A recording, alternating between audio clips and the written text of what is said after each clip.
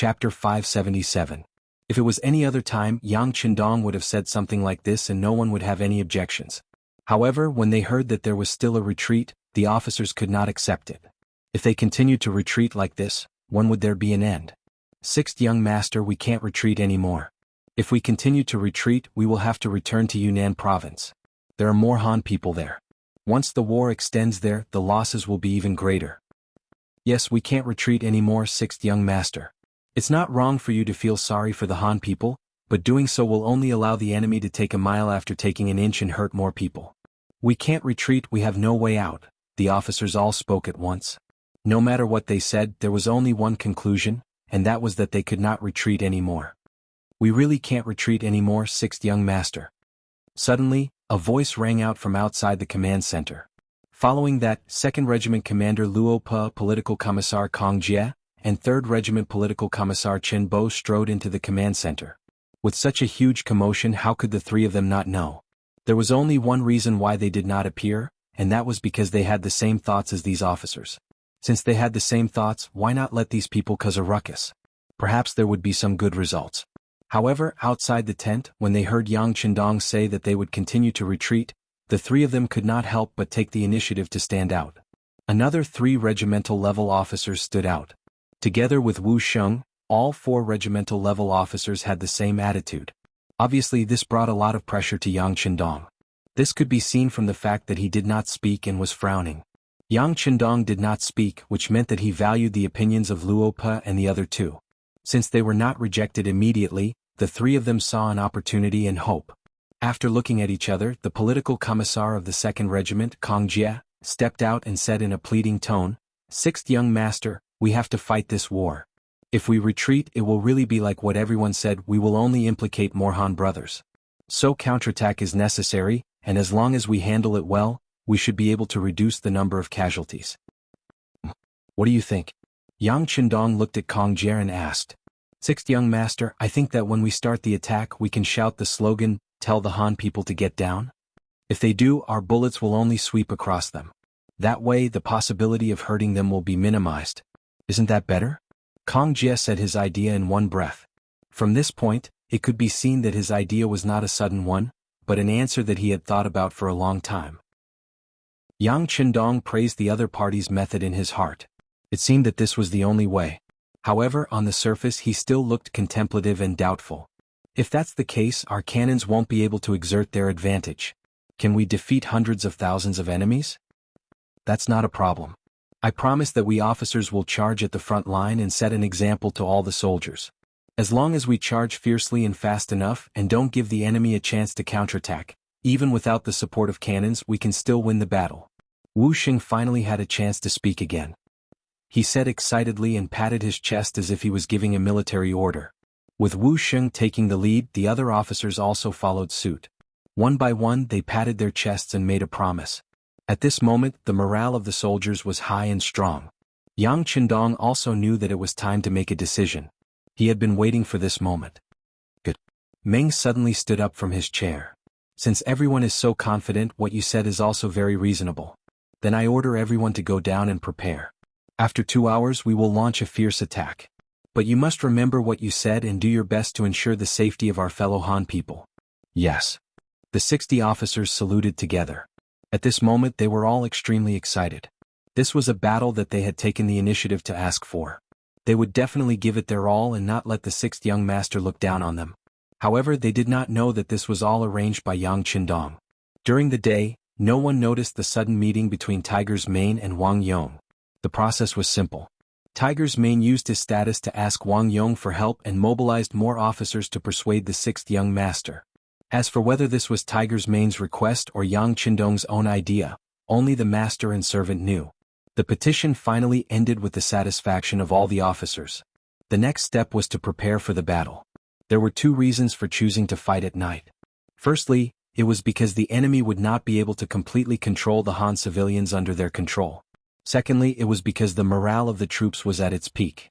If they did not make use of this opportunity, it would inevitably be discouraged during the day. This would directly affect their fighting strength. As for how effective it would be to shout slogans to get the Han people to kneel down and cooperate with them, no one could predict. There should be some effect, but it was impossible to not kill a single Han person. The petitioning officers returned to their respective barracks. Then they recounted the scene of their encounter with the sixth young master to everyone with exaggerated details, causing many people to be extremely excited. This was a battle opportunity that they had taken the initiative to ask for. Of course they had to perform well. Otherwise, not only would they fail to live up to the trust that the sixth young master had placed in them, they would also be punished for it. Even if it was for their own future, they had to perform well this time. The fighting spirit of the officers was roused. Very quickly, the soldiers under them were all riled up. Originally, the retreat during the day had already made them extremely unhappy. Now that they could finally fight back, no one would say anything. They all patted their chests and promised that they would perform well. The mercenaries were already in an uproar. Their fighting spirit soared into the sky. The enemy camp was completely unaware. Late at night, Fan Yuhai and Sang Weng returned to their respective tents to rest after finishing their drinking. They wanted to have a good night's sleep and wait until dawn to see how the mercenaries retreated. Then they would look for an opportunity to attack. The weather at the end of January was still slightly cold. Many Lansang soldiers and former Jiaoji soldiers on night duty curled up and leaned against each other for warmth. They closed their eyes and took a nap. In the darkness, 400 meters away, the mercenaries had already charged back. In comparison, they were all burning with passion. At this moment, they were staring at the enemy under the torches. As soon as the order to attack was given, the entire army would charge out. In order to better complete this mission, the two main regiments of the Cold Front and 20 auxiliary battalions were all mobilized. A total of over 10,000 people wielded the 95 style or 81 rifles. They looked like ferocious tigers descending from the mountains. Behind them were 30,000 Vietnamese mercenaries, led by General Hong Jin. They were all waiting for the battle to begin. Pass down the order. Later on, everyone will perform well. Do not fall behind the mercenaries. Chop off the enemy's dog head. Hong Jin was also holding back his anger as he spoke. He could already feel the anger in the sixth young master's heart. When his master was angry as a dog, he naturally had to take a bite out of the enemy. It was not only to show his ability, but also to show his loyalty. He would definitely not let go of such an opportunity. The hands on the watch moved up and down. When it was 1 a.m., Luo Pe, the regimental commander of the 2nd Regiment, and Wu Xing, the regimental commander of the 3rd Regiment, stood up almost at the same time and roared, "Charge!" Then, thousands of soldiers and horses started to move at a high speed. More than 40,000 people roared in unison. Their footsteps landed on the ground, causing the earth to tremble at this moment. The moon hanging high in the sky also drilled into the clouds at this moment. It seemed to be afraid, or perhaps it could not bear to see the massacre happen. What's going on? A sudden roar rang out, causing the enemy soldiers 400 meters away to wake up from their daze. However, before they could react, more and more enemies appeared in their line of sight. Following that, thousands of gunshots rang out. The first wave of 500 enemies did not even have the time to dodge. They were shot and killed one by one, turning into corpses. It was only a distance of 400 meters, and the Cold Front and auxiliary soldiers were sprinting forward. In just a minute they had killed their way into the enemy's camp. Following the battle cries, another clear voice rang out, "All the Hans can be spared if you kneel on the ground. Those who stand will be killed without mercy." The voice rang out again and again, causing the entire camp to be able to hear it. When the 30,000 Han civilians heard this, they first panicked. Then, the first smart person took the lead and fell to the ground. Out of instinct, the others followed suit and fell to the ground. Although they didn't know what the result would be, they didn't know what else they could do at this moment. Bastards, how dare they? The Duke of Loyalty and Courage is truly despicable. Fan Yuhai's tent was filled with cries. When he heard the battle cries outside, he knew that something was wrong. His first reaction was that Yang Qindong did not care about the lives of the Hans. Otherwise, why would he have the guts to attack? He said that he wanted to save the Hans, but that was just a slogan to show his benevolence. Otherwise, why would he have the courage to start a war? Fan Yuhai kept talking about other people's faults. He didn't even think about it. Was his way of doing things open and aboveboard? In a battle between two armies, he did not think about how to defeat the enemy head-on. Instead, he thought about using despicable methods. He was no longer worthy of being called a famous general. Chapter 578. Quick, gather the cavalry and prepare to retreat. Oh right, inform Li Min and Shin Kuan to make their move. After venting his frustrations, Fan Yuhai quickly regained his composure and gave out orders. The attack of the mercenaries was too sudden, to the point that he did not have the time to prepare properly. Based on his intuition, the outcome of this battle was already decided. Since they were going to lose, then the most important thing was to preserve their strength. The other troops could be abandoned, but the 5,000 cavalrymen could not be left here. With the speed of their warhorses, they could definitely retreat safely. Under Fan Yuhai's orders, the 5,000 cavalrymen quickly gathered and protected Fan Yuhai as they left the camp. They did not even turn back to Sangnu City, but turned and fled in another direction. It was obvious that he knew his place. He knew that a single city would not be able to stop the powerful mercenaries. At the moment when he led the cavalrymen to retreat, over 100 figures headed in the opposite direction. The leaders were Li Min and Shen Kuan. They had a more important mission to complete. Compared to Fan Yuhai's decisiveness, Sang Weng'ele's reaction was slower. When he was woken up from his sleep and was told that the mercenaries were coming, he did not escape immediately. Instead, he ordered his men to launch a counterattack. At the same time, he arranged for the captive Han people to be brought over. He wanted to kill the Han people in front of the mercenaries, to kill until the other party was terrified and had no choice but to retreat. It was a beautiful dream, but reality was a blow to people.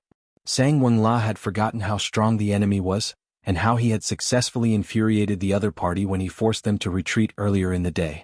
Once the order was given, how likely was it to be executed?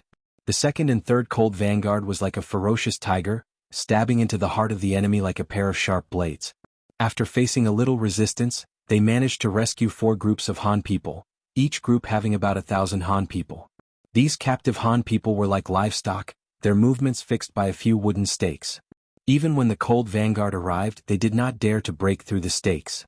Just from this point, they were a bunch of zombies, without any fighting spirit. Fortunately, not only were these people obedient to the enemy, they were also obedient to the mercenaries. When the slogans were heard, each and every one of them lay on the ground, trembling. It was as if they wouldn't get up even if they were beaten to death. This allowed them to dodge the bullets flying in all directions, ensuring their safety to the greatest extent. Some of the enemies were still threatening and even killing a few people, trying to force them to stand up. However, it was all in vain. Facing the Han people who were already scared out of their wits, their words did not have any effect. Even if they waved the butcher's knife, they would only kill a few hostages who did not dare to resist. When they realized that the Han people could no longer be used as hostages and the mercenaries were advancing faster and faster, the Lansang soldiers had no choice but to retreat. Without hostages, the mercenaries could unleash 100% of their strength and were not afraid of the enemy's counterattack. In the middle of the army, Sang Wenla took the initiative to enter the battlefield, leading his personal guards to command the 100,000 Lansang workers who were woken up from their sleep to use the catapults to launch a counterattack. General, our soldiers are currently fighting with the mercenaries. If the rocks fall, it will injure the enemy and also our own brothers. One of the captains saw that the enemy was about to attack indiscriminately and anxiously came up to console him. Scram!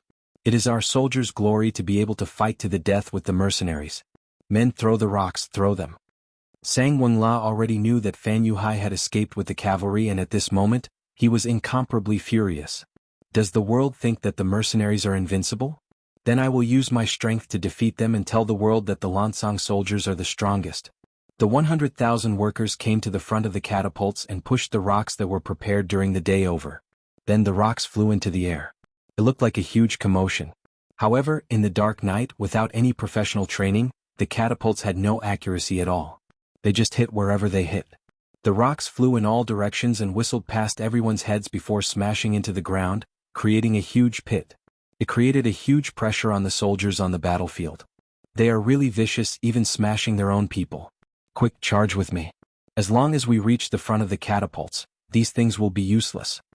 Wuxia saw a huge rock fly past his head and smash a dozen meters behind him. He couldn't help but grin and suck in a breath of cold air. Then he quickly made a decision and ordered the army to speed up. The huge rocks gave the mercenaries a huge amount of pressure. At the same time, it also gave pressure to the Lansang soldiers and the 40,000 soldiers that Fan Yuhai had abandoned. When they saw the falling rocks, they originally wanted to rely on their numbers to fight it out with the mercenaries. But now they turned and ran. What kind of joke was this? These rocks did not have eyes at all. Before they could even see the mercenaries, they would be smashed to death by the rocks. How unlucky would that be? Sang Wenla, who had originally wanted to use the catapults to turn the situation around, did not know that his actions had caused the army at the front to crumble. The charging mercenaries did not meet with the crazy resistance that they had imagined, and they were getting closer and closer to the enemy. The 2nd Regiment and 3rd Regiment were like two sharp knives. The 20 battalions of auxiliary soldiers were like a huge net, pushing forward from behind. The 30,000 Vietnamese mercenaries were at the back, constantly rescuing the Han civilians and dealing with the small groups that had slipped through the net. At this point, it was worth mentioning that the 2 million silvers were not spent in vain. Under the instructions of Grand Tutor Long Chi, although they managed to obtain the Lansang weapons, they were only half-finished products. When they encountered the incoming Vietnamese mercenaries, they got into formation and engaged in battle. Only then did they discover that the blades and spears in their hands had been broken into two after just a few clashes. The weakness of their weapons dealt a heavy blow to the Lansang soldiers. How could they be a match for steel blades and spears with their bare hands? Thus, many of the Lansang soldiers died with hatred. They did not lose in terms of battle strength, nor did they lose in terms of courage. Instead, they lost in terms of logistics. The speed of the 2 cold vanguard regiments was too fast. Everyone seemed to be holding their breaths as they advanced at lightning speed. Whenever they met with resistance, they would open fire without hesitation, not giving the enemy a chance to get close. In just an hour, they had broken through the front line and arrived at the center of the camp. The arrival of the cold vanguard regiment was like a hot knife through butter. They arrived in front of the trebuchets, killing the Lansang soldiers and causing them to flee in all directions. Even General Sang Wenla was forced to retreat to Sang New City under the protection of his personal guards. There were still 50,000 soldiers left behind to guard the city. No matter what, they still had the strength to fight. After charging for over a dozen li, they entered the middle camp from the enemy's front camp, then into the back camp.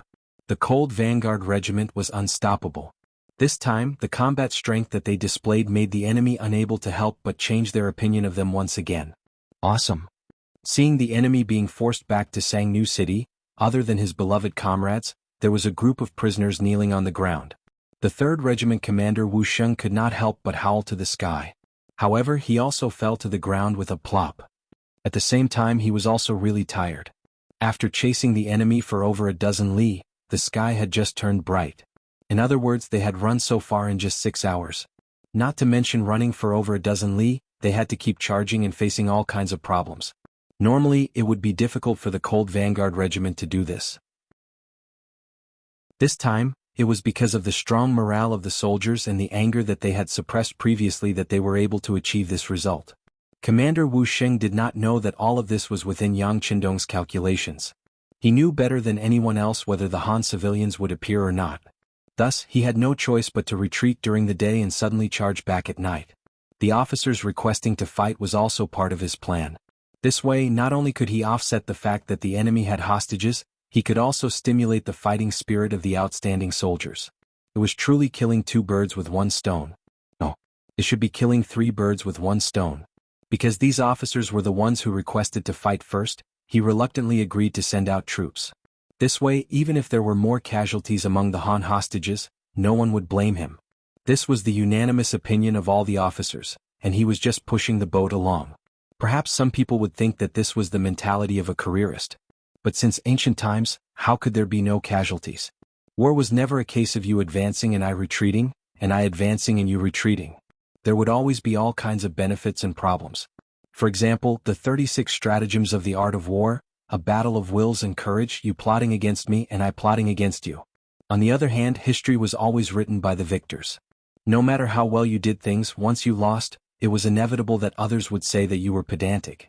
On the other hand, as long as you did not use too heaven-defying methods to win, others would say that you were wise, smart, or even great. This was history. This was the so-called true history that future generations could see. And right now Yang Qindong had won. He was undoubtedly great, but what others did not know was that this great person was currently experiencing a life-and-death crisis. Li Min Shenkuan. One was the adopted son of the former king of Jianghu, the other was a high-level assassin sent by Ming. Originally, these two people had nothing to do with each other. Even their lifelines would not be tangled in the slightest. However, because of a common goal, they actually joined forces, and that goal was to kill Yang Qindong. Chapter 579. One was for revenge and the other was for precaution. Under Fan Yuhai's persuasion, the two of them came together. Then they each led their men who had been trained for many years. When the mercenaries launched an all-out attack in the middle of the night, they bypassed the main army and quietly headed to the rear where Yang Qindong might be hiding. In this battle, in order to achieve the goal of severely injuring the Lansang soldiers and the Jiaoji remnants in one fell swoop, Yang Qindong sent out all his men. Not only did he send out the two main regiments, 20 auxiliary battalions, 30,000 Vietnamese mercenaries, even the Wolf Fang Special Forces and the Ghost Sniper team who were hidden in the dark were all sent out. It was just to increase the bargaining chip and obtain a greater victory. In this way, Yang Qindong's security force was only left with 60 members of the 1st and 2nd Guard squads. But even so, no one felt that there was any problem. Not to mention that they were originally at the rear of the army. The enemy had no time to deal with the attacks of the mercenaries, so why would anyone come find trouble with them? With the presence of the 1st and 2nd Guard squads, who could rush into the headquarters and hurt Yang Qindong. No one had such strength, so this time even Tiger Man, who had always been cautious, did not say that he would leave any troops behind to strengthen the young master's security force when he saw the army move out one by one. Now that the battle was the priority, one more person left behind would mean one less force on the battlefield. In the big picture, he would not do this. No one thought that there would be any danger, but the danger really did appear. That was when Yang Qindong stood in front of the sand table, constantly listening to the battle reports from the reconnaissance battalion in front. Just as he was practicing the battle between the two sides, gunshots suddenly rang out from outside. What's going on? Without needing Yang Qindong to ask, Beta Persei immediately walked out. As the 6th young master's inseparable shadow, his existence had always been detached from the rest. Among the 5 guards of the Yang family, he was also ranked the highest. This was also because his responsibility was to ensure the safety of the 6th young master.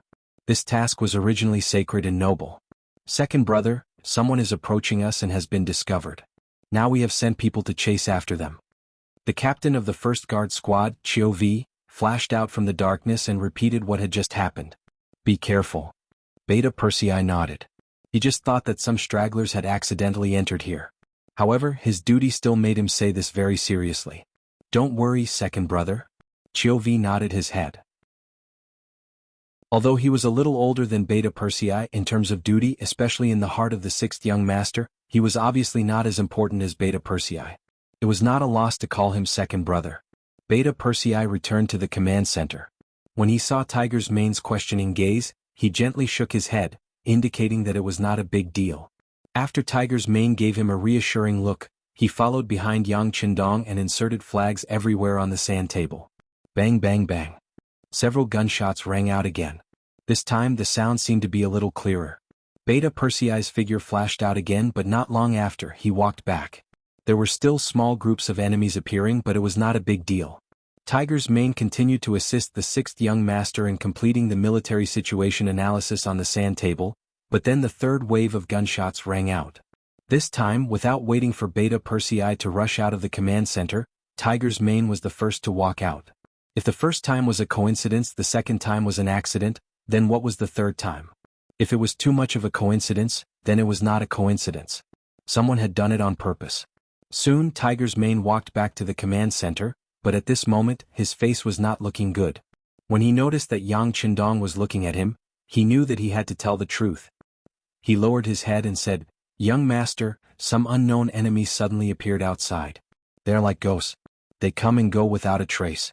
3 of our team members have been injured. Injured? Did you catch the culprit? Yang Qindong was surprised when he heard this. He was well aware of the strength of the guard squad. Putting aside the fact that their training requirements were already higher than the most elite of the cold front, just the sparring sessions with him had already shown how much they had improved. For someone to be able to injure them and even injure 3 of them in one go, it was only natural that they would be shocked. Tiger's Mane, who was questioned by Yang Qindong, looked a little bitter. After a moment of hesitation, he replied, Our brothers are incompetent. We didn't catch the culprit. They were too fast and the team members didn't dare to chase after them. They were afraid that they would be lured away. We didn't catch them. This time Yang Qindong raised his eyebrows, but soon he laughed out loud. Interesting. It seems that this is a force to be reckoned with. What about the young master? Although Yang Qindong was laughing, Tiger's Mane knew that he was laughing out of anger. How could the master laugh happily when his team members were injured? What do? Of course we hit them. We can't let them act tough in front of us. How about this: if they come again, let the team members chase after them. They can hide for a while in the dark, but I don't believe that they can hide forever. If you see any suspicious targets, shoot. Don't be afraid of wasting bullets, Yang Qindong said fiercely. His smile had long since disappeared. Yes. Tiger's Mane naturally wouldn't disobey Yang Qindong's suggestion. However, there was still a problem, so he asked, "Young master, how many people should we send out at once?" "Let's send out the entire second guard team first," Yang Qindong replied after pondering for a moment. If he sent out too few people, he was afraid that they would fall into the enemy's ambush.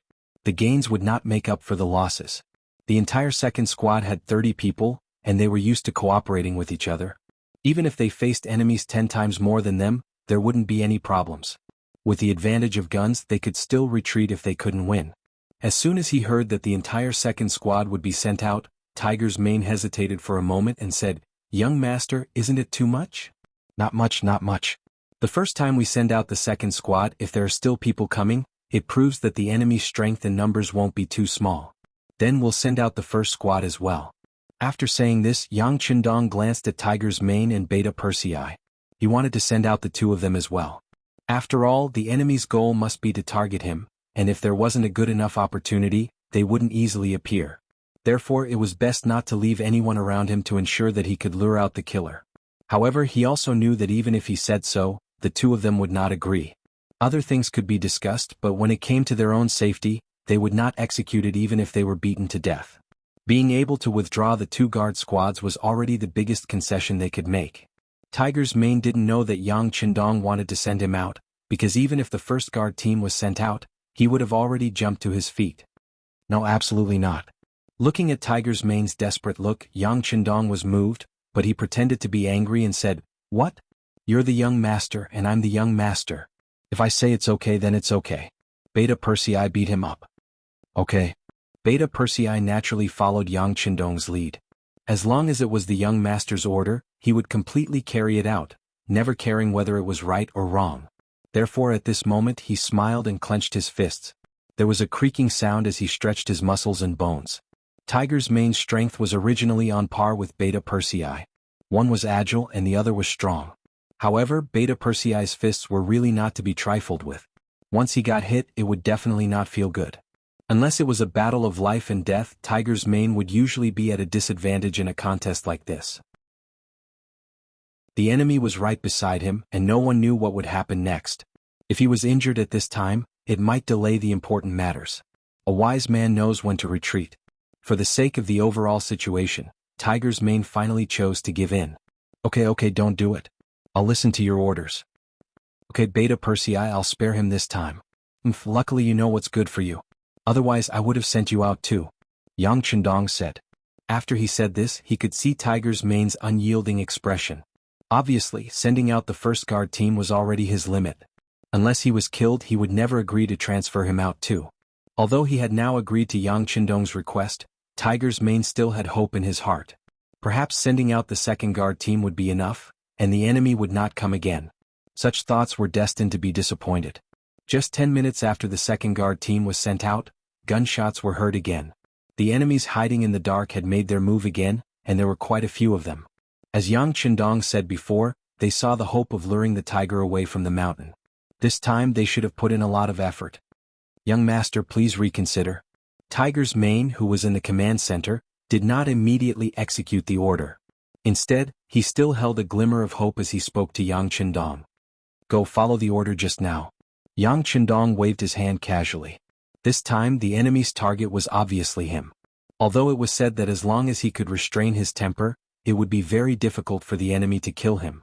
However, he did not like the feeling of being on guard against the enemy at all times. He preferred to take the initiative to attack and strangle all dangers in the cradle. Since the other party was determined to kill him, he would fulfill the other party's wish and send everyone out to lure them out. With a sigh, Tiger's Mane knew that the result could not be changed. He could only reluctantly walk out of the command center. At this moment, Yang Qindong's voice came from behind him. "Don't play tricks. Otherwise, even if you can fool the young master, you won't be able to fool the enemy. You understand?" Chapter 580. Tiger's man couldn't help but pause. Originally he wanted to leave some people behind in the dark. Although he believed that with just him and Beta Persei around, no matter how many people came, it would be difficult to get past them and reach the young master. But wouldn't it be better to leave one more person behind? But now that Yang Qindong added on, he finally calmed down. That's right. To be able to cause the security squad to be somewhat helpless, one could imagine the strength and combat strength of the enemy. If you want to leave someone behind without being discovered by them, that would be even more impossible. Tiger's man walked out of the headquarters with his head lowered. He called the captain of the first guard team, Chiu V. Captain Chiu, if the enemy appears again, can you go and destroy them? Tiger's man's murderous aura overflowed as he said these words. It was obvious that he was really angered by these killers who seemed to be everywhere. The enemies were difficult to deal with because they relied on the darkness and were very agile. Once they were discovered, those people would immediately retreat frantically. However, the guard team could only stay in place due to their duties. Naturally, they would suffer a little. However, Cho Wu immediately regained his confidence when he heard that they could chase after the enemy. He patted his chest and said like a soldier, "Hu Tu, if you let us out, I guarantee that we can kill those shameful bastards until they cry for their parents. None of them will be left alive.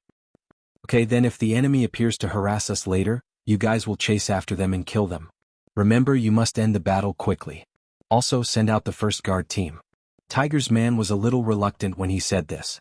When Chiu V heard that he could go out and kill the enemy, he was so happy that he was about to agree.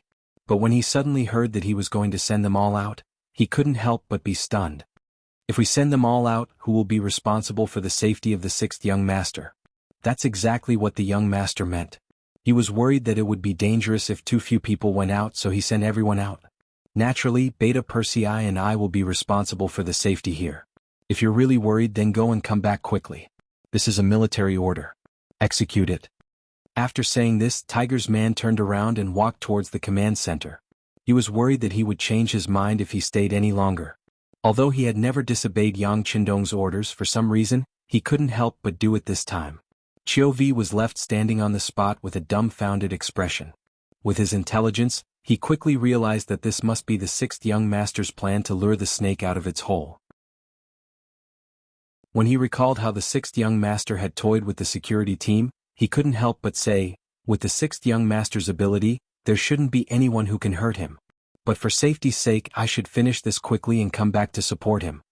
As if he had made a decision, Chiu V began to assemble the first security team.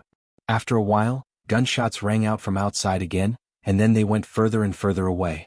In the command center, when gunshots rang out again, Tiger's man walked out of the door alone. Then he held a tri-edge bayonet in his hand and stood there like an ordinary guard. He knew very well that when masters fought, the ability of the gun in their hands was limited. Even at close range, the enemy would not give you any chance to shoot. Since that was the case, it was safer to just hold the bayonet. Beta Persei did not leave. He stood guard in the inner door of the command center and did not take anything. This was because his weapon was a pair of iron fists. In addition, he was tall and strong to begin with. At this time he stood there like a door god.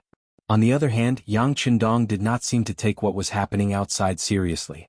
He was still standing in front of the sand table, looking at the situation of both sides and imagining what the front line had become. 500 meters away from the command center, 10 black figures were slowly approaching. They were all dressed in black and walked in the dark.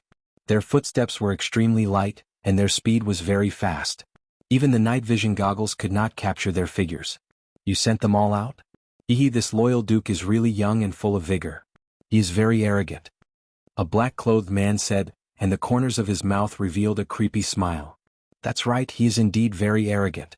However, since he doesn't put us in his eyes, he can only suffer the consequences of his own actions. Brother Shin, this time our names will go down in history. Another black-clothed man chuckled coldly. If the king of Jiaoji Li was here, he would definitely recognize that the person who spoke was his adopted son, Li Min, who was known as the top master in Jiaoji. As for the brother Shin he was talking about, it was naturally the messenger sent by Ming Shin Kuan. The situation at the front line was not satisfactory. The mercenaries suddenly turned around and attacked. They did not cherish the lives of the Han people during the day. This indeed caught Fan Yuhai off guard. However, this also gave the two of them an opportunity. They led their most elite subordinates through the edge of the battlefield and arrived at the rear. When they thought of the possibility of meeting the Ming dynasty's loyal duke and even killing him, the two of them could not help but feel their blood boil. However, they were disappointed to see that there were dozens of guards here. Moreover, each of them had extraordinary skills. The aura they exuded was even stronger than ordinary martial artists. No matter how confidently Min and Shin Kuan were, they could not guarantee that they could break through these guards and arrive in front of Yang Qindong. However, if they were to leave just like that, they would be unwilling to do so. This was why they constantly harassed and even injured people with arrows in their sleeves. Originally they wanted to annoy Yang Qindong. If he hid in his shell like a coward and did not come out, then they would continuously attack him. Even if they could not hurt him, they would make him angry. Perhaps the opportunity would come when he was angry. However, they did not expect that after just 3 rounds of harassment, these guards would actually rush out. This sudden turn of events made Li Li and Shen Kuan very agitated. They tried to send a group of people to lure these guards further and further away, and then send a second group of people to test the waters. Sure enough, these guards rushed out again. They counted a total of 60 people. In other words, the loyal Duke should not have any forces around him. So, it was time for them to make a move. This was definitely an opportunity, although it looked more like a trap. But no matter what, they had to take a gamble because if they did not gamble now, they were afraid that it would be very difficult to find such an opportunity in the future. So they appeared. After leaving more than a dozen people in the periphery responsible for restraining the guards who might come back at any time, each of them took 4 of their most elite subordinates and appeared. All of you listen carefully. In a while we will attack with all our might. We don't need to kill the enemy immediately. Just keep the 2 of them occupied. We don't have much time. Those brothers lured the guards away with the determination to die. At most, we have the time for an incense stick to burn. If we still don't succeed, we will retreat immediately and look for another opportunity. Li Min was the one who spoke. As he spoke, the corners of his mouth twitched. His heart ached for Yang Qindong. The people he brought with him this time were all experts who had followed him for many years. They could be considered as men of sacrifice. These people risked their lives to lure away the guards in order to create enough opportunities for them. When he thought of the possibility of killing Yang Qindong, and the possibility that his men would not be able to survive, he felt as if his heart had been cut by a knife.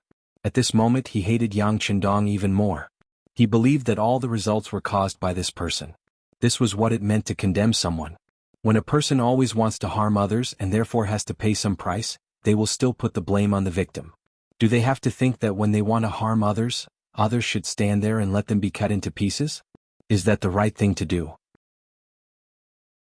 At the entrance of the headquarters, Tiger's Mane had already extinguished the torch inserted here. He stood in the darkness, opened up his 5 senses and carefully and cautiously observed everything around him. If he alone could eliminate the assassins who came out of nowhere, young master would not have to take the risk. This was naturally the best outcome. So at this moment Tiger's Mane was full of fighting spirit and murderous intent. His whole body was focused, waiting for the enemy to appear. Whoosh! A small arrow suddenly shot out from the darkness, aiming at the position where Tiger's Mane was standing. In the darkness, the direction of the arrow could not be seen at all. Only a murderous aura appeared in the air. The previous guard was injured by this sudden arrow because of his carelessness. However, if they wanted to use the same method to deal with Tiger's Mane, it was obviously not enough. Tiger's Mane suddenly jumped to the side, feeling the danger, and dodged the attack. At the same time as he fell to the ground, his roar spread in all directions. "Who are you? You only know how to plot against me?" Just as the words left his mouth and his body came into close contact with the ground, for saber cheese suddenly slashed towards him from different directions. Ding ding dang dang. In that moment, Tiger's Mane's military knife collided with the 4 steel swords. The 4 assassins suddenly appeared, suddenly attacked, in order to injure Tiger's Mane in the shortest time possible. Since he was able to stand guard outside the command center, his skills must not be simple. Perhaps this was what the Duke of Loyalty relied on. Thinking about it, if he killed this pillar of support, the Duke of Loyalty and Courage's expression would be very good. Although the 4 assassins thought highly of Tiger's Mane's ability and attacked with all their strength, they still did not injure the opponent. Instead, Tiger's Mane stood up like a carp and laughed. "So it's 4 reckless dogs, bark. Watch me take your lives." Tiger's Mane would not shout for no reason. This was to remind young master in the headquarters that 4 enemies had appeared. Chapter 581. The military knife in his hand shone with a cold light. In an extremely short period of time, Hu Meng had exchanged more than 10 blows with the 4 of them. He had also slowly changed from his initial arrogance to defense. The strength of these four people was too strong, especially when they were using a joint attack technique. When the two of them worked together, they were able to exert a combat power that was several times higher than their own strength. If it was one-on-one, Tiger's Mane was confident that he could take down any one of them within 10 moves.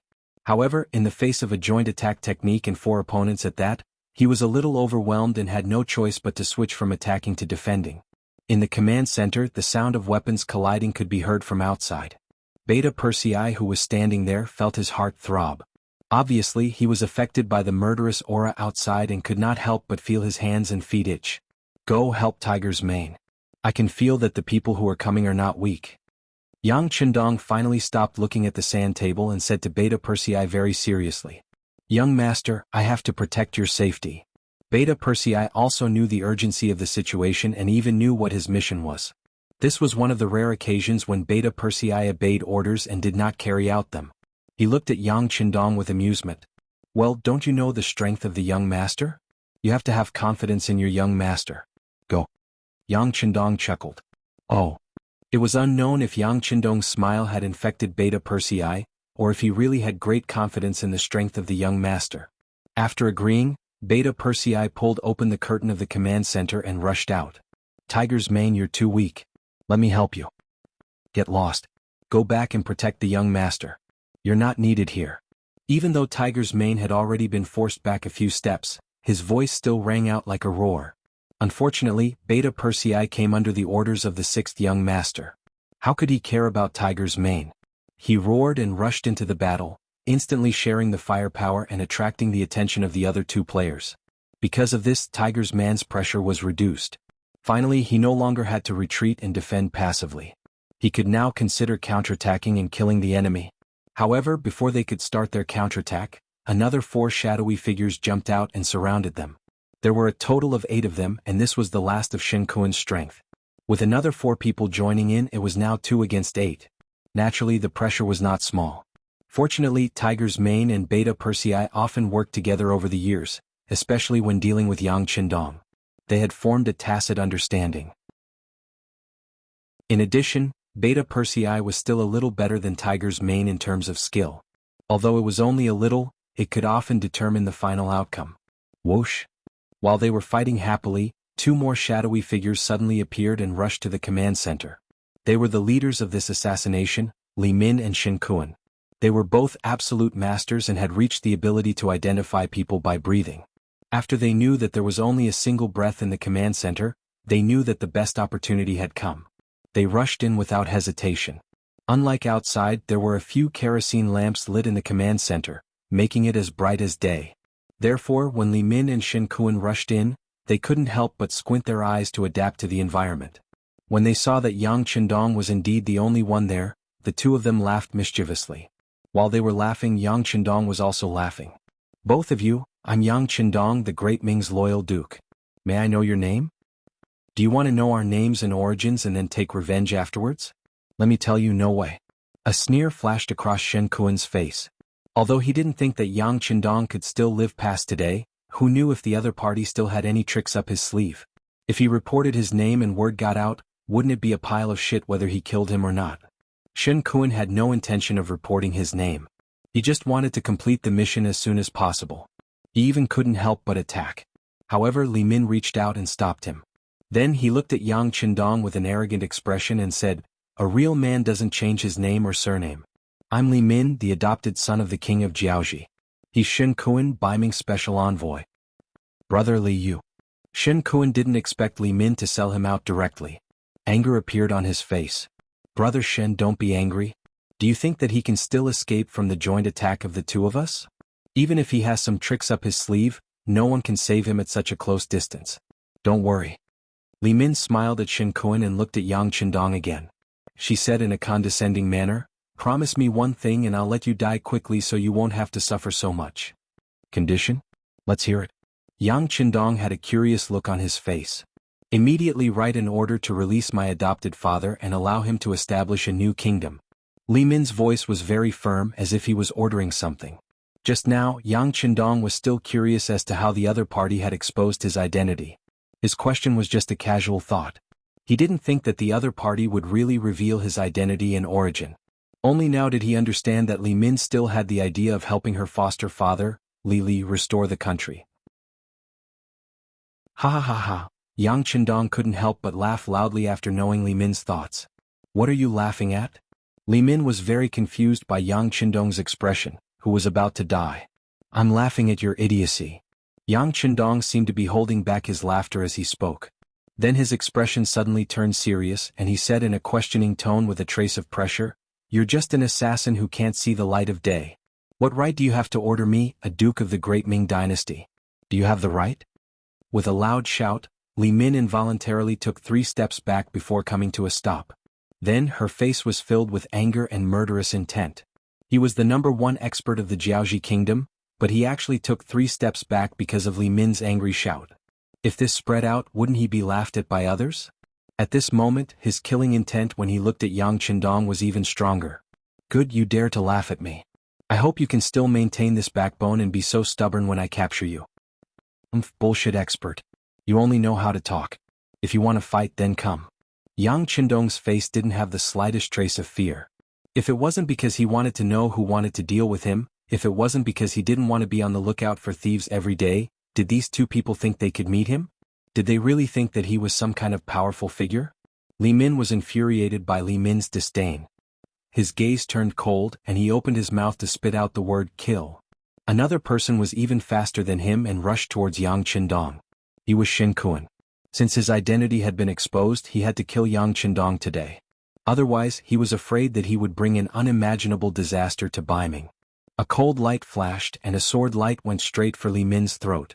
As expected of the nickname of the 13 swords, Shen Kuan used a killing move as soon as he attacked. He didn't have the intention to hold Li Min hostage. The sword light swept over. If he really succeeded, then Li Min's life would be gone forever. Yang Chendong calmly looked at the scene. He calculated the distance between the tip of the sword and his throat in his mind. At this time he could use at least 3 ways to avoid the attack. However, he didn't do so. He wanted to see how powerful his opponent was. He wanted to find a way to stimulate the qi in his body so that it could be used and played better. It was often the easiest to break through between life and death. Clang. A blade light suddenly appeared and blocked the advance of the long sword, forcing it to stop half a meter in front of Yang Chendong. F***ck. Yang Chendong was thinking of using the battle of life and death to sharpen and stimulate himself. He didn't expect that someone would come out of nowhere and disrupt his steps. He couldn't help but feel very depressed. The person who attacked was naturally Li Min. With a horizontal strike of her blade, she blocked the attack of the longsword. However, because of this, anger appeared on Shen Kuan's face. Li Min, why did you stop me? Wait a minute. I haven't asked him to write the military order yet. He can't die. Li Min shook his head. Although he said that he wanted to negotiate, his face was very firm. You. Shen Kuan wanted to scold him for being an idiot. However, considering that he was no match for him, he could only snort coldly and stand aside. From the looks of it, it was clear that Li Min was going to take control of the situation. Just now when he attacked, Yang Chendong stood there like a fool and didn't move at all. This gave the 2 killers incomparable confidence. This Yang Chendong was really a scholar who couldn't even trust a chicken. Li Min naturally saw Yang Chendong's performance just now. Now she was very confident. She looked at Yang Chendong with a look of charity and said, I said, write the military order immediately. Otherwise, not only will you die but you will also die very miserably. Tiske, as if you won't kill me if I write it. Yang Chendong snorted and looked very clear. Duke of Loyalty, you have to know that there are several kinds of death. One kind is called living a life worse than death. I don't know if you want to have a taste of it. Li Min threatened again. At the same time, she admired Yang Chendong's performance in her heart. He was worthy of being called the god of war. At least this kind of determination was something that few people could match. I don't want to. Yang Chendong said without any surprise. This also made Li Min's eyes flash with pride. Just when she thought that she had scared the Duke of Loyalty, Yang Chendong suddenly said, Who do you think you are? Can you really hurt me? It's better to kneel down and surrender now. Maybe I can give you a quick death if I'm happy. Otherwise, I think you don't want to taste the feeling of living a life worse than death. Chapter 582. What?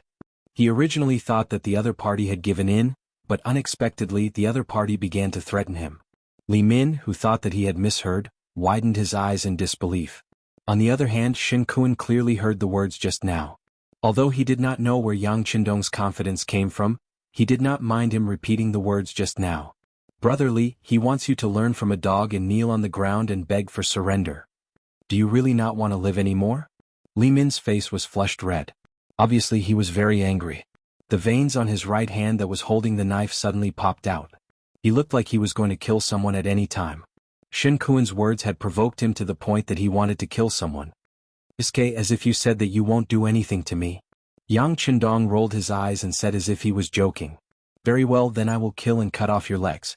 Anyway, I don't need them to write. Li Min, who had been successfully enraged, decided to give Yang Qindong a taste of his strength first. Anyway, he did not intend to let the other party die so easily. He would slowly torture him. He raised his right hand and the knife was like a gust of wind, directly chopping towards Yang Qindong's legs. Li Min did not intend to hold back this time. This was originally a game of life and death. Whoever had a merciful heart did not deserve to play this game of death. Shen Kun watched from the side. Yang Qindong, who had lost his legs, could no longer pose any threat to Bai Ming. After all, have you ever seen a powerful person who did not even have legs? How could such a person be qualified to compete for the world's hegemony? Under the gaze of both sides, Yang Qindong, who seemed to be dead for sure, smiled at this moment. Did he really think that he was a soft persimmon? Did he think that he could teach him a lesson with a knife? Well, then he would use facts to prove that anyone who dared to look down on him would have to pay a heavy price, or even lose their lives. Even before the saber arrived, it brought with it a wave of saber energy.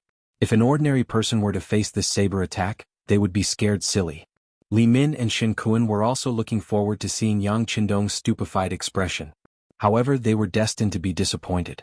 Just as the blade was about to reach his legs, the sixth young master leaped into the air and easily dodged the blade.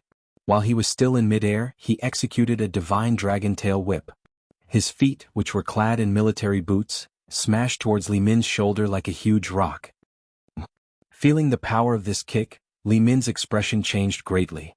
He had a feeling that if this kick landed, his shoulder blade would be completely shattered. At the critical moment, he hurriedly retreated, wanting to avoid this heavy blow. As expected of the #1 expert in the Jianghu kingdom, Li Min's reaction was as quick as a fox, causing the huge foot to miss. Just as he was about to stabilize his body, he was drenched in cold sweat. Another kick was aimed at his face. Bang! The heavy blow landed on his face like a ruthless slap. Under the force of the kick, Li Min's entire body spun 360 degrees and then fell to the ground with a thud. Chain kick. Shen Kun, who originally wanted to watch the show, suddenly spoke up. Then he put away his careless expression and became serious. Wrong, it's 3 consecutive kicks. Both of his feet had already landed on the ground, and he said with a face full of arrogance. Originally, his personality was not that serious. However, due to his position, he had to make some changes. Usually, other than when he was with his wives, he had to pretend to be deep and serious. Now that there were no outsiders around, he could finally be himself for a while. His arrogant and somewhat arrogant side was revealed. The 3 consecutive kicks were the strengthening board of the chain kick. It allowed one to kick 3 times consecutively in an extremely short period of time to achieve the goal of injuring others. This was learned from Wang Yong, who was extremely good at leg techniques. With the existence of the qi, not only was he better at using it than Wang Yong, but the power was also amplified. Pooh! Li Min spat out a mouthful of blood from his mouth along with 2 teeth. He slowly stood up from the ground. A very obvious footprint was imprinted on Li Min's face, making him look very miserable. Very good, it turns out that we have all underestimated you. Not only did Li Min have such thoughts, Shen Kun also had the same thoughts. How could someone who could casually kick 3 consecutive kicks be easy to bully? However, he was very curious. When did this person learn martial arts? Ever since Yang Qindong appeared in the capital of Bai Ming and did a series of big things, everything related to him had been thoroughly investigated by the Imperial Secret Service and the East Faction Guards. However, no matter how he looked at it, this person did not have the time to learn martial arts. It was precisely because the information provided was too comprehensive that they never thought that Yang Qindong knew martial arts. Of course, this was also the result of Bai Ming not communicating with the Southern Ming Empire. Otherwise, if you asked Guan Ying and the other generals of the Southern Ming Empire, they would immediately give you a clear attitude. Although the fact that Yang Qindong knew martial arts was somewhat out of Shen Kun's expectations, He immediately understood everything. He could not help but coldly say, "So that's how it is. The reason why you dared to wait for us here alone is because of your martial arts?" Bingo, your answer is correct. It seems that you are not stupid. However, don't your superiors know that if you fail to assassinate me, would Ming be able to withstand my anger? Yang Qindong gave Shen Kuan a "you are considered smart" expression, then asked a question that the other party could not answer. Since he could not answer, Shen Kuan naturally did not need to answer. He just snorted coldly and looked at Li Min. Originally, his identity was confidential. Even if they wanted to investigate, they would not be able to find any relationship between him and Ming. However, it was all Li Min's fault. He was too arrogant and exposed his identity. If they could not kill Yang Qindong today, the next unlucky one would be the Southern Ming Empire. Don't look at me like that. Today he will definitely die here. Li Min naturally understood Shen Kuan's intention, but he did not care. He had always been the type to not give up until he achieved his goal. At the same time, he was also a person who would do anything to achieve his goal. Therefore, he had made sufficient preparations. If he did not succeed, he would die for a righteous cause. Li Min said decisively and was even more absolute. This also increased Shen Kuan's desire to silence him. He nodded. "Okay, in that case, the two of us will work together to kill him." Okay. This time, Li Min did not refuse arrogantly. Firstly, there was not much time left for them. Secondly, Yang Qindong had shown a certain level of strength, which was worthy of his attention. See, I told you. The two of you should have come together long ago. Otherwise, I'm afraid you won't have time to show off. My men are coming back. Yang Qindong was not the slightest bit afraid of the two of them working together. On the contrary, he was full of fighting spirit. In the past, when he fought with the guards, he had to leave some leeway and could only give them some minor injuries. How could it be more satisfying than a life-and-death battle now? You will regret it. Seeing Yang Qindong so confident, Li Min's eyes flashed with anger. Then, his figure suddenly rushed forward and the big sword in his hand was swung halfway. On the other side, Shen Kuan also drew a flower with his long sword and passed it to Yang Qindong from the other side. What was different from before was that he also had a sword in his left hand. Now he was using two swords at the same time. Come on. Yang Qindong didn't show the slightest trace of fear even though he was fighting against two experts by himself. On the contrary, with a loud shout, a military knife appeared in his hand, and he faced the sword and saber head-on. Ding dang dang, ding dang dang. In a very short period of time, the three of them continuously exchanged more than a dozen moves. After that, they separated again and stood in a triangle. Although it was only a dozen moves, Li Min was a little out of breath. In a fight between masters, the slightest difference would often result in a head falling to the ground. Every move required countless calculations in the brain. Compared to Li Min, Shen Kuan's strength was slightly weaker. Hence, his breathing was even more violent. After he stopped, he actually took 3 deep breaths before his complexion once again returned to its ruddy state. Moreover, when he looked at Yang Qindong, his gaze was a little more cautious. Among the three of them, Yang Qindong performed the best. As long as he had the time, he would train with the warriors and constantly increase his own strength. This short exchange of blows did not make him feel anything. It was because he did not feel anything that he looked at Li Min and Shen Kuan with some displeasure. What? Didn't you eat when you came? You want to kill me with these moves? I think you should go back and drink milk from your mother first. Impudent. Hearing Yang Qindong humiliating him like this, Li Min roared and stepped forward again. The strength of the big sword in his hand increased a little so that when he swung the sword, there was a heavy chi. Li Min was an orphan. He did not know what his mother looked like. Therefore, people who knew him would never mention anything about his parents in front of him. Yang Qindong said it, which naturally made him angry. At this moment he released all his strength through his arm. Ding ding dang. After just one hit, Yang Qindong felt the military knife in his arm sink. He had to take 2 steps back to avoid the sharp edge and at the same time, completely dispersing the force. Not bad, this is a little interesting. Knowing that Li Min was using all his strength, Yang Qindong said as he mobilized the qi in his body. Suddenly his whole body's momentum rose. Once again Yang Qindong took the initiative to attack. The military knife in his hand was used as a big sword to meet the big sword in Li Min's hand. Ding ding ding ding. Using brute force against brute force, the two of them clashed dozens of times in a very short period of time. Finally, Li Min took 5 or 6 steps back and stopped the fight. Fortunately, the quality of the weapons on both sides was quite good. Otherwise, the steel saber would have been broken before the strength was exhausted from the collision. Chapter 583. Li Min's face was pale as he retreated. Just a moment ago he felt that his right arm was swollen. Now when he tried to lift it he felt extremely sore. For a long time he had boasted that he was the strongest and had never met an opponent. But now the facts had told him that there was always someone stronger than him, and the person who was stronger than him was Yang Qindong. "I'll do it." Shen Kuan naturally saw that Li Min had suffered internal injuries. As an ally he had to do his best. With a loud shout, the long sword in his hand flew towards Yang Qindong like a snake flicking its tongue. When he leaped up, the flying swords in his hands flew out. Then he drew his sword and threw it again. In the blink of an eye, 12 of the 13 swords flew out. The sword net was like a swarm of bees. Yang Qindong first stared at the 12-sword wind seriously. When the sword tips were about to land in front of him, he suddenly thrust the military knife in his hand forward and pointed it straight at the swords. "You're courting death." Seeing that Yang Qindong actually pointed casually in the midst of the swords, a cold killing intent flashed across Shen Kuan's face. This was his famous unique skill, the 100 sword fingers. 12 swords formed a net of sword attacks. Even when he faced Li Min before, she could only retreat to avoid the attack. However, when it was Yang Qindong he did not dodge at all. Wasn't that just courting death? At this moment, Shen Kuan seemed to see Yang Qindong being pierced full of holes by the sword net. At that time he would return to Ming with the identity of having successfully assassinated Yang Qindong. If he wasn't a hero, then what was he? From then on, his Shen family's reputation would be glorified because of him.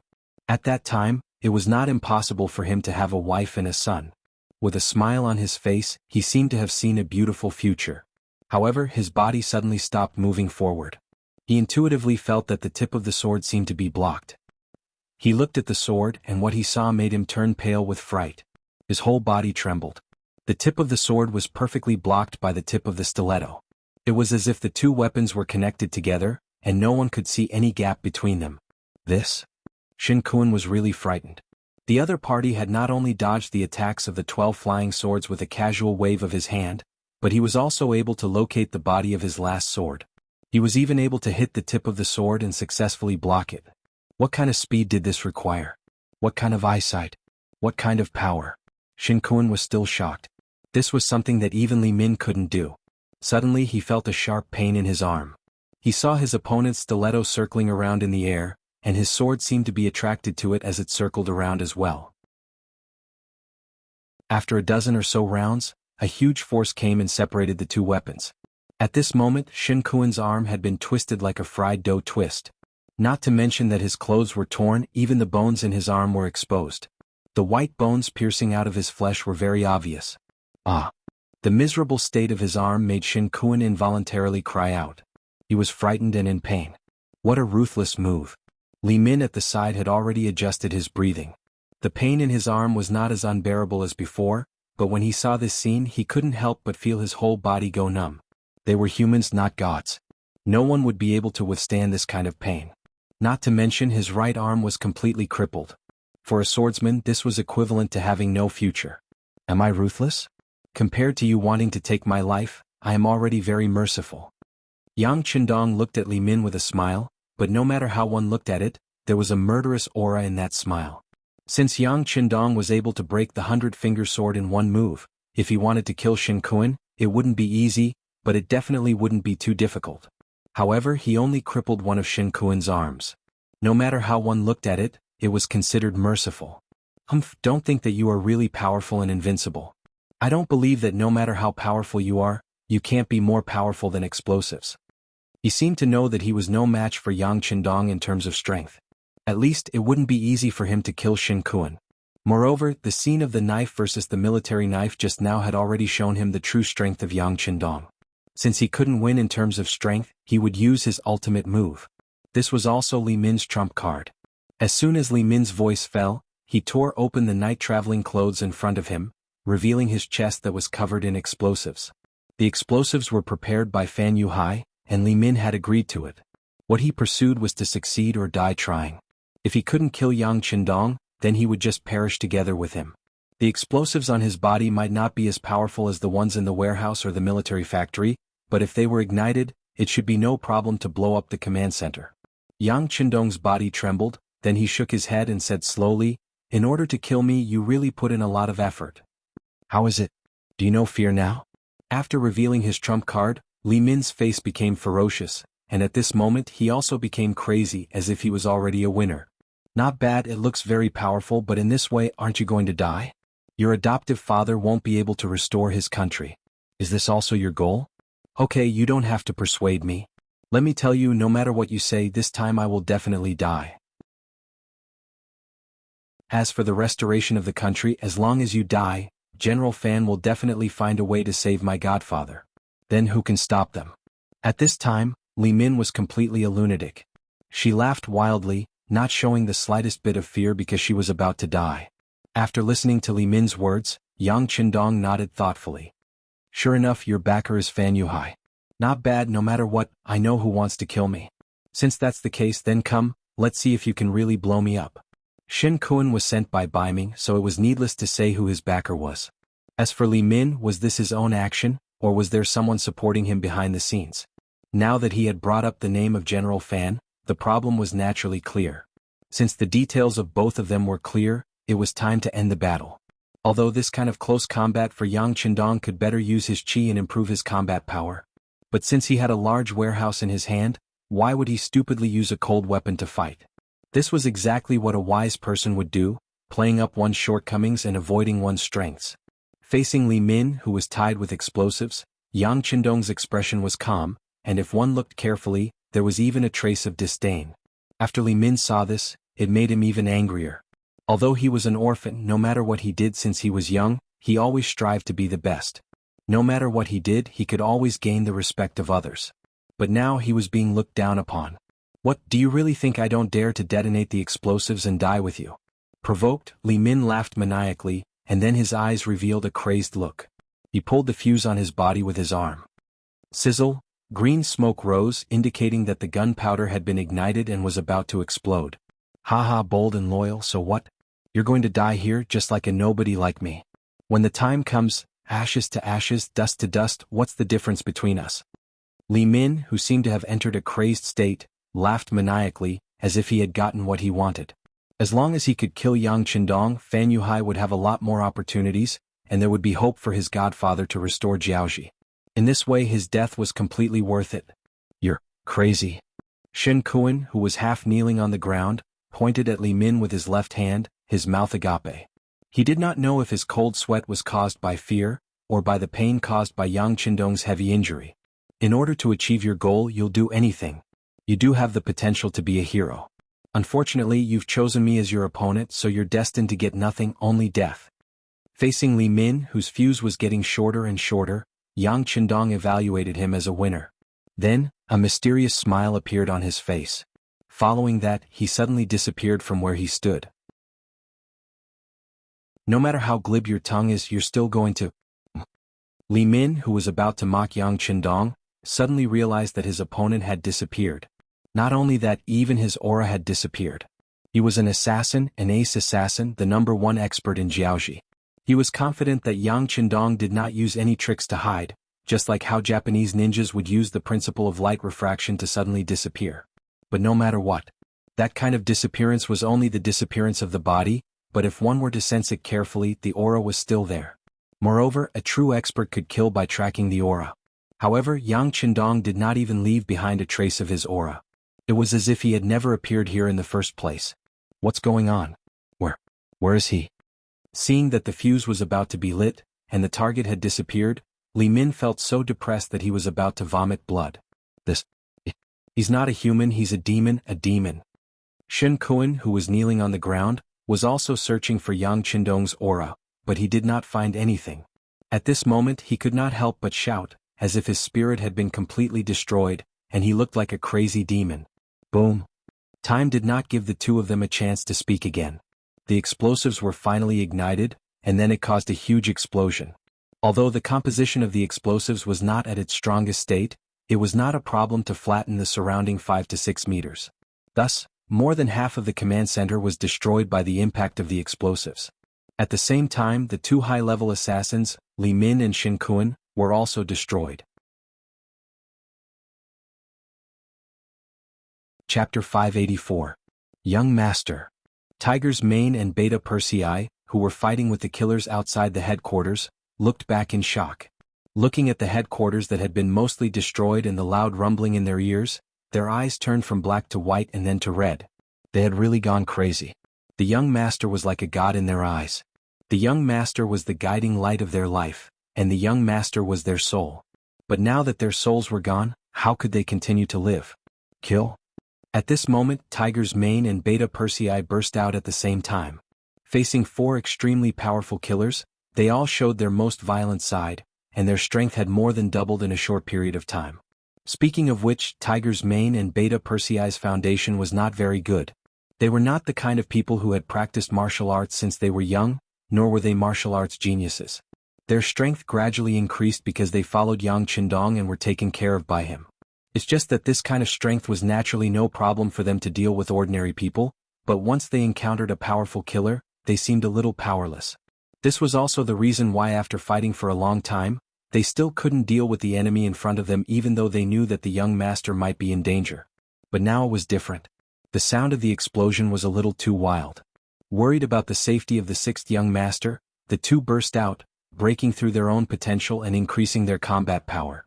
If all of this was used on ordinary people, it should be said that they were anxious. When people are anxious, they will have no scruples and their lethality will increase a lot. Originally, they were evenly matched, but now they suddenly burst out, and it was the kind of attack that only killed the enemy and did not defend. Soon, the 8 killers that the two were facing fell straight to the ground and died. Of course, Tiger's Mane and Beta Persei also had a few more wounds on their bodies. However, the two of them completely ignored it and rushed straight to the command center not far behind them. They wanted to find Yang Qindong. They firmly believed that the young master would be fine. Of course, Yang Qindong would be fine. At the last moment, he entered the big warehouse. It was also the first time he had thought about it. Not only did the warehouse contain hundreds of years of advanced weapons and knowledge, it was also a safe haven. No matter how chaotic the outside world was, this place was as peaceful as ever. After the aftermath of the explosion, Yang Qindong walked out of the big warehouse. He touched the light-colored pentagram on his arm and couldn't help but feel a myriad of emotions. What kind of fortuitous encounter did he get to own Datsang? With such a good thing in his hands, shouldn't he do something? Otherwise, wouldn't he be letting down this pentagram and Datsang's love for him? Young master, young master. Tiger's Mane and Beta Persei's voices kept ringing. Yang Qindong suppressed the matter of Datsang in the bottom of his heart and walked out with a smile. What are you shouting for? Young master is fine. Look at you, it's better for men not to cry. It doesn't look good. That's right, at this moment Hu Mang and Second Yang had snot and tears running down their faces. For a grown man to cry like this, it was indeed unsightly. When the two saw that Yang Qindong was fine, they couldn't help but rush over in surprise. They touched the 6th young master's body here and there, as if they were afraid that something was missing. Okay, I'm fine. I hit too far away just now. The explosion didn't hurt us, but the command center, and the sand table was blown away. What a pity.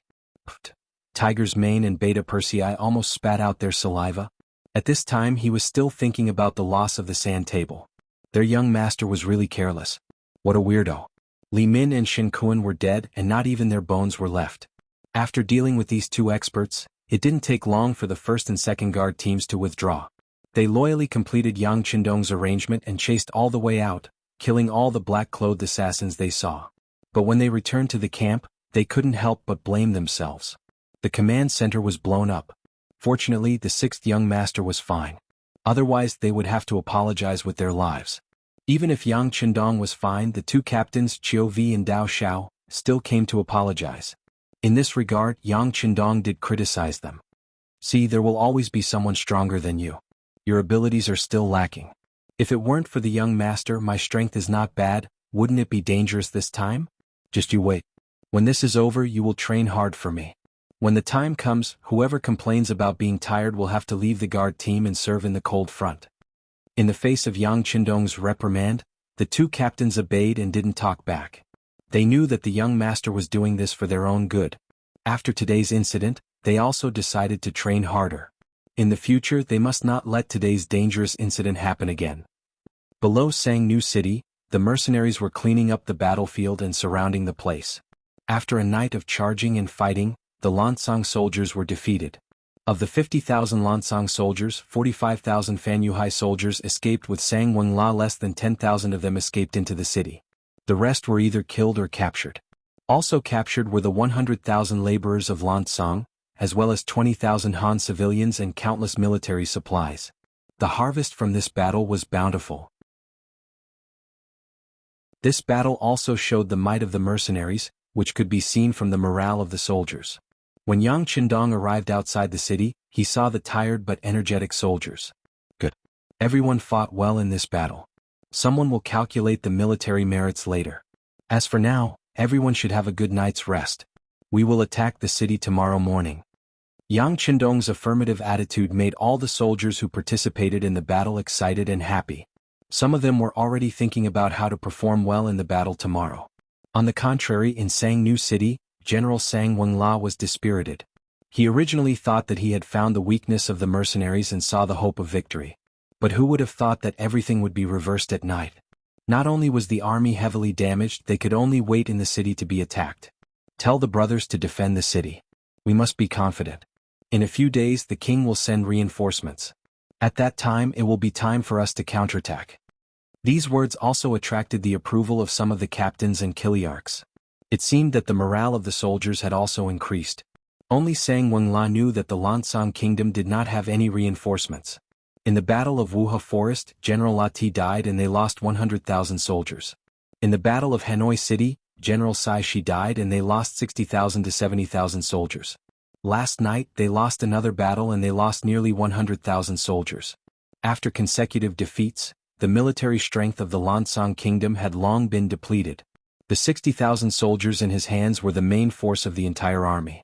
However, this main force was still surrounded by people as if they would be eaten up at any time. These mercenaries were too scary. In the midst of trembling, the night finally passed. At dawn the next day, the mercenaries outside Sangnu City gathered and stood quietly outside the city, waiting for the sixth young master to give them the order to attack. Yang Qindong also changed into the golden marshal's uniform and walked over to a high ground outside the city. Victory in war was the result of the joint efforts of the generals and soldiers. In Yang Qindong's view, the strength of an army could be reflected from its external performance. It was roughly divided into 4 classes. The 4th class was a motley crew. They had no military discipline and robbed everywhere without a goal. Such an army would scatter as soon as they were attacked by an organized army. They were definitely not strong. The 3rd class army had a complete organizational structure. Their military formation was neat and uniform, but their fighting spirit was not high. Although they were stronger than the 4th class army, as long as they encountered an enemy with more fighting strength, they would definitely be defeated. They could not be considered strong in this aspect. 2nd class armies not only had a unified command system, but they were also well equipped. Their morale was also high. During the march they would often shout slogans like, "Kill the enemy and serve the country." The soldiers were extremely brave. This class of army had momentum. They were not afraid of any enemy and could be called a powerful army. However, it was a pity that they were not the strongest. Compared to the strongest army, they still lacked a certain quality. This quality was silence. The strongest army was a silent army. This silence did not mean that the people in the army were mutes or did not speak. The so-called silence referred to a kind of momentum. Although there were tens of thousands of people, there was only one voice, one order, one goal, one step, one decision. In the end, to accomplish something, it would explode with unimaginable power. Lung Feng was the representative of the power of silence. When they moved, they were like thunder, shocking the world. When they were still, they were like statues, motionless and steady. With such an army and the powerful firearms provided by Dachang, there was no reason for them to lose or not win. At this moment, outside Mulberry Rage City, a dense mass of soldiers stood in the valley. They had different appearances, different military ranks, came from different places and had different preferences, but they were all gathered in the same place, listening to the same voice, looking in the same direction. Not a single sparrow could be heard. This was the true meaning of silence, the most important quality of an army. This was a first-rate army. Such an army was invincible and invincible. In comparison, the army led by Sang Wenla could not even be considered a second-class army. It was only a third-class army. Coupled with the defeat, the morale of the army had plummeted. There was no longer any possibility of stopping their advance. "I order," Yang Qindong's heroic voice shouted, "attack!" Chapter 585. Boom boom boom. As soon as he finished speaking, the 100mm mortars roared angrily. The shells flew out from the barrels and drew a beautiful arc in the sky as they blasted towards Jianghu city. At the same time, 5 rocket launchers whizzed towards the East City Gate. The seemingly sturdy East City Gate was instantly destroyed, revealing the figures of the Lancang soldiers guarding behind the gate. Charge! The 2 regiments of the Cold Vanguard, the 20 battalions of the auxiliary troops, and the 30,000 Vietnamese mercenaries roared out in unison. Under the earth-shattering artillery barrage, countless brave soldiers charged forward, their momentum shaking the heavens and no one could stop them. With a plop, he fell onto the city tower. Sang Wengel's eyes were filled with despair. It's over, it's all over. Even the general had lost his confidence in victory. The soldiers below were even more intimidated by this momentum. The only thing they could do was to run around like headless flies and throw the weapons in their hands to the ground and surrender. The Lancang kingdom had already used up all their strength in the Battle of Hanoi City. They had used all the fireproof guns and iron shields that they hurriedly produced. Although they had caused quite a bit of damage to the mercenaries, they had still lost in the end. It was also from that moment onwards that this kingdom was destined to walk down the path of defeat. The East City Gate was breached and countless mercenaries rushed into the city. What made them depressed was that they could not even put up a decent resistance. The city had changed hands and they had won. In the end, the enemy's general, Sang Wenla, who was surrounded on the East City Tower, had no choice but to surrender with his subordinates. At this time, who would dare to resist the mercenaries? 6th young master, Jianghu City has been conquered. Sang Wenla has surrendered and been captured. In the afternoon, the 2 regimental commanders of Lung Feng came to Yang Qindong to report the results of the battle. A city guarded by 60,000 soldiers only lasted for a few hours before it was breached and wiped out. It was not slow at all. Very good. The 2nd regiment will stay behind to clean up the battlefield and tally the spoils. The 3rd regiment will head towards Wanxiang City. Yang Qindong nodded his head in satisfaction. With the surrender and destruction of the Sangwala tribe, the entrance to the Lancang kingdom was wide open. It was time to go straight to the center of the army. The bicycles were all transferred to the 3rd regiment. Wuxia led the regiment of Cold Front straight to Wanxiang City with a face full of excitement. They would definitely create another glorious era. At this moment, Wanxiang City had yet to receive news of their defeat at the front line. As the capital of the country, it was still bustling with life, giving people the feeling that it was in a flourishing age. Any smart person would be able to feel a shadow looming over them under this flourishing age. It was like a huge beast that could devour people, opening its terrifying mouth at any time. In fact, the person who caused this shadow to appear was the representative of the civil officials, Imperial Preceptor Long Qi. After receiving the 2 million taels of silver from Yunk, Long Qi was already prepared to become a big merchant and live a comfortable life for the rest of his life. Right now there was only one thing on his mind, which was to destroy the Lancang kingdom's regime. Only in this way could he become a rich man. If you wanted to do great things, you would always need help. After careful consideration, Long Qi's gaze landed on a person called He Guang.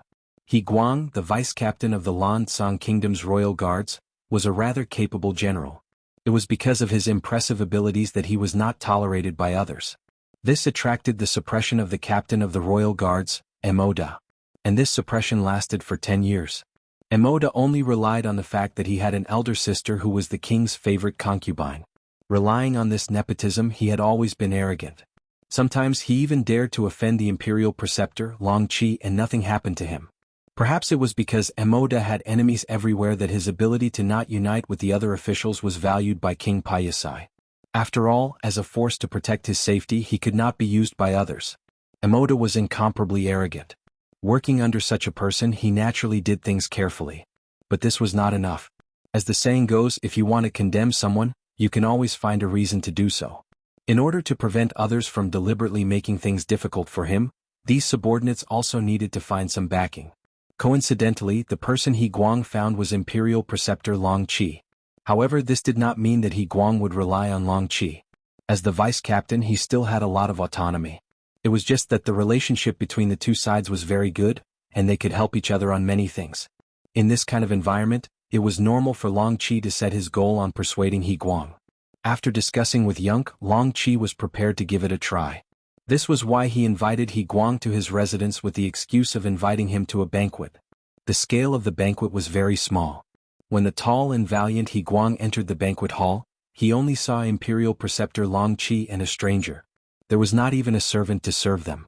Haha, Captain, he is here. Please take a seat, we're just waiting for you. After seeing He Guang appear, Long Qi laughed loudly and stood up, inviting him to sit down. Skylark, on the other hand, remained seated without the slightest intention of getting up. This attracted He Guang's attention and made him ponder deeply. This person was so unfamiliar. What kind of identity did he have to be so arrogant? It seemed like he did not even give face to the Imperial Preceptor. Looking at Long Qi, he did not seem angry at all. This was a little strange. He Guang had been the vice-captain of the King's Guards for so many years, and he was used to enduring. Therefore, when he looked at Yang sitting there, he only nodded politely as a greeting. Then he sat down on the prepared chair. After the three of them sat down, Long Qi smiled at He Guang. General He, the war at the front is going well. What are your thoughts on the battle at Sangnu City? The hottest topic among the upper echelons of the Lansang Kingdom was the war at the front. Even the commoners on the streets could talk about it. As the vice-captain of the Royal Guards, how could He Guang not know? Therefore, after thinking for a while, he said, there is General Sang Wenla at the front, and there is also the help of Jiaoji's famous General Fan Yuhai. With His Majesty's full support, victory is just around the corner.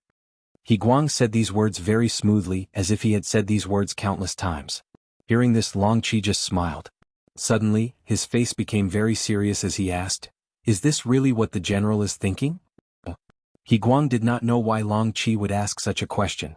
Puzzled, he asked, but what does the Imperial Preceptor mean? Nothing much. I just want to hear the general's thoughts. Speaking of which, there are no outsiders here. Why don't the general be more sincere and say what you want to say? Long Qi said like a big bad wolf leading a little rabbit to his bowl. No outsiders, my ass. Not to mention others, just the person sitting at the side, he did not even know his name. How could he not be considered an outsider? Of course, these were all thoughts in He Guang's heart. He could not say it out loud. Therefore, he laughed and said, but what does the Imperial Preceptor think about this? Long Qi seemed to have known that He Guang would ask this question. He said with a serious face, our army will lose. Oh, what? He Guang originally thought that the other party would say some high-sounding words like he did, but he did not expect such an answer. This was completely out of his expectations, and it also made He Guang stunned on the spot. His mouth was wide open, and it seemed like it was more than enough to stuff an egg into it. What? General He, did you not hear me clearly? The Imperial Preceptor said that our army will lose. It won't be long before the news of our defeat reaches the capital.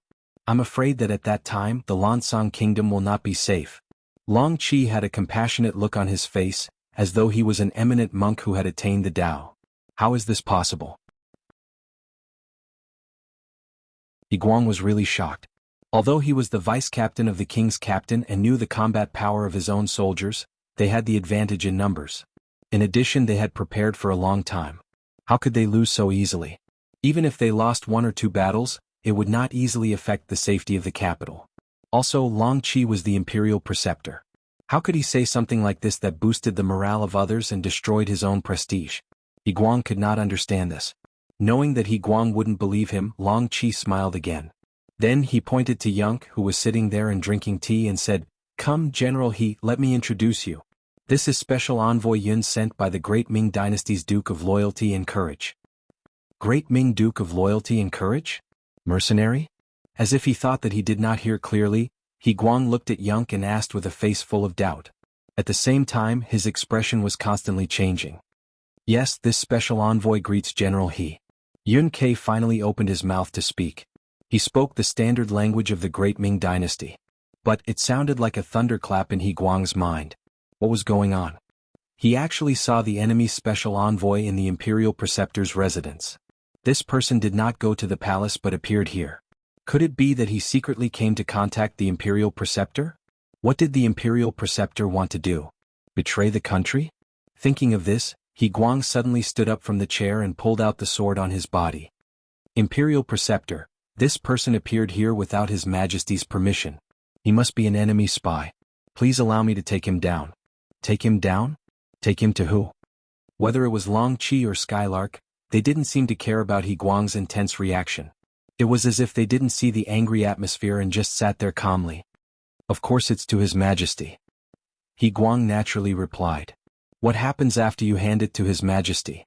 Are you going to hand me over to His Majesty for punishment? As he spoke, Long Qi's face became gloomy. In the end, he was the imperial preceptor of a country.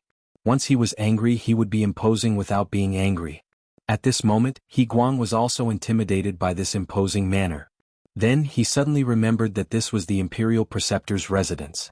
Since Special Envoy Yun could sit there calmly and unhurriedly, it was clear that he had obtained the imperial preceptor's approval. Then why would he capture someone here?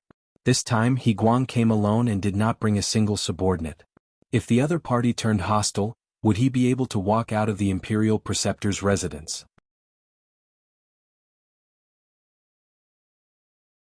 Chapter 586.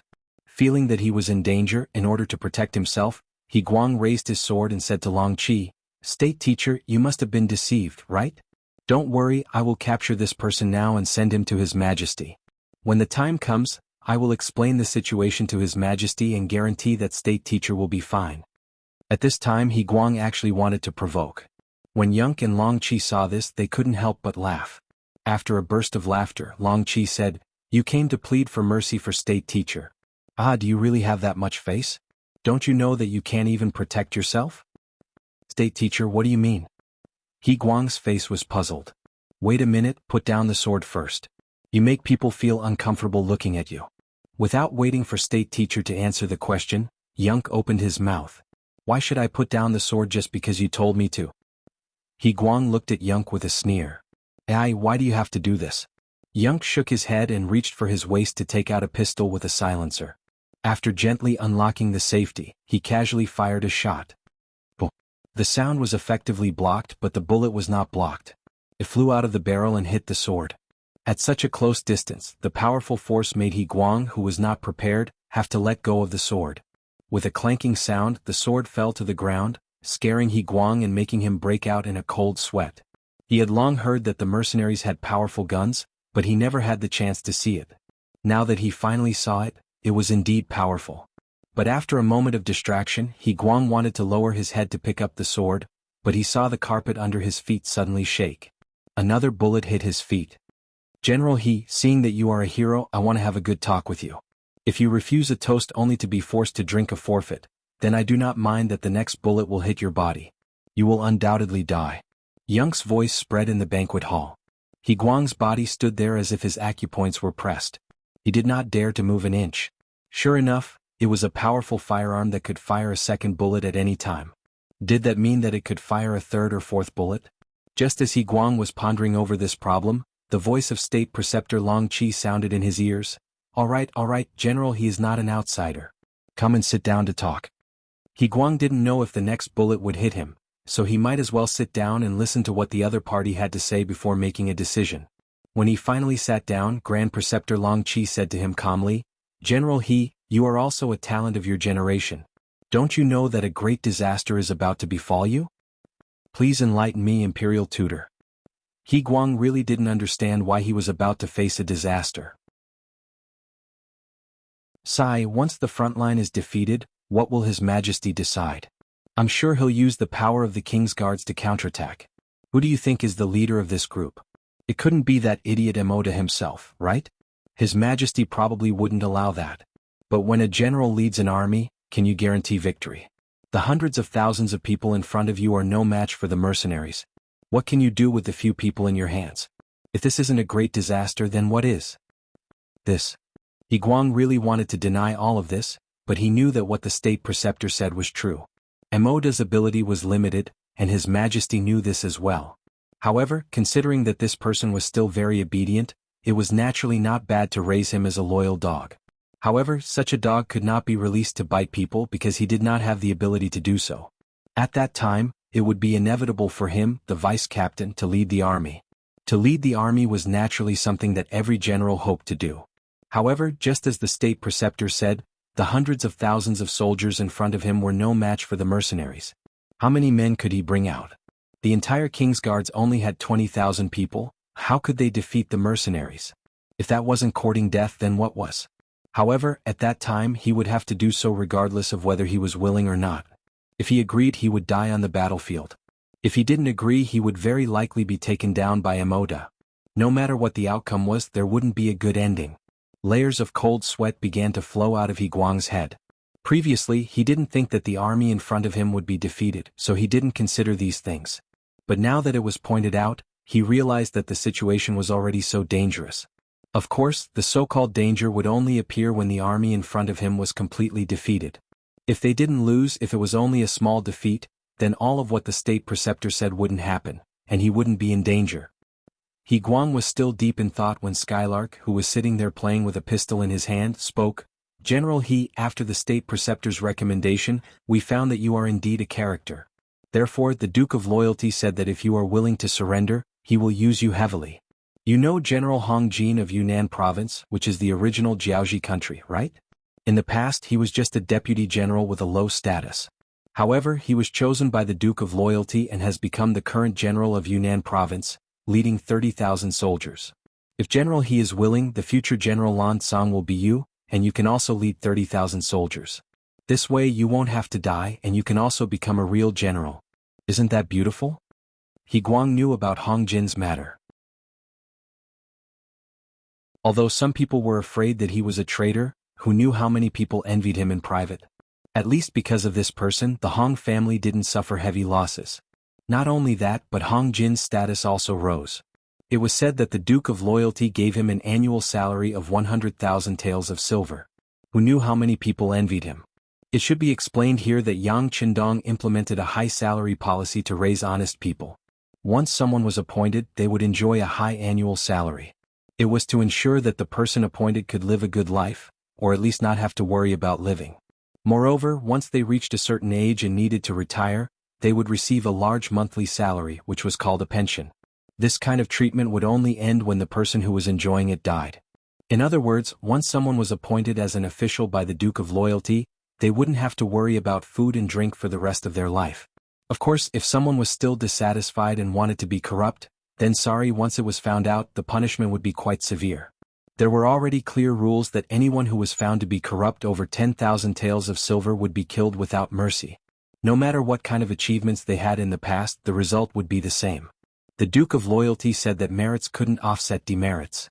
After all, they didn't have to worry about food and drink, and even arrange for their old age. If they were still dissatisfied, then they deserved to be killed. Back to the main topic, He Guang was one of the people who envied Hong Jin in private. Not only did he envy Hong Jin's ability to lead troops and become a true general, but he also envied Hong Jin's treatment. For example, he was the vice captain of the King's Guards and could be considered a fourth-rank general. However, in reality his monthly salary was only 80 taels of silver, which was less than 1,000 taels of silver a year. Although it wasn't a problem to support a family, it was just a casual life. He didn't have the ability to do anything else, and even if he wanted to be more comfortable, he couldn't do it. Now that his role model was in front of him, and his treatment was 100 times better than his own, and his power was also much greater. At this moment, it was impossible to say that he wasn't moved at all. Although he wasn't a greedy person, or else Yunk wouldn't have talked to him in this way, who would refuse a better life. At this moment, He Guang became a lot more silent and had a hesitant appearance. General, he doesn't need to answer so early. How about this, you can go back first and think about it carefully. If the front lines are really defeated and you are sent out as a general, then it won't be too late to make a decision at that time. Yunk didn't seem to be in a hurry to force He Guang to answer, and instead said very generously, "Let me go." He Guang was also shocked at this moment. He didn't agree to anything, and on the contrary, he knew about Yunk's existence. Wasn't the other party afraid that he would sell him out and come back with troops to capture him? As if he saw through He Guang's thoughts, Yunk laughed and said, "General, he is a smart person. How can you do something stupid? Besides, even if you really hand me over to your king, what benefits will you get? There is still Maud above you, so you won't be able to stand out. On the other hand, if you sell me out, will the loyal guild forgive you? You have to know that we have a lot of these guns in the mercenary army. If we casually use one on someone, I guarantee that you will be completely dead and no one will even know who did it." After tempting and threatening, Yunk waved his hand. "Okay, General, he can leave." "I'm really leaving." Slowly standing up, He Guang decided to leave first. There were some things that he needed to think about carefully. Standing up, He Guang prepared to leave with large strides, but Yunk's voice suddenly sounded behind him. "Wait." Sure enough, he still isn't going to let me go? He Guang sighed and slowly turned around. Take your sword with you. Also, don't look like you have lost your soul. Anyone who sees you will have doubts. Yunk pointed at the sword on the ground and said very casually. He Guang's heart that had been raised up finally calmed down. He picked up the sword and bowed, then turned around and left. He Guang really left, leaving behind State Teacher Long Qi, who asked with lingering fear, Special Envoy Yun, he really won't tell on us? Why don't we leave now? State Teacher, don't worry. As long as he isn't stupid, he won't tell on us. There is no need for us to leave. Does State Teacher really think that I am the only one who came to Wanxiang City? Yunk laughed very confidently.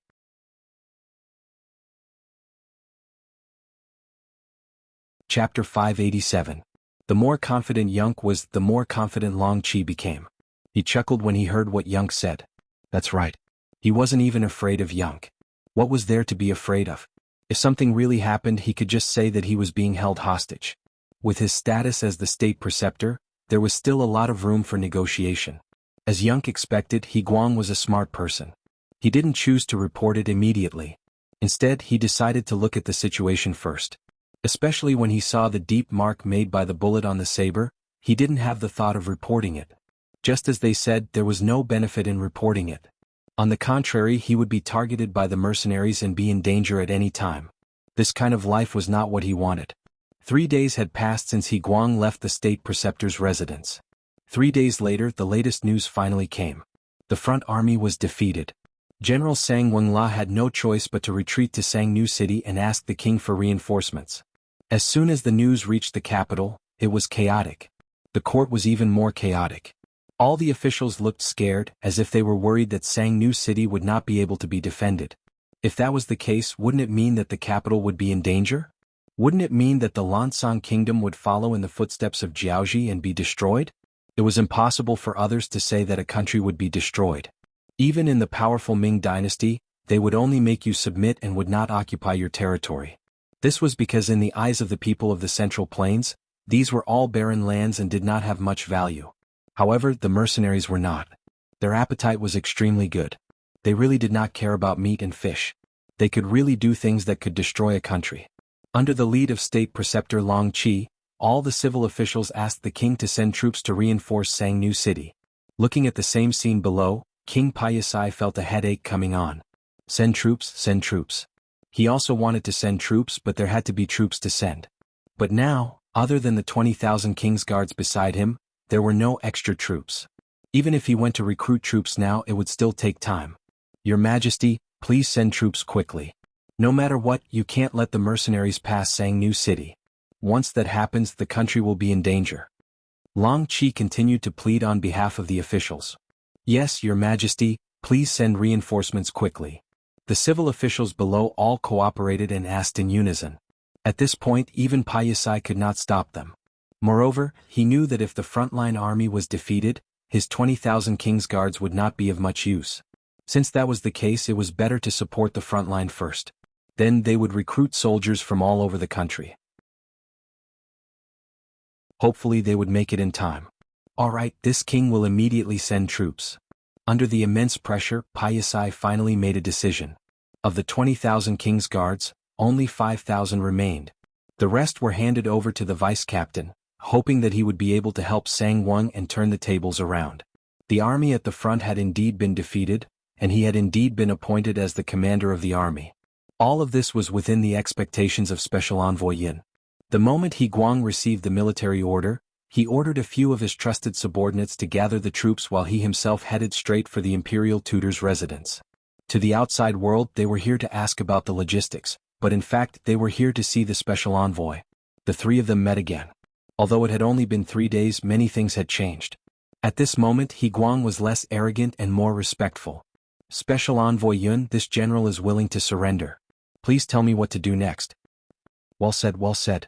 Yunk smiled and reached into his pocket. This time he did not take out a flintlock but a bunch of banknotes. There were banknotes with denominations of 100, 200, 500, 1,000, 2,000, 5,000 and 10,000.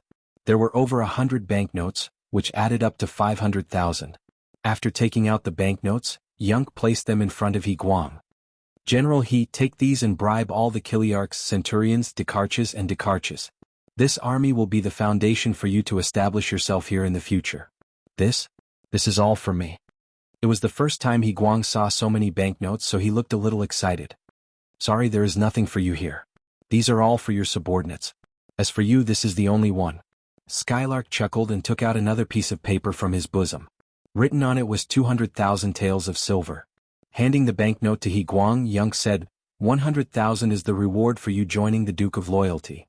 The other 100,000 is your annual salary for the next year. Now take it. People worked first before they were paid, but the Duke of Loyalty paid first before he worked. Speaking of which, the payment was the same, but the feeling it gave was completely different. Holding the gold and silver in his hand, He Guang was really moved at this moment. With a plop, he knelt in front of Yunk. Special Envoy Yun, thank you for your trust. Don't worry, this general will not let you down. All right, this kneel will wait for the Duke of Loyalty to come. Skylark chuckled. With this kneel, this task could be considered completed. He believed that the sixth young master would definitely praise him. The Duke of Loyalty is coming here? Wasn't I the one who brought people to Jianghu City? He Guang was puzzled and confused. Yunk and Long Qi looked at each other and smiled. However, no matter how you looked at it, Long Qi's smile was a little forced. It was not his fault. Who would have thought that the army at the front line would be defeated so miserably? When he heard the latest news from Yunk, he was shocked. While laughing, Yunk said to He Guang, who had already stood up, General He, you still don't know, right?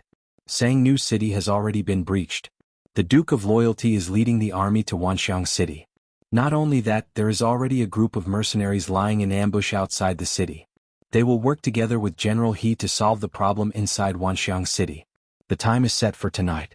At that time, General He will be in charge of opening the north gate. There shouldn't be any problems, right? It was indeed the first time He Guang heard this news. He was really shocked. He did not expect that the moment the news of Jianghu City being besieged, the city had already been breached. What was even more unbelievable was that the mercenaries had already arrived at the city without him knowing. At this moment, his legs trembled and he almost knelt on the ground. Yunk did not take He Guang's reaction to heart and continued, General, he only needs to control the palace and the residences of the ministers. The matter of taking down the treasury, armory and granary will naturally be done by the mercenaries. Do you understand? Understood, this general understands. He Guang, who originally had a trace of arrogance, became completely obedient at this moment. He originally thought that the other party would rely on him. Only now did he know that even if he did not make a move, Wanxiang City would still be breached. It was just a matter of time. State teacher, I also need your cooperation this time. Yunk turned his head and looked at Long Qi with a smile. Long Qi reached out to stroke his beard and nodded while laughing. Well said, well said. I will hold a banquet tonight and gather all the ministers in the city. That would be great. Yunk knew that Long Qi understood his meaning and smiled reservedly. With this plan completed, all that was left was to wait for night to arrive. Half an hour later, He Guang left the imperial advisor's residence. He announced to the public that he had received the full support of the imperial advisor and that the rations were no longer a problem. He then gathered all the subordinates under him for a meeting to discuss matters. At the same time, many carriages walked out of the state teacher's residence. These servants went to the various ministers' residences in the city to send out invitations. It was said that all the civil officials were gathered to contribute to the army that was about to depart. At the same time, they had to pray for the blessings of the gods. For such an important matter related to the fate of the country, all the ministers who received the invitations did not dare to disobey. Regardless of whether or not they were on good terms with the state teacher, if they did not show up now, they would easily attract hatred. It was just for show. They all said that they would definitely attend the banquet on time. Even when the news reached the palace, King Piacy had a gratified expression and sighed when he heard the news. He was very gratified that his ministers could unite at such a crucial time. He seemed to have seen the scene of them defeating the mercenaries while united. He Guang knows how to curry favor and knows the importance of food. Guard Captain Maud, who also received the news, had a look of disdain. However, he did not think too deeply about it. Instead, he decided to attend the banquet at the state teacher's residence at night after a bout of jealousy. No matter what, he could not let He Guang monopolize the limelight. He had to think of a way to build a good relationship with the state teacher. If possible, he could even obstruct He Guang's supply of logistics. From this, it could be seen how terrifying internal strife was. Everything was proceeding in an orderly manner. No one expected that danger would descend upon them soon. The capital of the country, Wanxiang City, was about to be taken over. Moreover, after He Guang returned to the military camp, he gathered all the officers under him. Then he got his personal guards to seal off the entire venue and began to spend money to buy people's hearts. Not all soldiers valued money. Especially those who were part of the king's guard, there were still some who could adhere to their principles. Once he encountered people who did not want benefits and even cursed, He Guang would not be polite. With just a glance, his personal guards rushed up and killed those who did not know what was good for them on the spot. After killing more than 10 people, the smell of blood was extremely pungent. Only then was this wave of resistance suppressed. When everyone saw that resistance was a dead end and that surrendering would not only allow them to live, but also receive money, many people wavered and signed the oath. Once they signed, it would be difficult for them to go back on their words. He Guang had said that he would announce this agreement to the world later. If anyone still had second thoughts, they would be in trouble and might even be assassinated by the mercenaries in the future.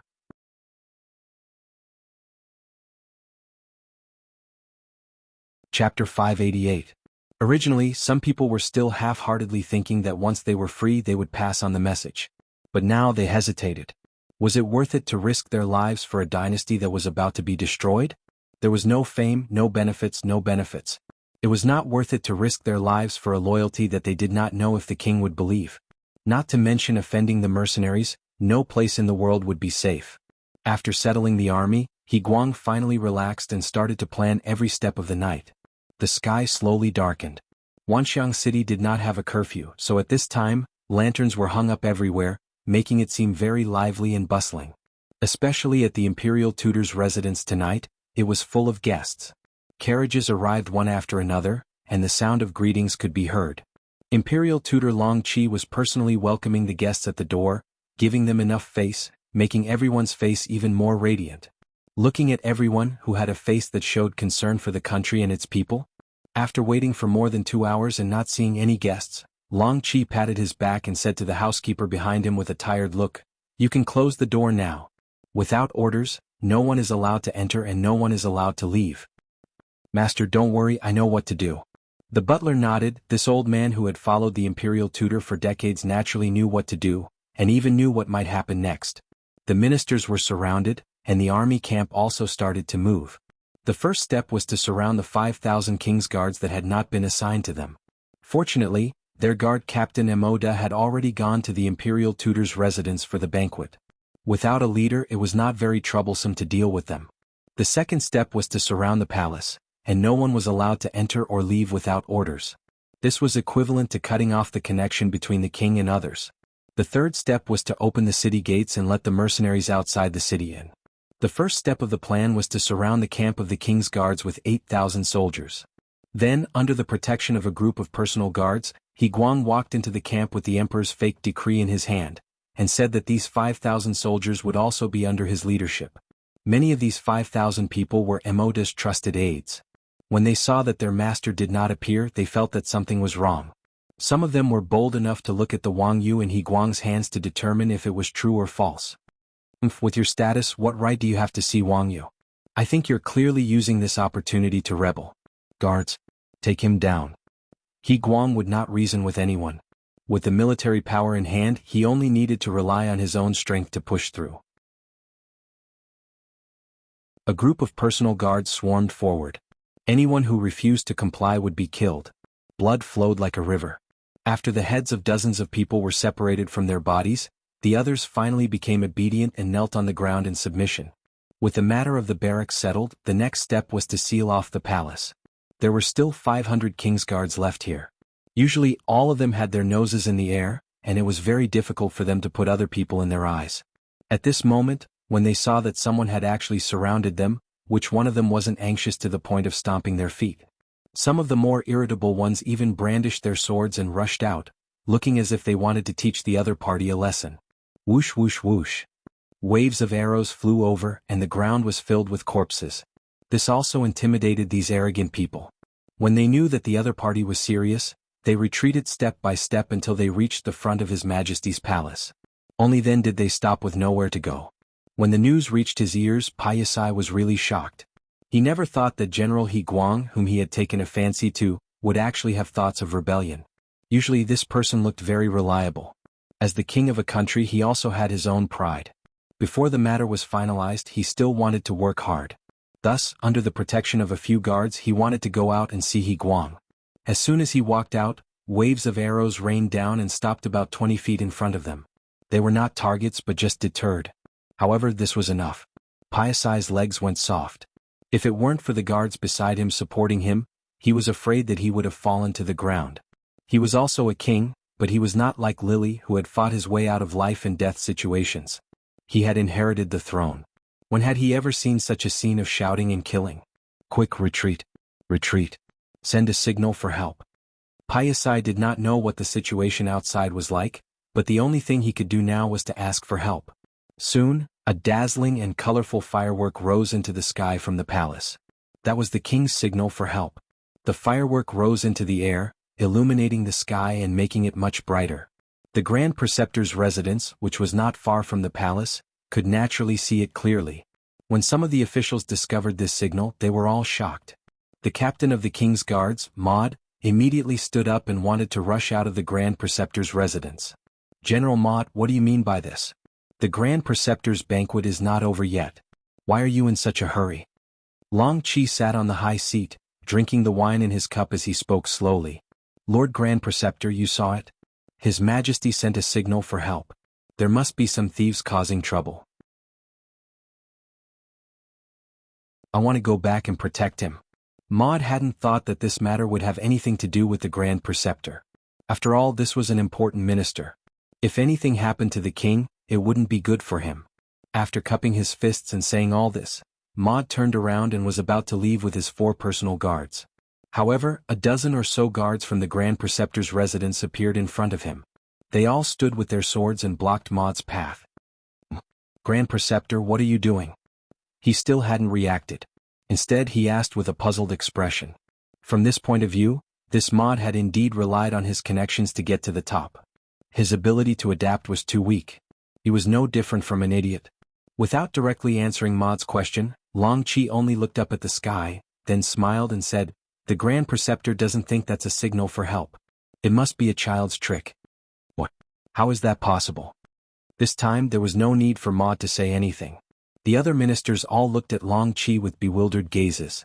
Anyone could tell how intense the firework explosion was. Other than the royal family, no one else could use it.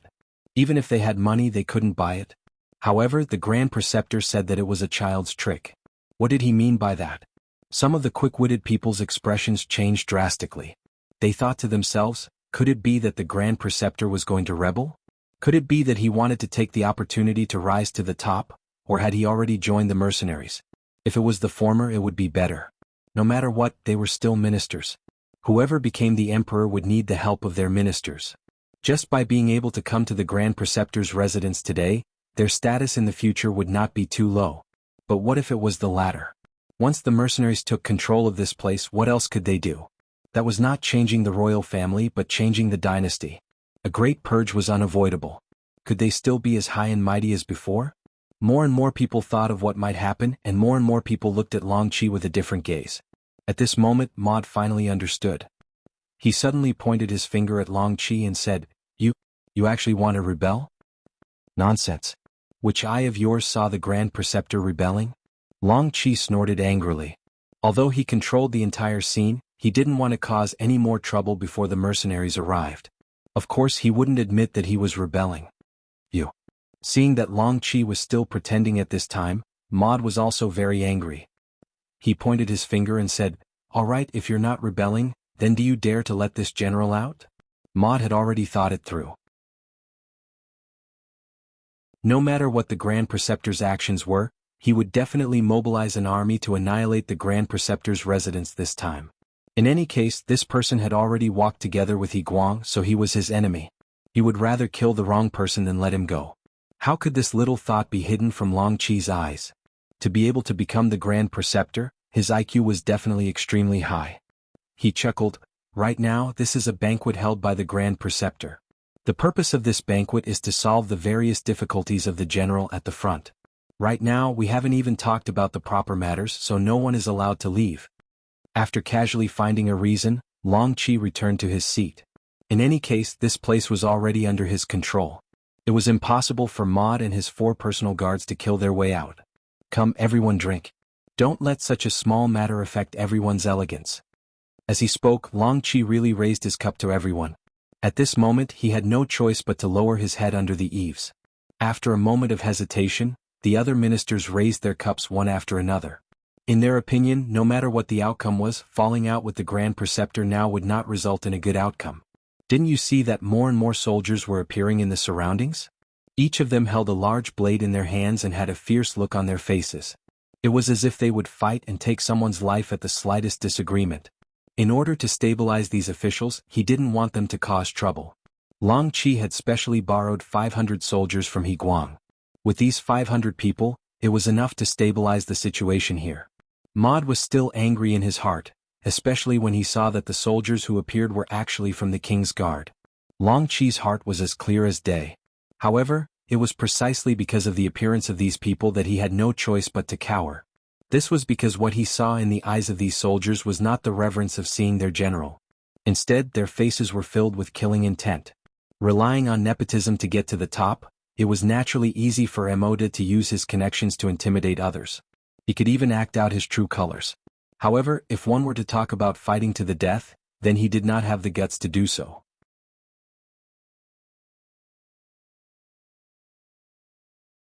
Chapter 589. In the end, Maud obediently returned to his seat and sat down.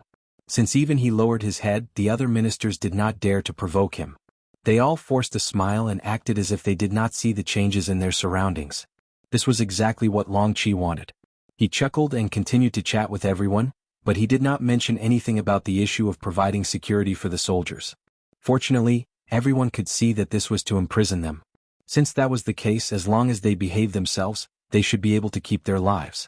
At the North City Gate, the torches outside circled 3 times and the torches on the city tower circled twice before the gates opened.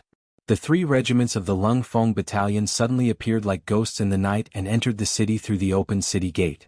With a high-speed bicycle, Wuxia brought the 3 regiments to the outskirts of Wanxiang City in the morning. They even had a chance to catch up on sleep and eat before entering the city energetically. The 3 regiments of more than 1,000 soldiers were like a silent giant dragon. Other than the sound of their orderly footsteps, there was no other movement.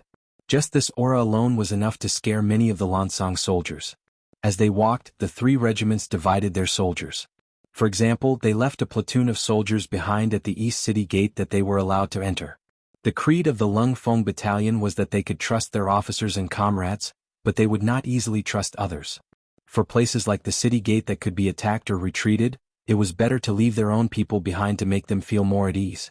Political Commissar Qin, I will have to trouble you to make a trip to the Grand Tutor's residence and settle the matters there. 3rd Battalion Commander, you are in charge of taking over the treasury, armory and granary in the city. There must not be any accidents. Wuxia walked forward with large strides while giving orders to the Political Commissar and 2nd Battalion Commander Qin Bo and 3rd Battalion Commander Chang Chun. This was originally a plan that had been discussed outside the city. The 2 battalion commanders naturally agreed and nodded before starting their own operations. As the regiment commander, Wuxia led his men straight to the palace. The moment they entered the city, the agents of the security bureau rushed over to lead the way. As long as the target was pointed out, there would not be any mistakes. In the king's bedroom deep in the palace, Payasai was pacing back and forth anxiously. The distress signal had already been sent out, but until now no one had come to protect him. Could it be that the situation had changed? Could it be that he was already alone? Reporting to your majesty, there's another group of people outside. Just as Payasai was feeling anxious, a guard walked in and knelt on the ground. Haha, reinforcements have finally arrived? Tell everyone to get ready. Once there's a chance, we'll attack from both inside and outside. He thought that his reinforcements had finally arrived. At this moment he was full of confidence. The greater the hope, the greater the disappointment. This time, Panacea was destined to be disappointed. Although there were people coming, they were not his reinforcements. They were Zheng Chang's enemy, the commander of the 3rd Regiment of the Cold Front, Wuxia. Guang was guarding this place. After all, this place was of great importance. After knowing that the mercenaries had finally arrived, he tidied up his uniform and went to greet them. "You are Guang?" Wu Xing walked up to a general in armor and asked in a condescending manner. "Yes, I am Guang."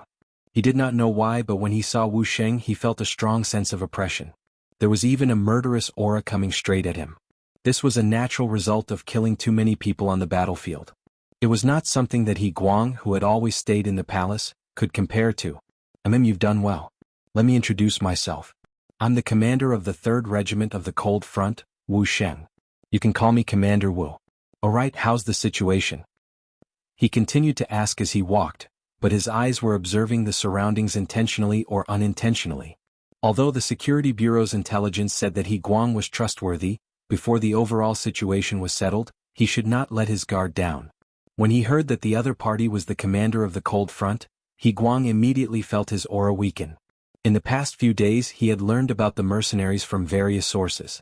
He also knew that the Cold Front was the most powerful force among the mercenaries. Now that a commander had appeared, how could he not be nervous? "Commander Wu, Your Majesty, no. Pasha is in the front yard of the palace. He still has a few hundred guards under him. Their skills and combat strength are not bad." Guang gave a simple introduction of the situation.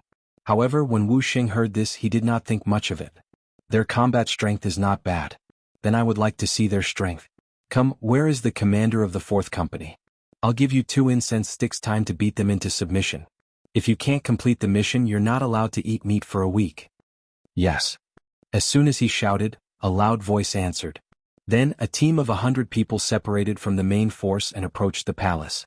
"Oh right, the 4th Company is the lowest company of the 3rd Regiment of the Cold Front, it's not the strongest," Wu Xing said casually when he saw the 4th Company respond. This was a low-key show-off. However, Guang still could not understand the meaning of this sentence. After all, the 4th Company had not shown their prowess yet. In his eyes, whether they were the strongest or not was not clear. However, it was only when the real battle began that he understood. Especially in the dark night, when he saw the flying flames and deafening gunshots. Most importantly, the scene of people falling to the ground in the depths of the palace shocked him completely. With Guang's strength, it would not be too difficult for him to eliminate these 500 people, but it would not be so easy. How was this a battle? It was a massacre. Every time a gunshot rang out, there would always be people falling to the ground. It was as if a spell had been cast on them. It was incomparably accurate. Although it was said to take 2 incense sticks time, in just 1 incense stick's time, the king's bedroom was hung with a white flag. There was no other way. In just a short while, more than 200 people had died. They did not even see the enemy's appearance. How were they going to fight this battle? This was clearly not a battle but a waiting for death. Guang's face was filled with shock. He wondered what would happen if he were to be the one leading the army. Wu Xing had said that this wasn't their strongest attack. Guang's face was filled with shock. He wondered what would happen if he were the one leading the army. It seemed that no matter how he thought about it, he could not change the outcome of being slaughtered. Guang's expression changed drastically.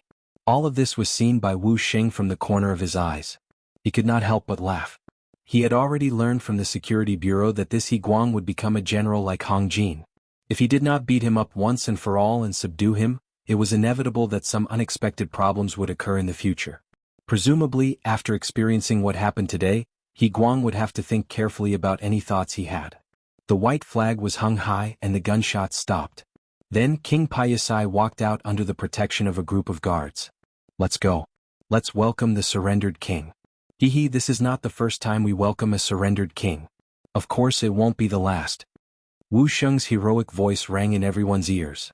Naturally, the cold vanguard soldiers all puffed out their chests and looked proud. Guang and the others' eyes were also shining. This was a real army, the strongest army. Now they were on the same side. Just thinking about it made them excited. The Grand Preceptor's residence. The banquet was still going on and it seemed to be very lively. There was no other way. They were already surrounded and their lives were already in the hands of others. If they did not drink now, when would they? Of course, no one would be stupid enough to really get drunk. After all, to them, drinking at this time was also a kind of mission or even an act. Ba ba ba. Ba ba ba. Suddenly, concentrated gunshots came from the streets outside the mansion. It was the sound of the 3rd Battalion attacking the treasury, the armory, and the granary. As soon as the gunshots rang out, the banquet hall naturally heard it. Some people could no longer sit still. There was no movement. He could still pretend to be an ostrich and pretend that he did not know anything. However, gunshots rang out. How could he pretend? Emoda suddenly stood up. Because his movements were too big, he actually knocked the pot of wine in front of him to the ground. However, he did not feel it at all. Instead, he looked at Long Qi and said, "Lord Imperial Preceptor, are children still playing now? Oh, maybe they're the ones setting off firecrackers." Hearing the gunshots, Long Qi knew that the mercenaries had entered the city. At this moment, Long Qi's heart calmed down. When he looked at Emoda, he was naturally even more fearless. "You're bullshitting." Long Qi's ability to lie with his eyes wide open infuriated Emoda. He could no longer hold it in and started cursing loudly. "Bastard Emoda, clean your mouth. Otherwise, I don't mind sealing your mouth." What kind of status did Long Qi have? At this moment, victory was in his grasp. How could he be afraid of the other party's threats and intimidation? "You dare." Knowing that there was no way out, Emoda also showed his ferocity. He did not flare up just now because he also held on to a sliver of hope. That was, without him appearing, the king would be able to solve the problem. But now, even gunshots could be heard outside. It was obvious that his hope had turned into a dream. At this moment he had to rely on himself. Emoda, who had no way out, decided to show his might and rush out. However, he definitely couldn't beat the guards outside, so he set his target on Long Qi. If he could capture this person alive, perhaps he would have a chance to escape. Protect the Imperial Preceptor. The 6 guards nearby saw that something was wrong with Emoda's mood. After shouting, they drew their swords and rushed forward. At this moment, Emoda also rushed over with 4 guards. In an instant, they started fighting and the banquet became incomparably chaotic.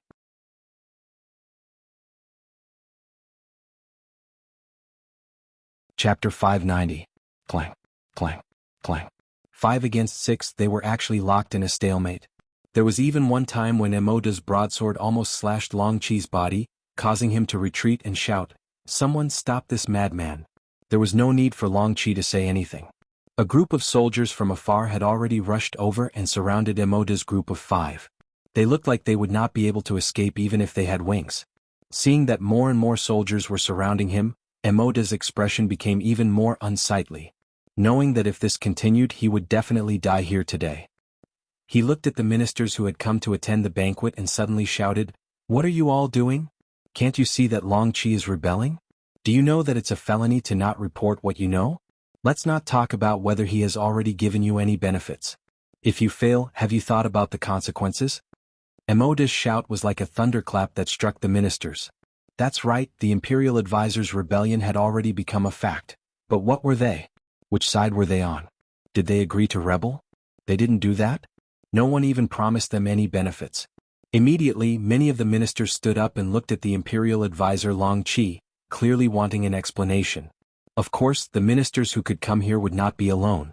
They would usually bring 2 guards with them. There were about 50 to 60 officials here, and there were more than 100 guards around them. Moreover, those who could follow their masters were generally experts. As soon as they stood up, the servants who had long heard the commotion and ran over to watch the show became nervous. Some of them even reached out to touch their waists, looking as if they would attack at any time. With so many ministers standing up, Long Qi instinctively stood up and retreated. Although it was true that this was his residence and he had made some arrangements, most of the soldiers were in charge of the periphery. The guards around him were not very strong. Other than the few people who had fought with Emoda, there were only 2 guards left. Relying on these 2 people to face the attacks of dozens of ministers, Long Qi did not have such a big heart and good mentality. Long Qi kept retreating, showing his inadequacy. The other ministers saw that there was an opportunity to take advantage of and immediately stepped forward step by step. Some of the more straightforward ones had already shouted, "Long Qi, what are you doing? Were they really going to rebel? But what benefits did the mercenaries give you? Can you share it with us?" This was a question and a request for benefits. Obviously, everyone wanted to hear what the Grand Preceptor would say and what kind of conditions he would offer. Only then would they be able to weigh the benefits and make a decision.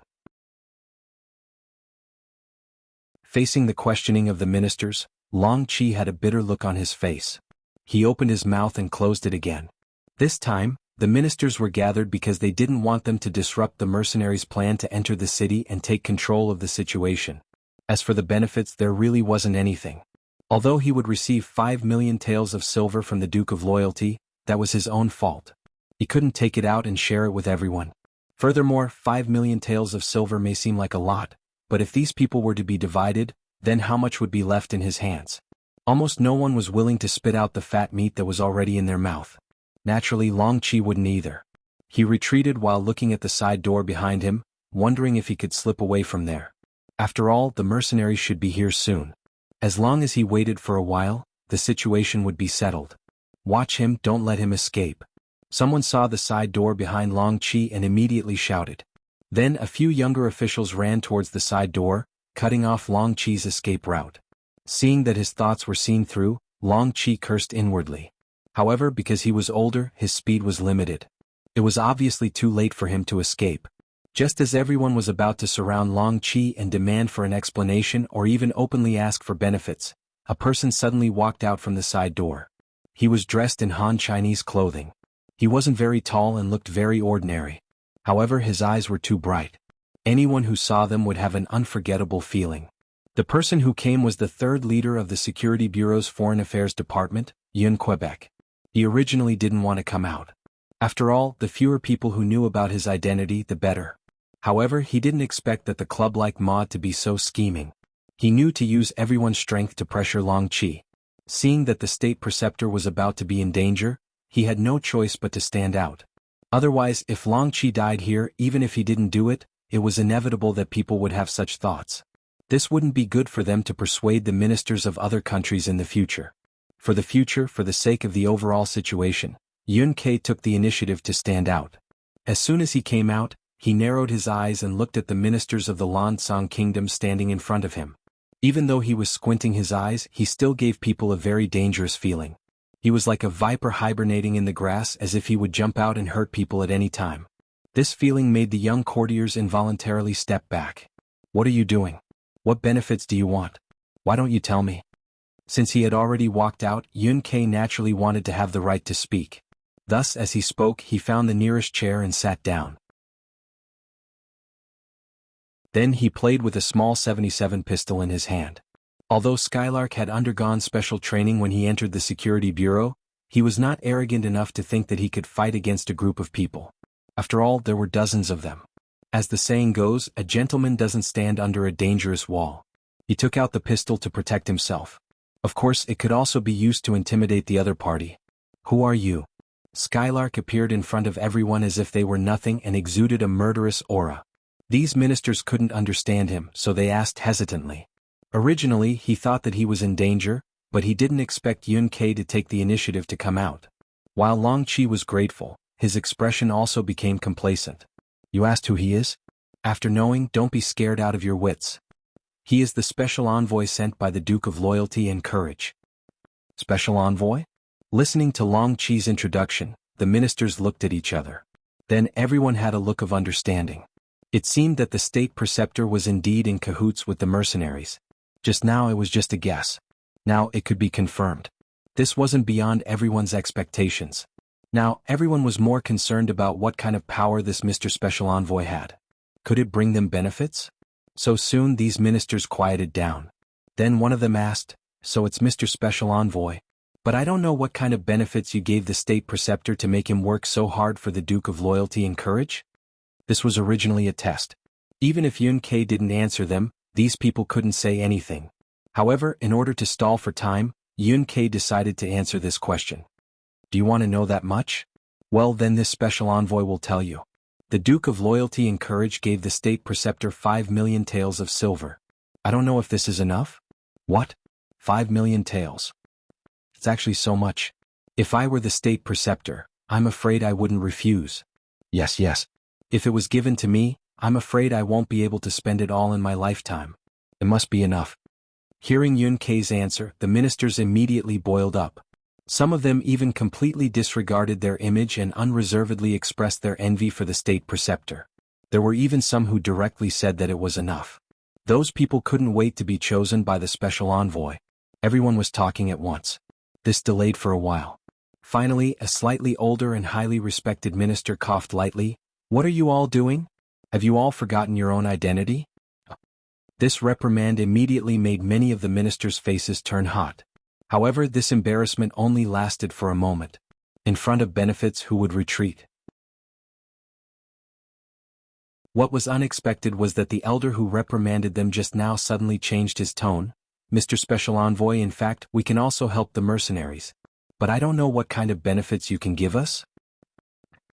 Hearing this, Skylark almost spat out the tea she had just drunk. He had seen shameless people before, but he had never seen such shameless people. From this point, it could be seen that the treatment of the Lansang Kingdom's ministers wasn't good. In fact, not only the Lansang Kingdom, but even the Jianghu Kingdom and the Great Ming Dynasty's ministers weren't treated well. Especially the Great Ming Dynasty. Starting from the time of Zhu Yuanzhang, the treatment and salary of the ministers wasn't high. Thus, in the early days of the Great Ming Dynasty, a large number of corrupt officials appeared. At that time they couldn't even kill all of them. There was also a very strange thing. That was, the number of people who passed the imperial examinations reached 364. However, in the second year, the number of corrupt officials who were punished also reached 364. In other words, the previous year's imperial examinations all became corrupt officials. This wasn't to say that people were greedy. It was because the salary was too low. It was so low that all the officials couldn't support themselves and their subordinates. Even if they knew the possible consequences of corruption, they still had to do it. In the end, the officials in the early days of the Ming Dynasty were actually not enough.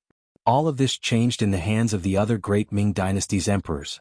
But even so, the salary was only enough to live on. Without outside wealth, it was impossible to rely on the salary to make a fortune. In comparison, Yang Qindong was much more generous. The salary that he gave the officials was enough to support their families. It wasn't a problem for them to live a wealthy life. Of course, the anti-corruption aspect was also very strict. "I've already given you such good treatment and given you so much power, but you still want more. I'm sorry, but I can only take down greedy people like you and replace you with someone else."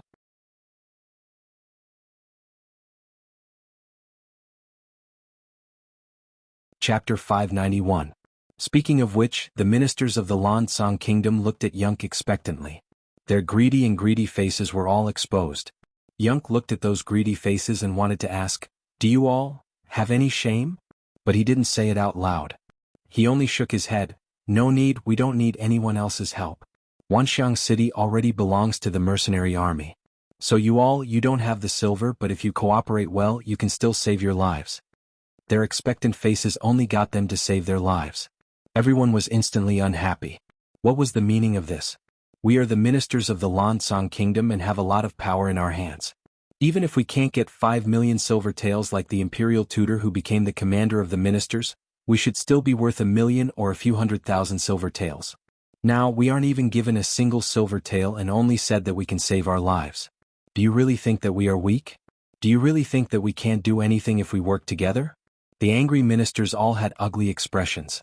Some of them not only showed their dissatisfaction on their faces, but they also used their actions to get closer to Yunk.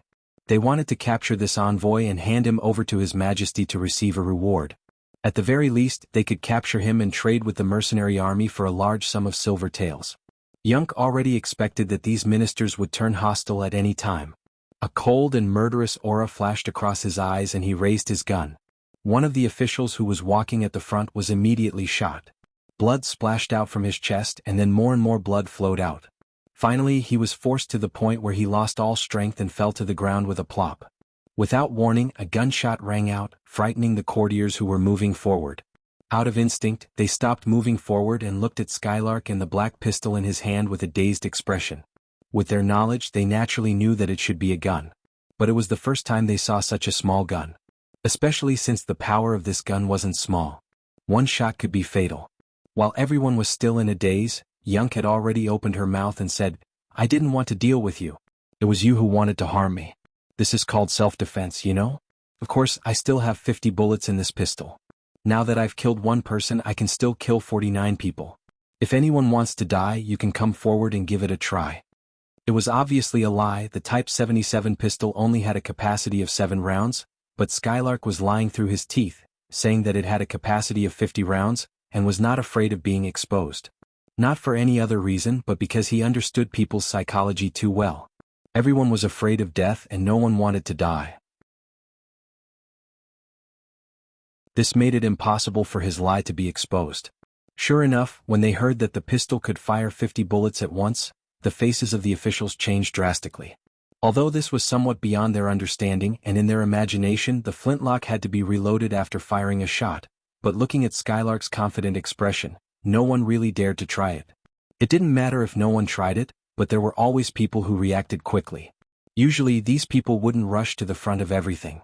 So in order to see if what Skylark said was true, a smart official who still wanted to control the other side said, "Don't listen to his nonsense. How can there be such a powerful gun in the world? Come, let's go together and see what he's going to do." As he spoke, he pushed the waist of one of his colleagues who was caught off guard. That person was caught off guard and rushed forward. Bang! Another gunshot sounded and that person fell to the ground. He didn't immediately die, but he didn't look at Skylark sitting there. Instead he looked back and wanted to see who pushed him. He wanted to F***ck this person's 8 generations of ancestors. Sure enough, it can fire continuously. There were still some officials who reacted a bit slower. They didn't pay attention to how someone had the guts to test the gun. They only saw that the gun was indeed not reloaded before it fired a second shot. "I don't believe he can really fire 50 shots. It was still that person who spoke, and then he pushed the other 2 officials beside him. Bang bang. A series of gunshots sounded, and another 2 people fell to the ground. It was only a dozen meters away, so Skylark didn't need to aim at all. He only needed to shoot based on his intuition and he could hit the target. It really is a good gun. No, those 2 people just now seem to have been pushed by someone. The officials finally reacted and finally felt that something was wrong. Immediately they turned around and looked, and then one by one they put up a defensive look. 3 scapegoats had already been pushed out, and no one could guarantee that they wouldn't be the next one. For safety reasons, of course, it was better to stay as far away from others as possible. 4 people had already died, and everyone had a clearer understanding of the gun in Skylark's hand. Really, no one dared to try it, so the smart people couldn't find scapegoats even if they wanted to. At this moment, the situation was deadlocked. Haha, it's so lively. A series of dense footsteps entered everyone's ears, and then a group of soldiers in military green camouflage clothes poured into the Grand Tutor's residence in rows. The one who spoke first was a young man who seemed to have a somewhat scholarly temperament. As these soldiers entered, the Lansang soldiers who were originally responsible for the safety of the Grand Tutor's residence all nervously retreated. Naturally, they had already received the notice that the mercenaries would be coming, but when they really faced them, a strong sense of pressure arose, causing them to have no choice but to retreat. Mercenaries? Is he the loyal duke? When the cold vanguard entered the courtyard, it naturally attracted everyone's attention. Then, someone shouted, and then everyone looked at the leader, 2nd Battalion Commander Qinbo, with astonishment. Because of the lack of information, not many people in the Lansang Kingdom had seen Yang Qindong before. Unfortunately, some people were lucky enough to see him, but they didn't come back, and this made him a legend. He was young and he used to be a scholar. This was the most direct impression of him. Qinbo was very young, and he had a scholarly temperament, so it was no wonder that everyone had such an impression of him and mistook him for the Ming dynasty's loyal duke. Originally, when he heard someone shouting the loyal duke's name, Qinbo was also startled, thinking that the 6th young master had come here first. However, when he thought about it carefully, he realized that it was impossible. There was no need for him to take such a risk. When he saw that everyone's gaze was focused on him, he immediately smiled and said, "Everyone, the battalion commander, Qinbo, is much younger than me." "What? How can he be younger than you?" Seeing Qinbo deny that he was the Duke of Loyalty and Courage and say that the true Duke of Loyalty was even younger, the officials in the courtyard were all shocked. In fact, Qinbo wasn't lying. According to his real age, he was older than Yang Qindong by 3 years. Of course, this wasn't the main point at this time. He had already seen Yun Ke in the crowd, and immediately showed a smile and greeted from afar, "Leader Yun." Yun Ke also saw Qinbo when he and the others entered the courtyard, and he had already stood up from his chair. "Political Commissar Qin, congratulations on your promotion." Qinbo was no longer a battalion cadre, but a regimental commander with the actual position of political commissar. But for these ruthless people who were used to killing enemies on the battlefield, they seemed to like commanding the army and preferred to be with the frontline army. From this point, Qinbo preferred to be called battalion commander and not political commissar. But who was Yun Ke? He was the backbone of the security bureau, and he had heard this name from the sixth young master more than once. This was someone that the sixth young master valued highly, and he wasn't part of the military system, so he should be more polite. Leader Yun, you must be joking, my political commissar position is just a title. Haha, that's because political commissar Chen doesn't care about empty titles, he has noble character and unquestionable integrity. Skylark laughed. He was worried that someone would take the risk. His pistol had already fired 4 bullets. At most he could fire 3 more shots. Although it wouldn't take long to change the magazine, who could say that there wouldn't be any accidents? But now, the mercenaries were here and it was the strongest Lung Feng, he could finally rest assured and leave the situation here to the Lung Feng to handle. The two of them talked as if there was no one around, as if they didn't put anyone else in their eyes. However, the other Lung Feng didn't stay idle, they went forward and grabbed the ministers of the Lansang kingdom one by one, and once they encountered the slightest resistance, they would beat them up without mercy. If these people were Han officials, perhaps the Lung Feng would be more lenient, but sorry, they didn't have such rights if they were foreigners. Several people were beaten up because they were too slow to crouch down, and the others learned from their mistakes, they cooperated well, and the situation was quickly under control. Leader Yun, you know the situation here better, let's see how to deal with it. Okay. Yun Ke nodded without any trace of politeness. The Lung Feng was naturally good at fighting, but when it came to seeing through people's hearts and gathering intelligence, they were far inferior to the security bureau. For example, he had a list of names in his hands, which showed the wealth of the captured ministers. Other than Long Qi and He Guang, the other ministers were naturally not so lucky. The situation was set, they didn't work hard before and wanted to hug the thick thighs afterwards. Sorry, it was all too late. Yun Ke had already received Yang Qindong's secret order to confiscate the wealth of the Lansang kingdom's ministers. Of course, he wouldn't be lenient at this moment. In order to make things go smoothly, he first set his eyes on Emoda. Emoda still had some strength, at least he didn't die in the fight just now, he only suffered a knife wound. Seeing the mercenaries appear, he knew that the situation was over. He took the initiative to tuck his tail between his legs, lowered his head and blended into the crowd.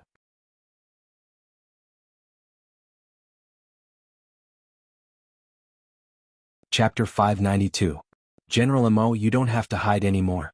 Stand out. Arriving in front of the captured ministers, Skylark had a smile on his face as he pointed at Emoda, who was squeezing into the crowd with his head lowered. When his name was called out, 2 Lung Feng immediately grabbed him and pressed him in front of Skylark. What are you doing? I surrender, I surrender. In the future, I am willing to be a loyal and courageous duke. I am willing to be a mercenary's dog. Please don't kill me. The weakness of human nature was finally exposed. Originally, he still dared to shout a few words in front of the imperial advisor, but the moment he saw the mercenaries, he was completely terrified. Skylark naturally wouldn't put this kind of person who bullied the weak and feared the strong in his eyes. As for the other party saying that he wanted to be a loyal and courageous duke's dog, he was very sorry, but such a person didn't have the qualifications. Alright, you don't have to shout. Whether you can survive or not depends on how much you are willing to pay. We have also investigated your family background. How about this, in 3 days take out 400,000 taels of silver and you can live. Otherwise you will die. The survey showed that Emoda's private property was about 350,000 taels of silver. The extra 50,000 taels was what Skylark meant. How could you know what kind of potential some people had if you didn't squeeze it out? What? 400,000 taels? I don't have it. When he heard this number, Emoda shook his head vigorously. No one knew better than him how much money he had. He definitely doesn't have 400,000 taels of silver. No.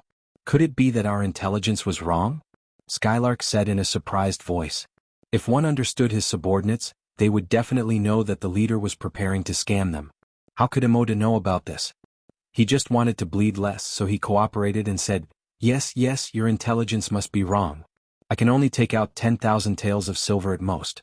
This is already my family background. When he shouted for Do-E to cry out for injustice, those who didn't know would really think that Emoda only had this much money and was a great honest official. Bam! A kick suddenly landed on Emoda's body. We were wrong. How could we be wrong? It's obvious that you have the money but don't want it. Alright, since you're willing to give up your life for money, I'll fulfill your wish. Men chop off one of his arms as a warning. If he still doesn't repent, then his limbs. No. After all of his limbs are broken, kill him, and then go to his residence to search and confiscate his property. Skylark seemed to smile at everyone he met, but he was actually very vicious. Otherwise, he wouldn't have been entrusted with such a heavy responsibility by the Security Bureau. She couldn't be too soft-hearted when doing this kind of work. As soon as he finished speaking, Lung Feng took out a steel saber and landed it on Emoda's left arm. The blade rose and fell, accompanied by the sound of Maud's shouting. "Ouch, it hurts so much. Come, let me ask you, do you have 400,000 taels?" Skylark ignored the other party's shouts and continued to ask. "No, at most 200,000 taels." Emoda was still insisting. He believed that the other party wanted money and not his life, so he gritted his teeth and persevered. He wanted to save some money for himself. "You're still not honest. Cut off your left leg as well." Skylark didn't have the slightest intention of wasting his breath. He had already decided to kill the chicken to warn the monkeys. He wanted the other ministers to see what would happen if they wanted money and not their lives. Shwa. His left leg was chopped off as well. Another blood-curdling scream rang out. At this moment, Emoda struggled in pain twice before fainting. He fainted. Yeah, maybe this is the best outcome. The other Lansang ministers squatted on the ground and watched this scene. They didn't forget to discuss it in private. In their eyes, it was better for Emoda to faint than to be awake. After all, he still had to suffer even if he was awake. Fainted? Hehe, do you think you'll be fine like this? Someone wake him up with cold water. Either take the money or give up your life. You have to choose one. Skylark chuckled and casually instructed. A bucket of cold water was poured down on Emoda's head and he woke up. When he looked at Skylark, it was as if he was looking at a devil. He repeatedly shouted, "I have 400,000 taels, I can borrow it." Is that right? Someone stop General Mo's bleeding. We can't let him die before we get the money. Skylark chuckled as if he was very satisfied. Then he drew a line with the brush in his hand, then looked at the Lansang Kingdom's ministers who were squatting on the ground and casually said, "Come next, Lord Chen Yuliang, who is in charge of the treasury." Blah.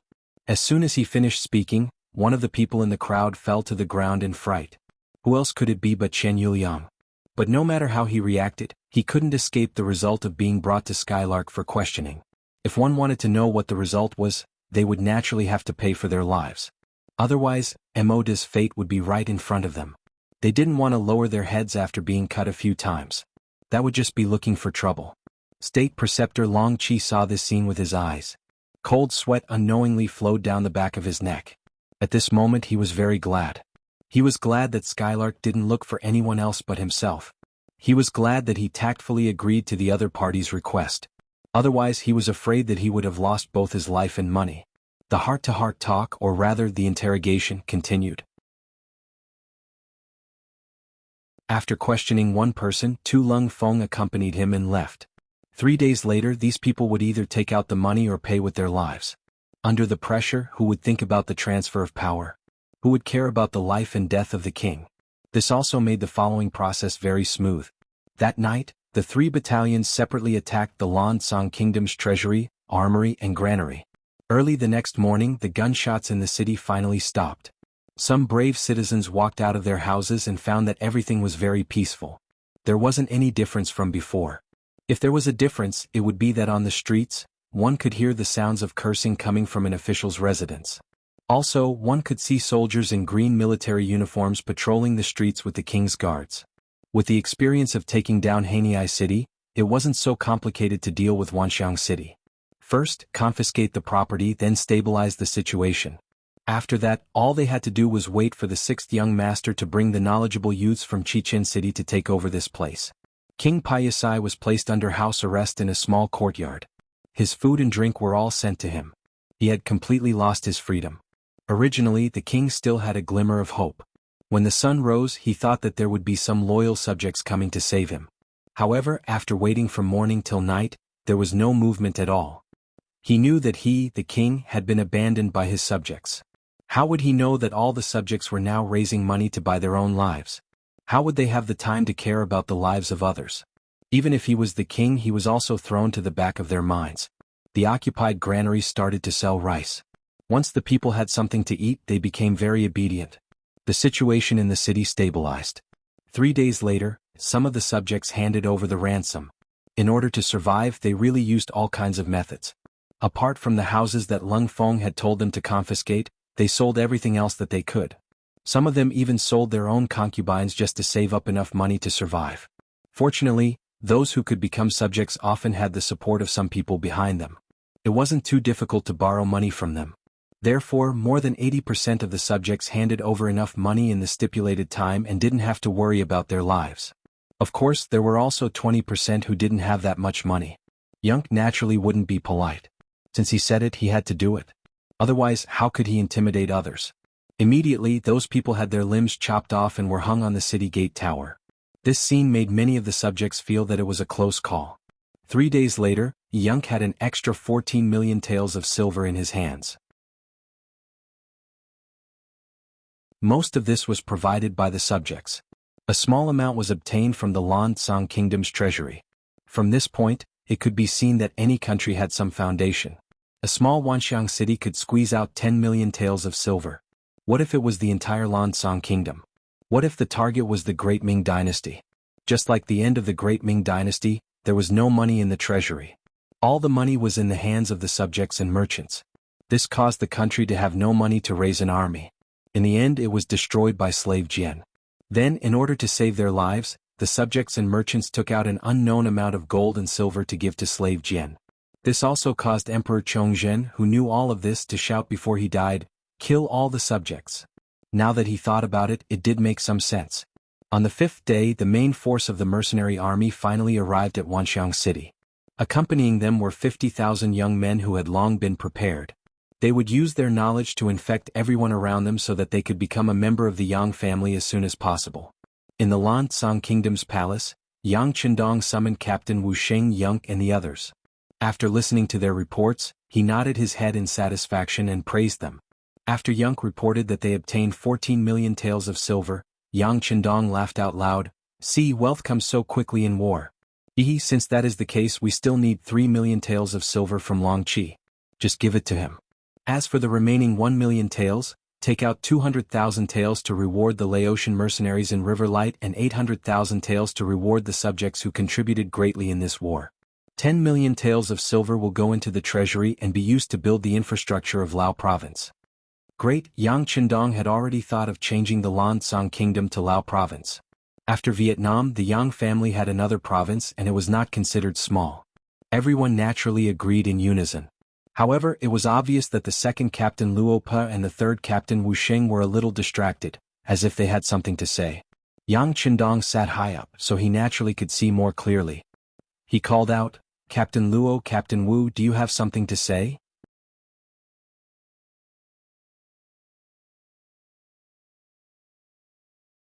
Chapter 593. Sixth Young Master. Now that the Lan Tsang Kingdom has been destroyed, who are we going to destroy next? The two commanders asked excitedly. It was obvious that they were addicted to the war. Haha, it depends on the situation. Alright, is there any news about Fan Yuhai from the Security Bureau? Yang Chendong laughed. He liked the morale of his subordinates. However, food had to be taken one bite at a time. Otherwise, not only would they not be able to finish the second bite, they would also vomit the first bite. Yang, who had been prepared for this question, replied respectfully, "Sixth Young Master, there is information that after Fan Yuhai was defeated in Sangnu City, he took 5,000 elite cavalry to Siam. Siam was a title given by the Ming Dynasty. They called themselves the Ming Dynasty, which was the current Thailand. Oha! This Fan Yuhai knows what I want to do. I can't bear to kill such a person." Yang Chendong couldn't help but smile. This person seemed to be afraid that he didn't have enough territory and could always find a new enemy for the mercenaries to conquer. There was an excuse again. Yang Chendong was all smiles. Then arrange for someone to go to Siam and ask them to hand over Fan Yuhai. Otherwise, they will have to bear the consequences. During this time, we have to divide the land among the rich and stabilize the situation in Lao Province. We have to speed up the communication between Lao Province and Vietnam so that they can communicate with each other. The mercenaries shouldn't be idle either. Eliminate the opposing forces in Lao Province as soon as possible. In short, before we attack other countries, we have to stabilize this place. If we don't achieve this goal, the 2nd and 3rd regiments won't participate in the next war. Please be at ease, Sixth Young Master. We will definitely resolve the problem here in the shortest time possible. Luo Per and Wu Sheng replied with an anxious look on their faces when they heard this. Following the sixth young master meant that they could fight wars, eat meat, and be promoted quickly. Right now, it was just that the requirements for Lung Feng's assessment were a little too high. Once they had enough soldiers, they would most likely have the qualifications to become division commanders. If they were really forced to stay here because of the security issues in Laos, wouldn't they miss out on a great opportunity? This was something they absolutely could not allow to happen. Crimson City. More than 4 million Han Chinese had settled down here, and the entire Ryukyu Island had been unified. The development of the entire island also began to speed up, especially Crimson City, which was the center of political, cultural, economic, and scientific development. It was a scene of prosperity. With Yang Qindong's approval, Chichen City had nearly doubled in size. In terms of size, it was almost half the size of Beiming's capital, but it was still barely enough to supply the merchants and trade routes of the entire country. As a result, many factories began to expand at a faster pace. Whether it was the factories or the workers, they were increasing exponentially. Yuan Shaochen, as an outstanding political teacher, had a lot of work to do. With so many new people joining, whether it was ideological work or teaching them how to read and write, he was so busy that he felt like he did not have enough time. However, he did not complain at all. Instead, he worked tirelessly. In the words of his parents and sister, he was still young, so there was nothing wrong with working and learning more. Otherwise, when he was old, he would not have so much energy to learn. Even though he could only sleep about 6 hours a day because of how busy he was, Yuan Shaochen did not slack off at all. This was because he knew how much attention the Yuan family had attracted, and many people were jealous of them. His father, Yuan Qi, was the factory manager of the power plant. His mother, Zhou Hua, was the director of the main garment factory. Just the workers in the few factories under her command added up to more than 100,000 people.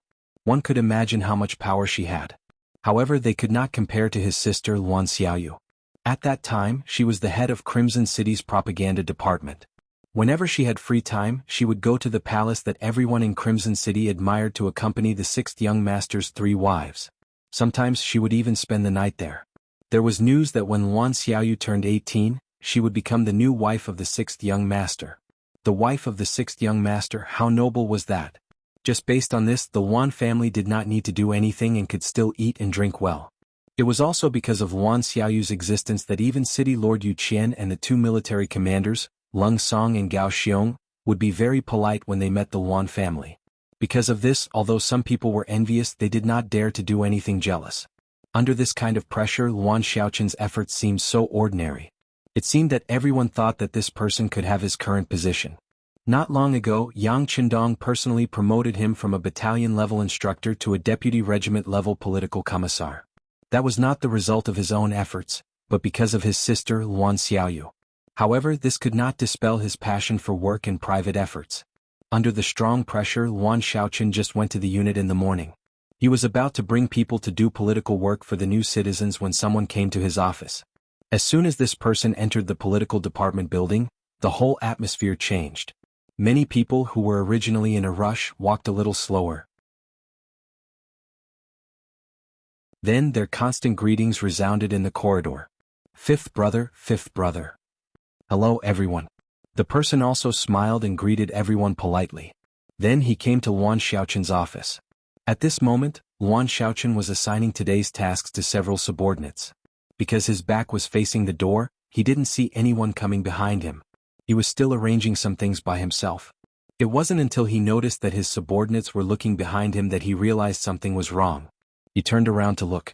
When he turned around, he saw Yang Wu standing in the corridor. He immediately smiled and said, "Fifth brother is here." Fifth brother was Yang Wu. He was one of Yang Qindong's most trusted servants. He was also his trusted aide in Chichen City. Normally, he was in charge of the safety of the 3 madams. However, he secretly had the authority to investigate all the officials and military officers. After all, Yang Qindong was not in Chichen City most of the time. This was his headquarters and he could not afford to lose it. Yang Wu's status was somewhat aloof, so much so that if he found out there was a problem, he had the authority to act first and report later. In terms of the effectiveness of dealing with officials, even Yu Qian, Lung Song and Gao Xiong couldn't compare. In principle, he could even investigate the 3 of them. Of course, the 3 of them also had the authority to monitor Yang Wu. This was mutual supervision. With his aloof status, Yang Wu became the most popular person in Chichen City. No matter where he appeared, he would naturally cause a storm. Many times, following his appearance, who knew how many corrupt officials would fall off their horses. Of course, they came to see Luan Shaoqian today not to investigate him. This was something that everyone had reached a consensus on. What a joke. His sister was the future wife of the sixth young master. That meant that she would be Yang Wu's future mistress. No matter how bold he was, he would not dare to touch the mistress's brother without asking for permission. Shaoqian, don't be busy. The young master has given an order. Yang Wu said with a smile on his face. He had a good impression of Luan Shaoqian. He clearly had the qualifications to be a silk pants, but he did things with propriety. He would not do things that should not be done by him. If everyone was like this, his job would be much easier. The young master has given an order. Since it was the young master that Yang Wu spoke of, only Yang Qindong could take on the responsibility. Knowing this, Luan Shaoqian became a lot more serious. He stood at attention, puffed out his chest and raised his head, waiting for the order to be given. Yang Wu also became a lot more serious.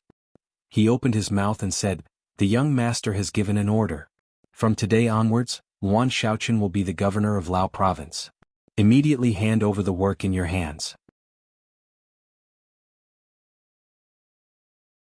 3 days later, you will take the ship to take up the post. 1452 AD, 3rd month, 20th day. After saying this with a serious face, Yang Wu's smile returned to his face. Congratulations, Shaoqian. Luan Shaoqian was still in shock and had not recovered. How did he become the governor of a province? And what did Lao province mean? Why hadn't he heard of it before? Seeing that Luan Shaoqian was still in shock, Yang Wu seemed to know what he was thinking.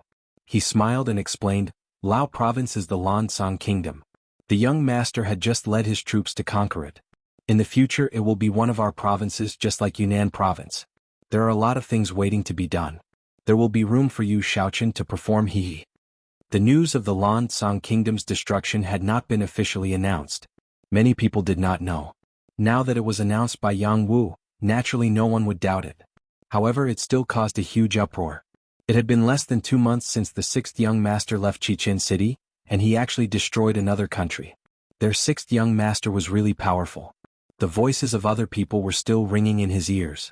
Luan Shaoqian was already shocked by this appointment.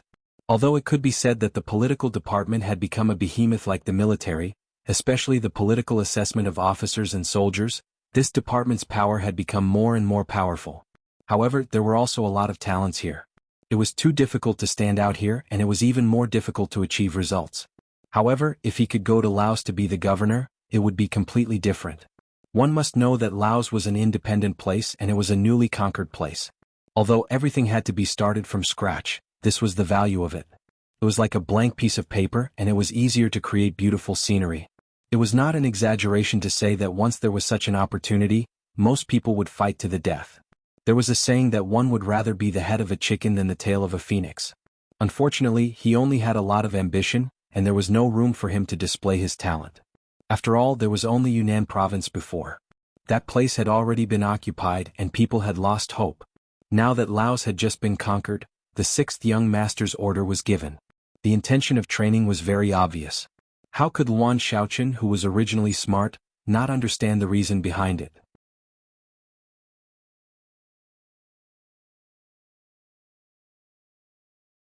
Chapter 594. Congrats, congrats. While his mind was still filled with shock and excitement from this new information, he heard a familiar voice.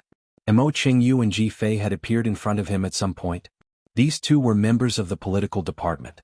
Mo Qingyu was also the political commissar of the 1st Division of Lung Feng, while Ji Fei was the political commissar of the 1st Division of the Navy.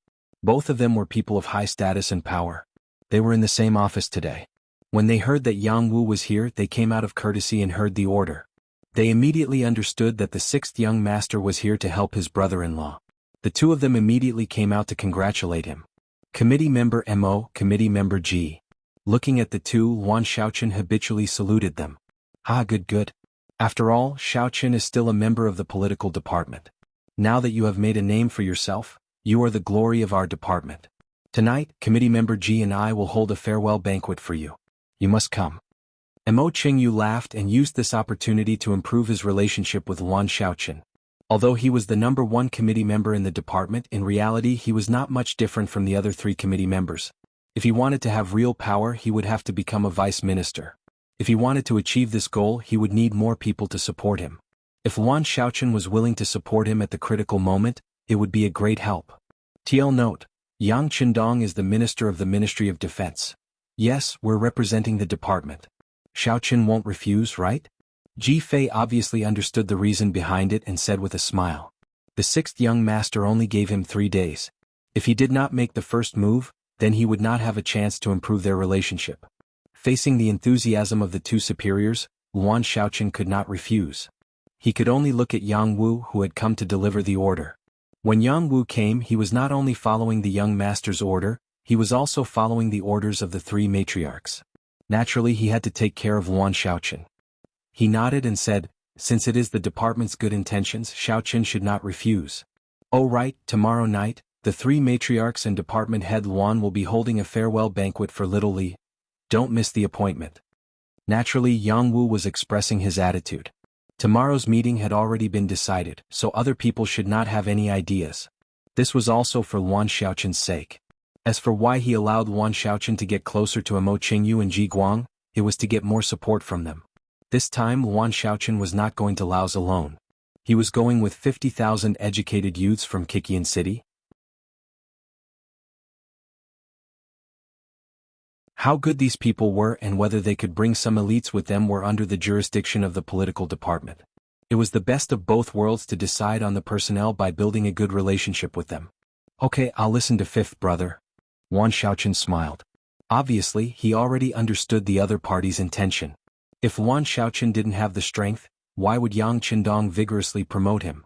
One had to know that Luan Xiaochen had just celebrated his 18th birthday. At such a young age he was already the head of a province, a high-ranking official of a region. This was probably very rare in history. This news was also immediately sent to department head Luan Xiaoyu's ears. Hearing the news from her trusted aide, Luan Xiaoyu's face was full of pride. In her mind, the image of her big brother who hugged her the first time they met appeared. Now she only hoped that she could grow up quickly and use her life to repay this benefactor of the Luan family. Luan Xiaochen's matter became a hot topic in Kikian City. At the same time it gave more youths hope. Since Luan Xiaochen, who had just turned 18, could become a high-ranking official, did that not mean that they also had hope? Although he had benefited from his sister's light, his youth was still a fact. This made many youths work even harder. Everyone hoped that good luck would fall on them in the future. In fact, everyone had forgotten that Yang Qindong's true age was only 22 years old. It was just that his achievements were too dazzling, to the point that everyone had chosen to forget about it.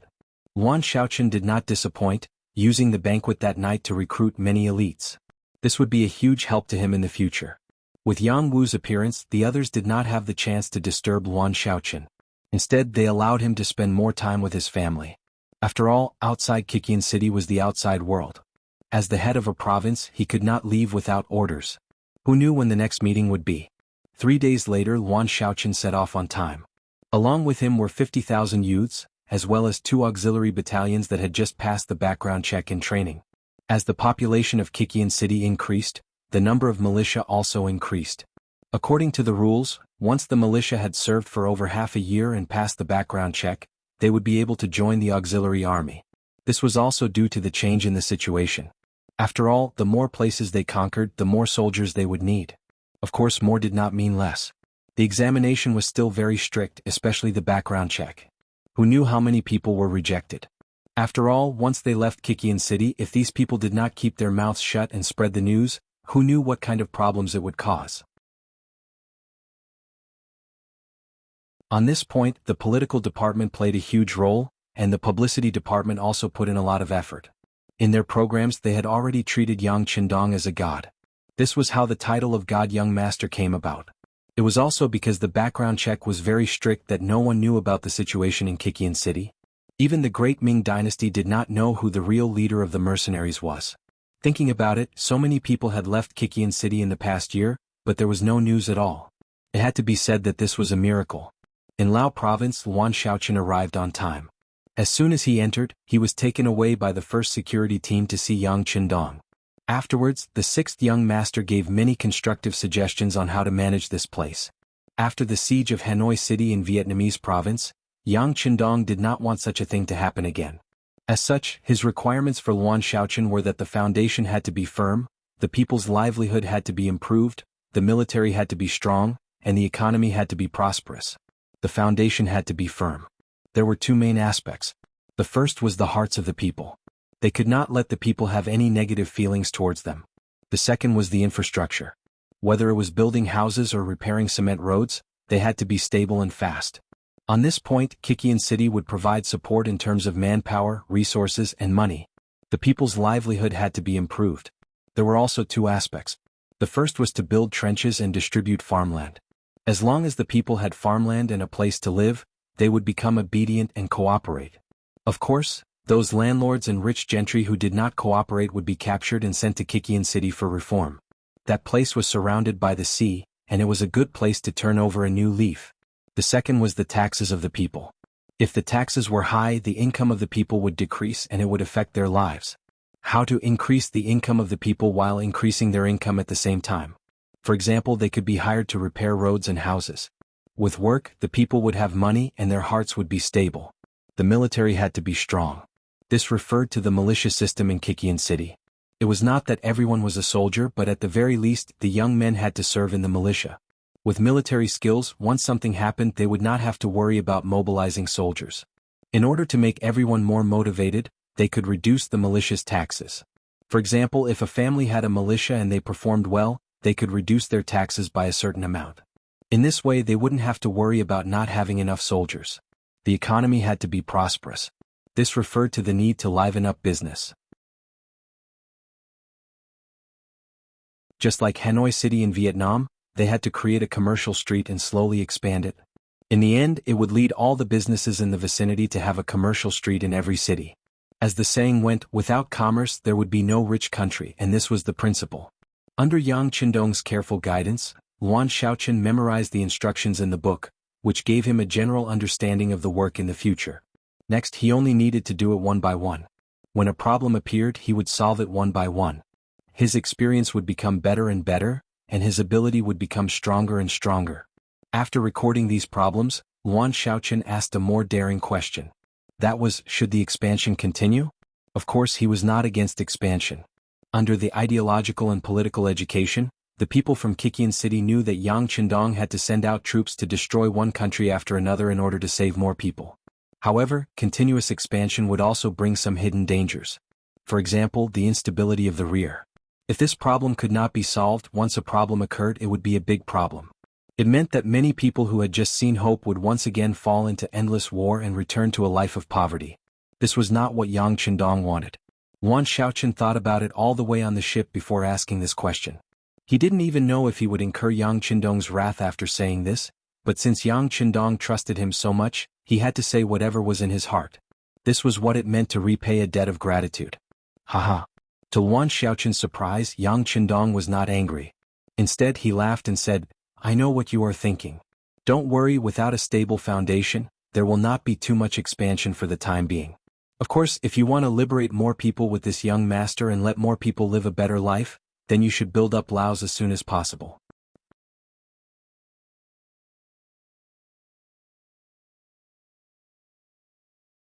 Chapter 595. After saying this, Yang Qindong patted Luan Shaoqian's shoulder. How could he not know that a weak foundation had become the biggest obstacle to expansion? Just like what Luan Shaoqian was worried about, if the rear wasn't stable and the front was still fighting, the consequences would be unimaginable. Regarding this, he naturally knew.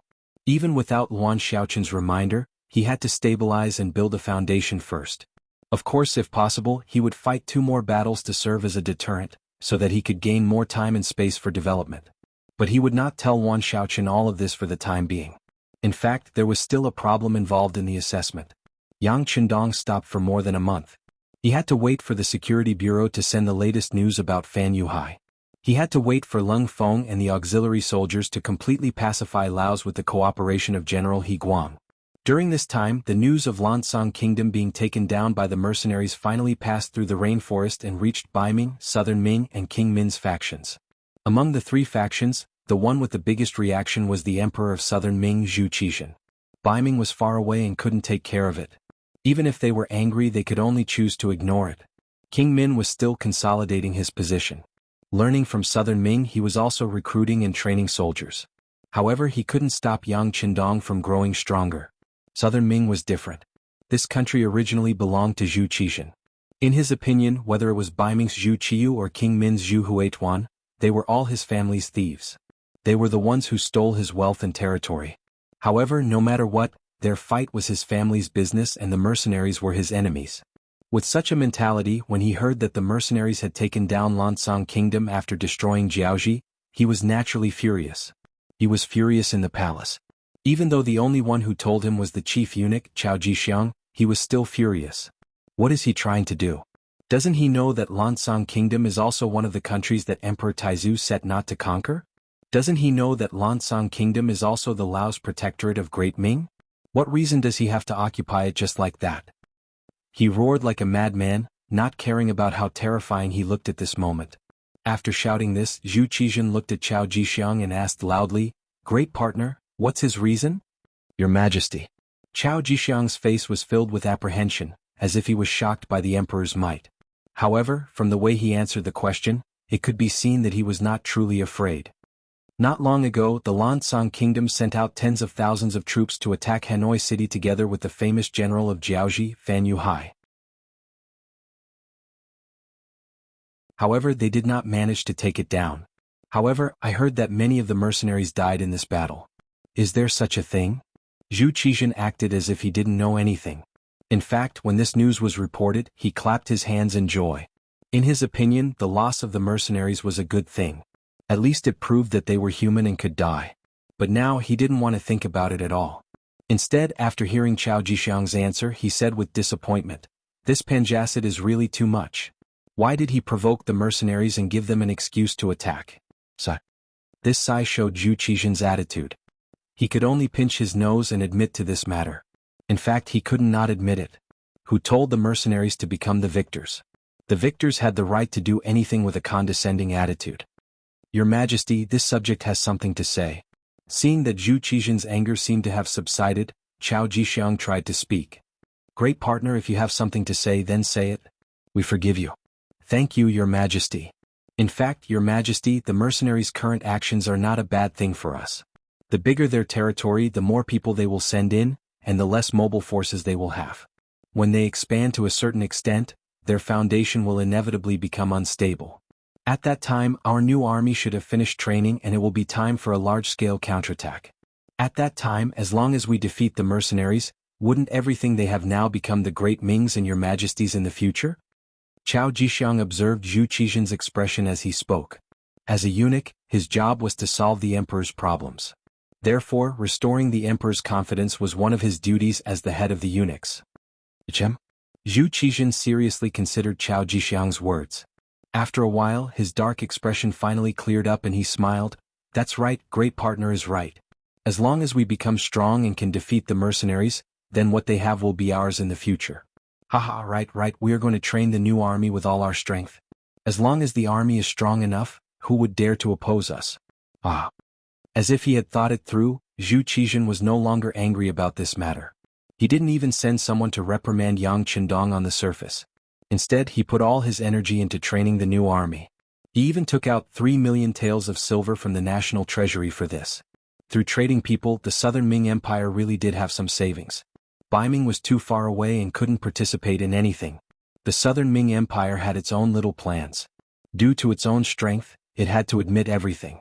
As for Min Wang, while stabilizing the foundation, he had some thoughts.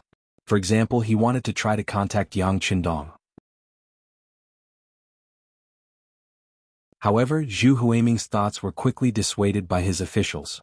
According to these officials, now that the mercenaries were in the limelight, it would be difficult to gain any benefits by allying with them. It was better to wait for them to lose due to their arrogance. At that time, the price to pay for allying with them would be much lower. Following the advice of his officials, Zhu Huiming focused on stabilizing the territory and didn't send anyone to contact the mercenaries. The few major powers in the north didn't make any movements. All of this was within Yang Qindong's expectations. However, the few countries around Laos didn't make any movements at all. This made him somewhat puzzled. Logically speaking, since the mercenaries were so powerful, the Ava dynasty, Myanmar, in the northwest, Siam, Thailand, in the west, and the Phnom Penh dynasty, Cambodia, in the south should also have some reaction. At the very least, they should have sent someone to contact him. They should have either acknowledged the mercenaries' sovereignty over the Lansang kingdom or directly established diplomatic relations. However, why was there no movement at all? It was just like if you had taken over a county, the nearby counties should not be indifferent. Therefore, this was very abnormal. It wasn't until the Security Bureau sent news that Fan Yuhai was having a secret meeting with the generals of the three countries in Siam that Yang Qindong figured out the reason. Haha, Fan Yuhai, not bad, not bad. He said not bad twice in a row, showing that he was really in a good mood at this moment. Tiger's man and Beta Persei heard this and both of them were puzzled. Who was Fan Yuhai? He was a remnant of Jiaoji. If it wasn't for this person, there wouldn't have been the previous siege of Hanoi City. In that battle, Lung Feng and the auxiliary soldiers lost their brothers. Such a person was definitely an enemy. He was the kind of person who must be killed when they meet. However, why did the young master say that he was not bad? Yang Qindong's idea was actually very simple. It was because Fan Yuhai had previously led the trouble to the Lansang kingdom, which gave the mercenaries a chance to send troops. Now that he had led the trouble to the Siam kingdom, wasn't this still creating an opportunity for him? Previously, Yang Qindong had thought about whether to let Fan Yuhai go. Of course, this didn't mean that he wouldn't eliminate him. He just wanted to eliminate him later so that he could lead more countries into this situation and create enough excuses for him to attack. In fact, when he entered the Lansang kingdom, Yang Qindong had thanked him in his heart. What he did not expect was that Fan Yuhai seemed to know what he was thinking. Fan Yuhai had contacted the generals of Siam in such a short time. Moreover, he had contacted the generals of three countries at once. Fan Yuhai was really his soulmate. He was happy that he had an excuse, but Yang Qindong wouldn't launch an attack immediately. War wasn't as simple as just talking about it. Every battle involved too many things. There was information, terrain, comparison of forces and deployment, logistical support, provisions and equipment, morale, and so on. If any of these were not prepared, it might lead to the failure of the war. Especially now that the army was still suppressing the foreign forces in Laos province. Without enough troops, Yang Qindong wouldn't make any decisions lightly. Order the Security Bureau to not be afraid of spending money. Find a way to understand more about the other party. After saying this to Tiger's mane, Yang Qindong put the matter aside. Even if there was a war, he would have to wait for Luopa and Wu Sheng to be free. For now, he just had to wait and see. For now, it was better to help his future brother-in-law manage the situation in Laos province. The hearts of the people were the foundation of a country. In order to stabilize and gather the hearts of the people as soon as possible, Yang Qindong planned to bring the model of Yang Bao to Laos province. Previously, Yang Bao had been wandering around Baiming's capital and nearby areas. Because of the traffic and the situation, Yang Qindong's publication was very early, but its development was very slow. This was especially so after Yang Qindong left Baiming and went to the south. Yang Qindong even stopped publishing for a time. Who knew if someone would secretly make a move against them when he was no longer around? Lao province was different. This was Yang Qindong's territory and he had the final say. If Yang Qindong wanted to publish Yang Qindong's newspaper here, he would not face any restrictions. Instead, he would have the full support of the local government. If he wanted to gather the hearts of the people, he had to let them know who he was and what he wanted to do. What did he do for them?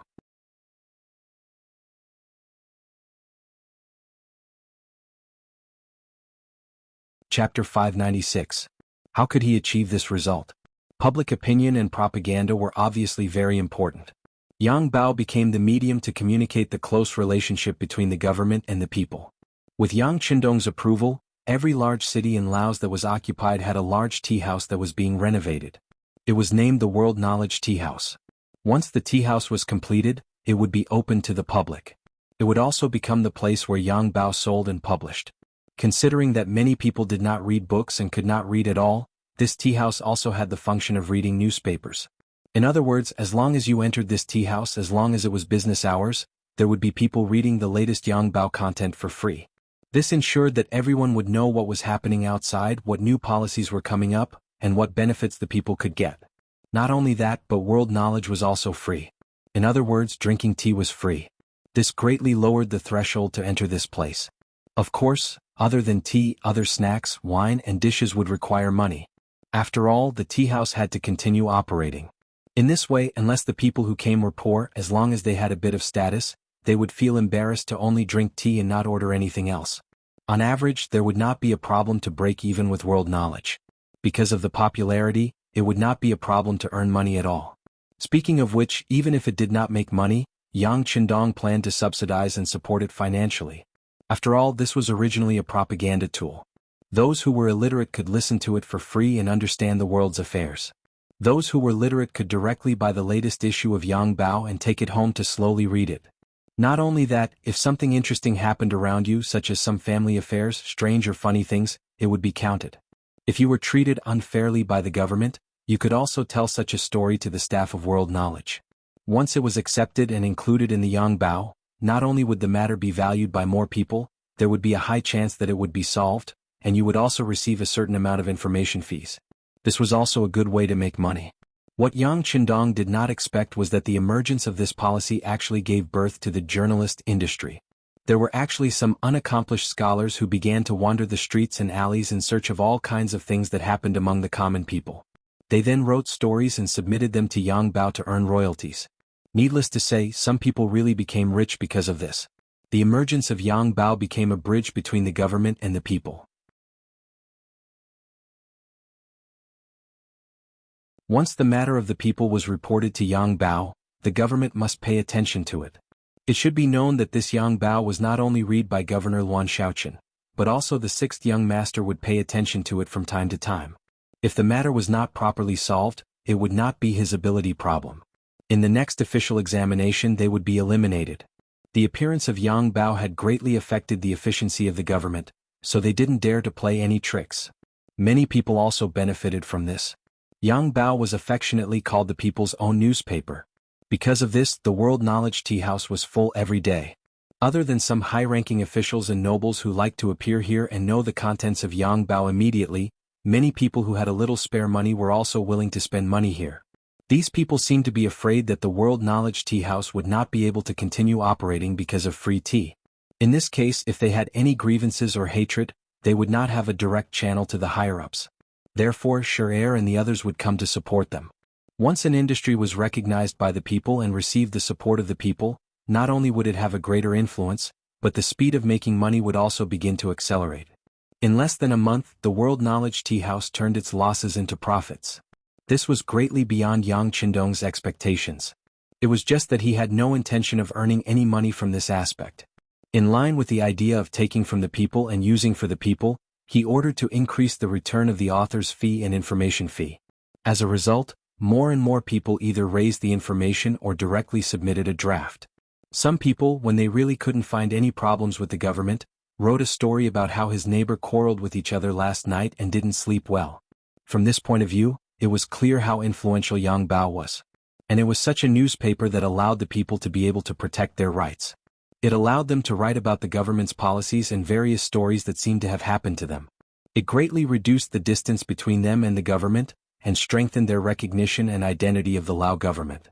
Seeing the effect of Yang Qindong's paper was so good, he waved his pen and asked Vietnam to follow suit. He also sent some of Yang Bao's experienced people to help Vietnam. And just a month later, dozens of world knowledge tea houses also sprouted like bamboo shoots after the rain in the major cities of Vietnam. There was a trend of more and more of them, and the distance between the mercenaries and the Vietnamese people was shortened. Waiting for the dust to settle, Yang Qindong had already stayed in Lao province for 3 months, and Luan Shaoqian had been the provincial governor for more than 2 months. He had already begun to adapt to the new environment and work. In 3 months, Lung Feng and the auxiliary soldiers rode bicycles all over Laos, conquering one city after another. In the face of an invincible force, more and more people surrendered. Lao province was finally liberated. During this time, the Phnom Penh dynasty, Siam dynasty, and Awad dynasty did not do anything. It was as if they did not see this at all. These people seemed to have the mentality of not getting close, and not offending the mercenaries. If it was a weak person who had just taken over a new force, they would need a long period of stability. Could be 3 years, 5 years, or even 10 or 20 years. If it was Yang Qindong, of course he wouldn't sit and wait. From his experience, the 3 neighboring countries would not really let Lao province develop so smoothly. The only reason they did not act was because they had not found the right opportunity. For example, once the main force of the mercenaries left, the siege of Hanoi province would most likely repeat. Now that Lao province had a clear political system, the people were united and the people were stable. It was time for stable development. Yang Qindong would never allow the same thing to happen again. So, if others did not come looking for trouble with him, he would take the initiative to find trouble with others. Since he had to fight, it was better to fight outside. At least, if he fought outside, he would not feel the slightest bit of heartache even if the city was destroyed. He called Yang from the Foreign Affairs Department. After making contributions in the liberation wars of Vietnam and Laos, he had been promoted and became the director of the Foreign Affairs Department. He was in charge of the major matters in this area. Yang Qindong called him over because he wanted to hear his opinion on the war. He had been promoted and gained more power. The burden on his shoulders had also become heavier. Yang was a smart man. After he was promoted to director, he learned more about the situation of the Foreign Affairs Group of the Security Bureau and sent more people. He wanted to understand the situation of the three provinces and understand it thoroughly so that the sixth young master could make the next step. Waiting for Yang Qindong to ask him, he explained the plan he had in mind for a long time in detail. The sixth young master, Fan Yuhai, is still wandering in the Chiang Rai area of Siam. To outsiders, it seems that they have no contact with the higher-ups of Siam. However, our people have already investigated and found that their relationship is not as strange as it seems. On the contrary, the food for the 5,000 elite cavalry was provided by Siam. They should be waiting for an opportunity. As expected. Listening to the information reported by Skylark, Yang Qindong nodded his head in deep thought. Since Siam was secretly supporting Fan Yuhai, it meant that they did not want to be on good terms with him. The reason why they did not act now was that the time was not right. Go on, Director Yang, when do you think they will attack us? What should we do? Yang Qindong wanted to test Yang. He wanted to see how much Yang's thoughts were similar to his own. Seeing Yang Qindong's look of approval, Yang was encouraged and continued, Sixth young master, whether it is Fan Yuhai or Siam, they will definitely be our enemies. After all, the development of Lao province is very good. With the completion of the commercial street and its use, it has attracted a lot of businessmen. This is a treasure trove. No one will not be jealous. But as for when they will come, I am not sure. However, they must be waiting for an opportunity when they think it is suitable to send troops, or when our forces are empty. Just like when the Lansong soldiers attacked Hanoi. Well said. Yang Qindong nodded approvingly. This was what he thought. Director Yang, do you think we should take the initiative to attack them? No. I don't think so. Yang replied with a very firm tone. What? Yang Qindong's interest was piqued. Sixth young master, I have sent people to investigate Siam. I found that Siam is not weak in terms of military strength or economic ability. Especially in the absence of war in recent years, their internal development speed was very fast. Now, just the military strength alone already had 500,000 soldiers. If the situation required, they could recruit another 300,000 soldiers. With such a strong military strength, if we take the initiative to attack, I am afraid that we will not be able to gain much advantage. Even if we can defeat them, it will consume a lot of our resources. There is no room for us to develop in other areas in a short time. If other countries suddenly attack us at that time, such as the Phnom Penh dynasty in the south, we will be in a bad situation where we have to fight on both sides. This is very disadvantageous.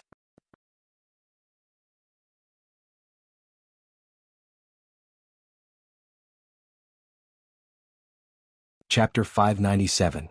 After saying this, Yang was afraid that what he said would diminish his own prestige and boost the morale of others, so he quickly added, although our mercenaries are very powerful and are not afraid of any enemy, if the plan is more thorough, we can completely avoid such a situation.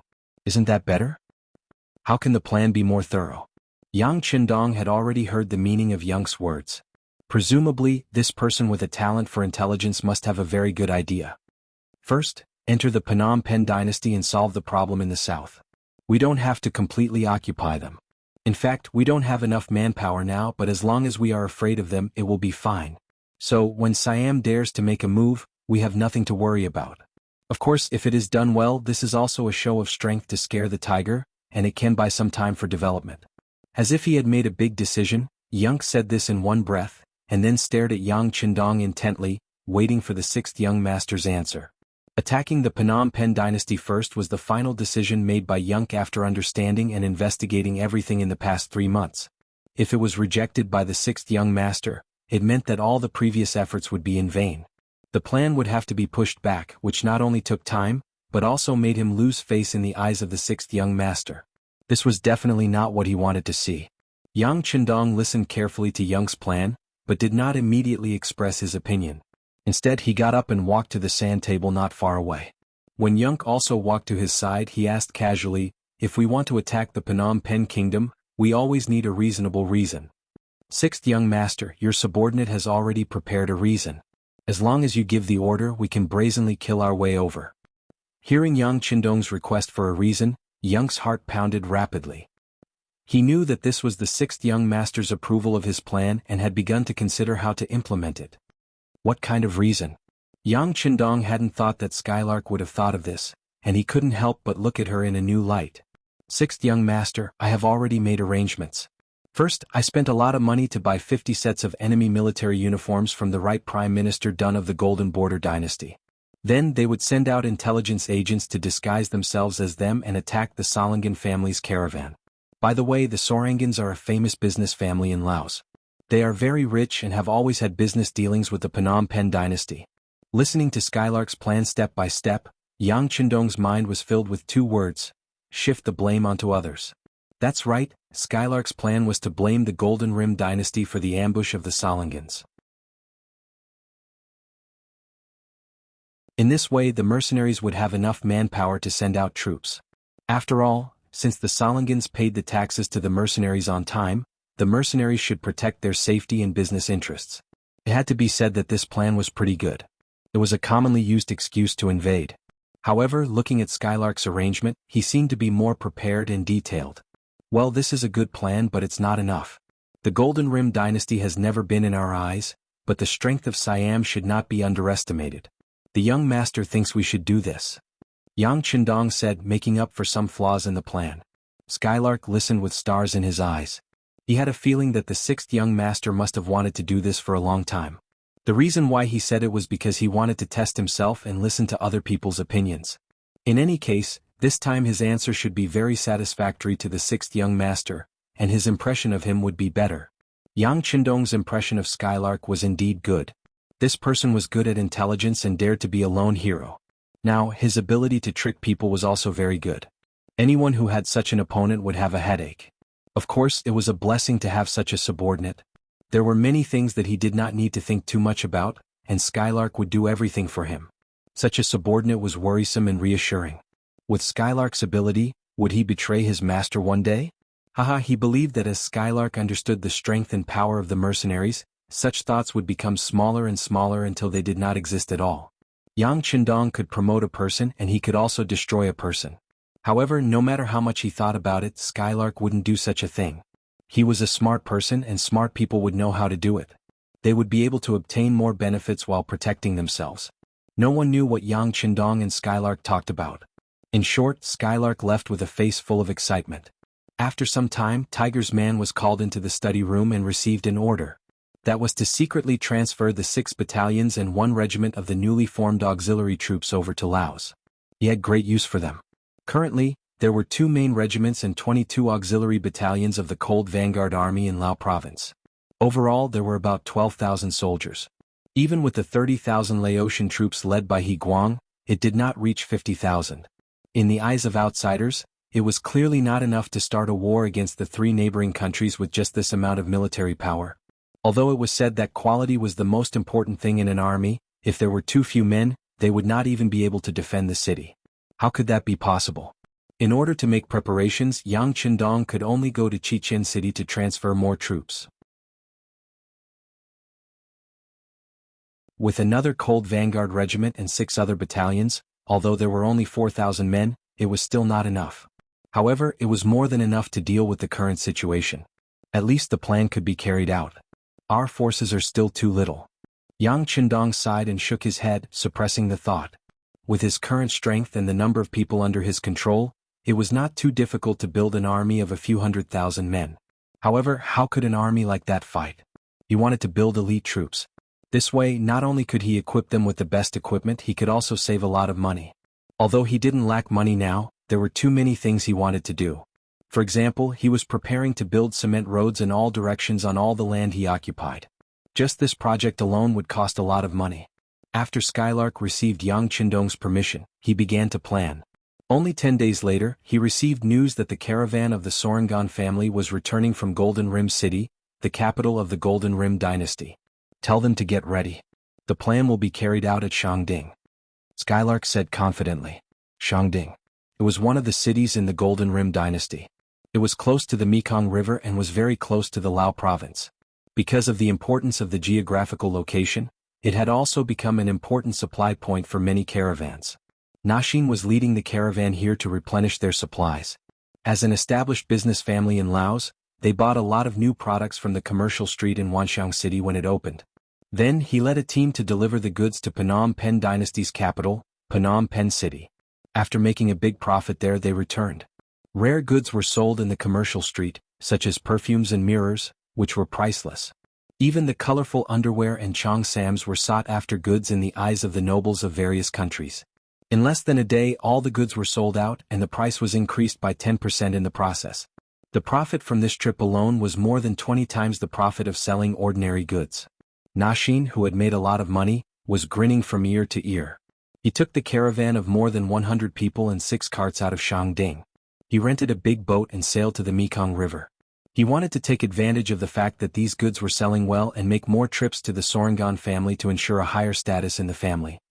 His face was full of confidence, and he even began to imagine how popular he would be when he returned to the clan this time, and how people would look at him with worshipful eyes. Suddenly he saw a military ship coming from afar. The reason why he said it was a military ship was because the deck of the opposite ship was full of men wearing the Golden Rim dynasty's military uniform. From afar they were all majestic. Their armor shone in the reflection of the sun. The sabers in their hands glowed with cold light, carrying a murderous aura. A military ship? When he saw the ship, Na Xen still had a question mark in his heart. He didn't know how many times he had been to the Mekong River, but this was the first time he saw a military ship. The doubt in his heart just flashed through his mind. After all, the most important thing was to deal with the problem at hand. He hurriedly made a gesture to a guard behind him.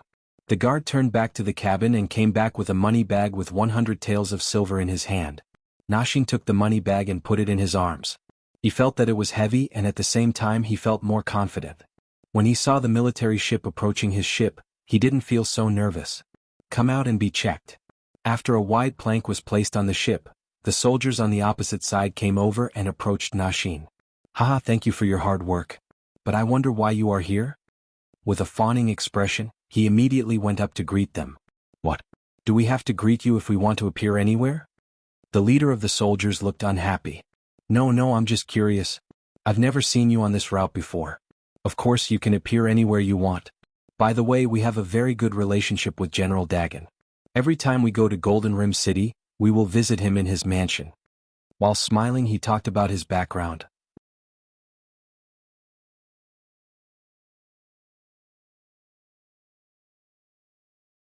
Chapter 598.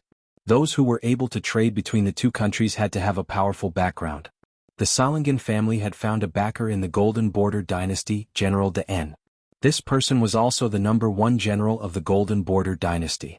So you are General Daen's men. The leader nodded thoughtfully, then approached Na Xen and said, To tell you the truth, Lao province has been occupied by mercenaries. His Majesty is worried that they will suddenly make a move, so he sent us to check the river to see if there are any suspicious people. The leader's attitude had changed greatly, which was within Na Xian's expectations. In the past, it was not like he had never been inspected by a military officer on land, but usually, as long as he reported his name and gave some money, he would be sent away. This time he did not think too much. Instead, he took out 100 taels of silver from his pocket and handed it to the leader as he said with a smile, We are all honest businessmen. We never participate in politics, so don't worry. He reached out and took the 100 taels of silver. After casually weighing it, the leader nodded with satisfaction. Okay, you don't look like bad guys. How about this, gather everyone and let us put on a show. It will be easier to explain when we go back. Okay. After receiving the silver, the other party's attitude became much more polite. He accepted the letter and smiled. Then he turned around and called out to his men, Come everyone, come out. This is just a routine inspection. Let's go for a walk. Under Na Xian's orders, the caravan servants walked out of the cabins one by one and gathered on the spacious deck. More than 100 people were forced to line up in a few rows before standing properly. It wasn't just them. Even the boatmen were summoned to undergo inspection. "Sir, look. Everyone is here. They are all honest people." He smiled mischievously and waited for this sir to finish his inspection before continuing his journey back to the country. "Everyone is here? Not a single one?" the leader asked in disbelief. Of course not. Na Xian had no intention of going against the leader. Of course he did not have any intention of hiding anyone. "Then let's search again." The soldier still didn't seem to believe it and ordered his soldiers. Before long the soldiers began to walk around the ship. After some time they came out one by one, then they nodded and said, "There's no one left." "See, what did I say? Is there really no one? How could we have the guts to lie to the military master? Now that everyone has come out and the inspection is over, can we let them pass?" He also thought that these soldiers were too serious. Thinking that he had a military background and had given the other party benefits, everything should be over by now. A cold smile appeared on the corner of the soldier's mouth. This smile fell into the eyes of Na Xian. He didn't know why, but he suddenly had a bad feeling. Under this feeling, his body involuntarily took 2 steps back. The soldier didn't seem to notice his actions. Instead, he walked towards the people on the deck. As he walked, he said, "Look at all of you. Each and every one of you has shifty eyes. Why do you all look like bad people? Well, it seems that General Hun Sen is right. Those who seek refuge with General De N are not good people. So, you can all go to hell. Kill." Everyone was still digesting the soldier's words. Suddenly there was a flash of sword light. 50 soldiers simultaneously slashed at the hundreds of people who were surrounded. Not to mention that they weren't prepared. Even if they were, how could they be opponents when they were unarmed? "Ah. Ouch, it hurts. Ouch, ouch, ouch. They're killing people. Run." Suddenly, all kinds of shouts came from below the deck. The pungent smell of blood also entered everyone's nostrils. Na Xian, who had already felt that something was wrong, saw the scene in front of him. How could he not know what was going on? At that moment he turned pale with fright. He desperately turned around and ran to the side of the ship behind him. "Don't let him escape. Otherwise General Hun Sen will definitely take our lives." As if he just noticed Na Xian, the leader of the soldiers shouted and chased after him with his sword. Na Xian had already taken a few steps back, so he was very close to the side of the ship. Now he was desperately running away, so his speed was even faster. Almost as soon as the voice fell, he jumped into the river. After a splash, he disappeared into the river. Oh, why did one of them run away? "Shoot the arrows." The leader of the soldiers was furious. But after the order was issued, the soldiers around him didn't intend to shoot the arrows. Instead, they continued to kill the people on the ship. In just a moment, more than 100 people became corpses. No one was left alive. "Oh, take away the valuable things on the ship and then cut the ship. Brothers, get ready to withdraw." The leader of the soldiers laughed. The mission was successfully completed. It was time to leave and report to Master Jianghu. Yes, they were the spies of the Security Bureau who entered the Golden Border Dynasty one step earlier. This time they were ordered by the Director of Foreign Affairs, Master Jianghu, to intercept the merchant ship of the Salangan family here and let one live. As for why they did this, they didn't need to think too much. The Security Bureau always had their own rules. It had become a habit to just do and not say. As for Nongxin, he jumped into the river and dived into the distance. Fortunately, he went out all year round and was good at swimming. There weren't many waves on the river, and it was broad daylight. He quickly found the right direction and escaped.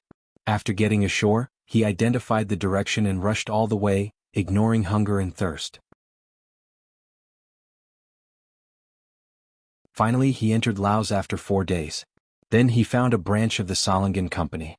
After revealing his identity, he got into a carriage and rushed to Wanxiang City overnight. After another 7 days, Nongxin finally saw the city gate of Wanxiang City. At this moment he couldn't stop his tears from flowing. He was like a child who finally found his parents. He instantly had a pillar of support. In the ancestral courtyard of the Salangan family, the people with some status and those who could take charge of the family were all gathered. In the main seat, there was a young man full of vitality and exuding endless energy. He was the new patriarch of the family, Nongxin Si. Nongxin Si had been smart since he was young, especially when it came to business and dealing with people. He had shown great talent since he was very young. Every business that he handled brought great benefits to the family, and he became a role model for the younger generation. Since it was a big family, there was naturally no lack of talents. On the contrary, the mentality of seniority was very serious. Even if Nong Xinxi had the ability, he still needed a huge opportunity to rise up. Otherwise, he could only wait until he had enough seniority. Nong Xinxi's luck was quite good.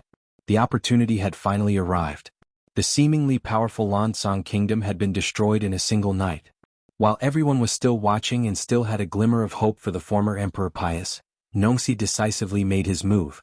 Since they were a business family, they naturally knew more about the outside world. Otherwise, it would be easy for them to be taken advantage of. When Nong Xinxi was purchasing goods from a business street in Yunnan province, he was the person in charge of this. From there, he heard a lot about the sixth young master and saw how powerful the mercenaries were. Now he knew that the Lansang kingdom would definitely become a thing of the past. It was impossible for them to make a comeback. As such, he immediately made the decision to form a good relationship with the mercenaries. Opportunities were always prepared for those who were prepared. Since he couldn't form a relationship with the mercenaries, Nong Xinxi took the initiative to look for the former state preceptor Long Qi and expressed his intention to form an alliance. Long Qi was also the winner of this political change. Although he wouldn't be able to enjoy any power in the future, he received 5 million taels of business capital. Not only that, he was also allowed to do business in the new Lao province. He wouldn't be pushed aside by the Han merchants in the business street. This was Long Qi's advantage. After Nong Xinxi came looking for him, the retired state preceptor felt like a tiger that had grown wings. He now only had money and business qualifications, but he didn't know how to do business and how to make more money. All of these happened to be the strengths of the Sorangan family. A strong alliance, this was what they wanted. Long Qi agreed to the Sorangan family's request for cooperation. As the person who put forward the proposal, Nong Xinxi's contribution couldn't go unnoticed. He seized the opportunity and became the new patriarch of the family. The old patriarch entered a state of seclusion. After becoming the new patriarch, Nong Xinxi wanted to bring the family to a higher level of glory. He ordered several merchant teams to set off together. He wanted to show everyone how right it was to choose him as the patriarch. However, no one expected that something would happen. Not only did they lose their money, but more than 100 people were killed. If it weren't for Nongxin's good swimming skills and quick reaction, he would have died as well. The Sorangan family would still be in the dark. Nong Xinxi knelt on the ground and told everyone what happened at the Mekong River in front of the new patriarch and his family members. As soon as his voice fell, it immediately attracted the angry condemnation of the other clansmen. Bastards, how can these people be so shameless? They're clearly acting like bandits. We can't just let it go like this. We must give them an explanation. Yes, they must give us an explanation. More and more family members were infected by the angry atmosphere. They were filled with righteous indignation. It was as if they would rush to Phnom Penh dynasty and kill the soldiers if they were given a knife. Compared to the angry faces of the other family members, Nong Xinxi didn't shout with them. Instead, he began to analyze the whole thing seriously.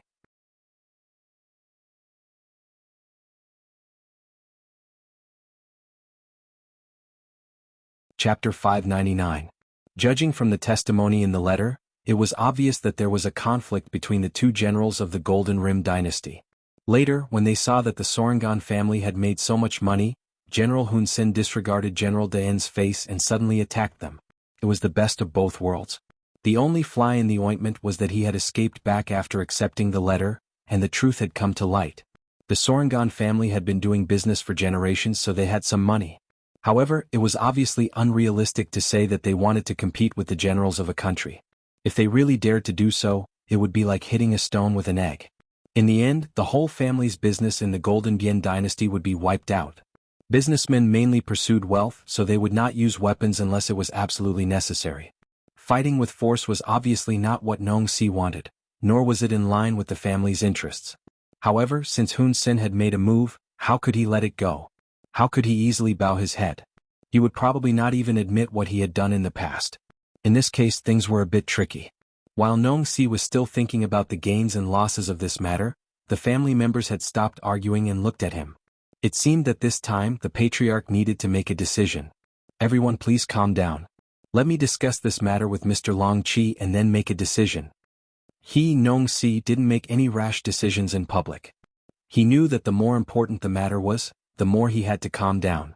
Otherwise, if he acted rashly, he might bring terrible consequences to his entire family. Since the patriarch had spoken, no one had any better ideas, so they had to agree. However, some elders had already said that if this matter was not handled properly, they would consider reconvening the family meeting to choose a new patriarch. Nong Si could be promoted because he had Long Chi's support. However, if this support could not guarantee the family's interests, then they did not mind inviting the old patriarch. From this matter, it could be seen that many people were jealous of Nong Si's promotion. The family was not stable. Knowing the elders' intentions, Nong Si was not angry. Instead, he smiled and promised that the matter would be solved. After that, he brought a few of his attendants to the former state preceptor's residence and met with Long Chi. He was no longer the state preceptor and Long Chi didn't have as many official matters as before. Even the nobles of Kanglan were still ostracizing him. He wasn't used to being idle all of a sudden. Fortunately, the road of business had opened and he had already begun to reap rewards. Shining silver entered his pocket, making him smile so widely that he couldn't close his mouth. He also seemed to have suddenly become younger. Knowing that Nong Si had come, Long Chi laughed and walked into the main hall. He thought that the Golden Bian dynasty was going to settle the bill. He heard that he could get nearly 50,000 taels of silver, which was equivalent to several years of his salary. How could he not be happy? Mr. Long, something's happened. When he saw Long Chi, Nong Si immediately put down his pride as the patriarch. He cupped his fists and repeated what he said in the letter. Long Chi retracted his complacent expression and quietly listened to Nong Si's words. After understanding the whole situation, his first thought was that the other party wanted to take advantage of him. But after thinking about it carefully, the other party now had more to rely on him, so they shouldn't do such a thing. Could it be that someone really didn't have eyes and took their money? It was difficult to do business, especially when you had to look at the faces of high officials and nobles. Sometimes you might even suffer a lot if you couldn't manage one aspect well. Although Long Chi hadn't done business before, he still knew the truth. But usually the smaller the business, the greater the constraints. On the contrary, the more powerful the family, the easier it would be to do business. This was the power of connections. The Sorangan family had been doing business for generations. They had some connections and roots in some neighboring countries, even in the great Ming dynasty. Logically speaking, such a robbery and murder shouldn't fall on them. But why did such a thing suddenly happen? As a former state preceptor, Long Chi obviously thought more than Nong Si, a businessman. It was precisely because he thought more that he felt the trickiness of this matter. Mr. Patriarch, what are you going to do? Long Chi didn't express his opinion immediately. It was a habit he had cultivated for many years. Before making a final decision, he would first listen to other people's opinions and learn from their strengths to make up for his weaknesses. Mr. Long, I want to send someone to communicate with General Hun Sen and see if I can persuade him. If they don't give us face, we can ask General Mun for help and let him put pressure on them. In short, if we don't solve this problem, our caravan can't go to the Golden Border dynasty. Nong Si had thought of many countermeasures along the way. But he still felt that these conventional methods were not enough. That's right. Long Chi nodded in agreement. He agreed with Nong Si's suggestion. But Nong Si's face showed a hint of hesitation. But what? Mr. Patriarch, since we are already partners, just say what you want to say. Long Chi showed a trace of dissatisfaction with Nong Si's method of loosening the reins only to grasp them better. He had been an official for many years and held a high position. What hadn't he seen before? How could he not see through Nong Si's tricks? After being exposed, Nong Si's face showed a trace of embarrassment, but he soon returned to normal. A businessman must be thick-skinned. This was always the most important factor. A person who flinched when faced with a problem was destined to not achieve great things. Yes, Mr. Long, you're right. It's my fault. After admitting his mistake, Nong Si went straight to the point. I'm afraid it'll be difficult to resolve this matter. Since General Hun Sen has already taken action, he won't spit out the fat meat that's already in his mouth. In fact, he might even deny it. If that's the case, I'm afraid that even if General De N puts pressure on him, it won't work. Not to mention, it's still unknown whether the two generals will really fall out with each other for a businessman like us. So, we have to make other preparations. Other preparations? What do you mean? Long Chi naturally understood the reason behind it. Officials protecting each other was not just a saying. When facing merchants, officials would always have a sense of superiority. Naturally, Nong Si's considerations had their own reasons. After pondering for a moment, Nong Si finally raised his head and said to Long Qi, "We have to be prepared. If we really can't do it, we can ask for help from the mercenaries." Ask for help from the mercenaries? Long Qi was shocked after hearing this, then he shook his head and said, No, how can the mercenaries bother with such a small matter? Besides, the Golden Border dynasty is an independent dynasty. They have no subordinate relationship with the mercenaries. Long Qi shook his head, of course. He used to be a state preceptor, but now he was just a commoner. Previously, Yunk wanted to use him, so he was allowed to make conditions. Now that he was given 5 million taels of silver, he was allowed to do business, and he was given priority to take some goods from the commercial street. This was already very considerate. One shouldn't push one's luck. Naturally, this was also because Long Qi was currently in a weaker position. Otherwise, who knows how many times he would have taken advantage of this situation. Why not? Nong Si's face was firm. Mr. Long, didn't the mercenaries say that?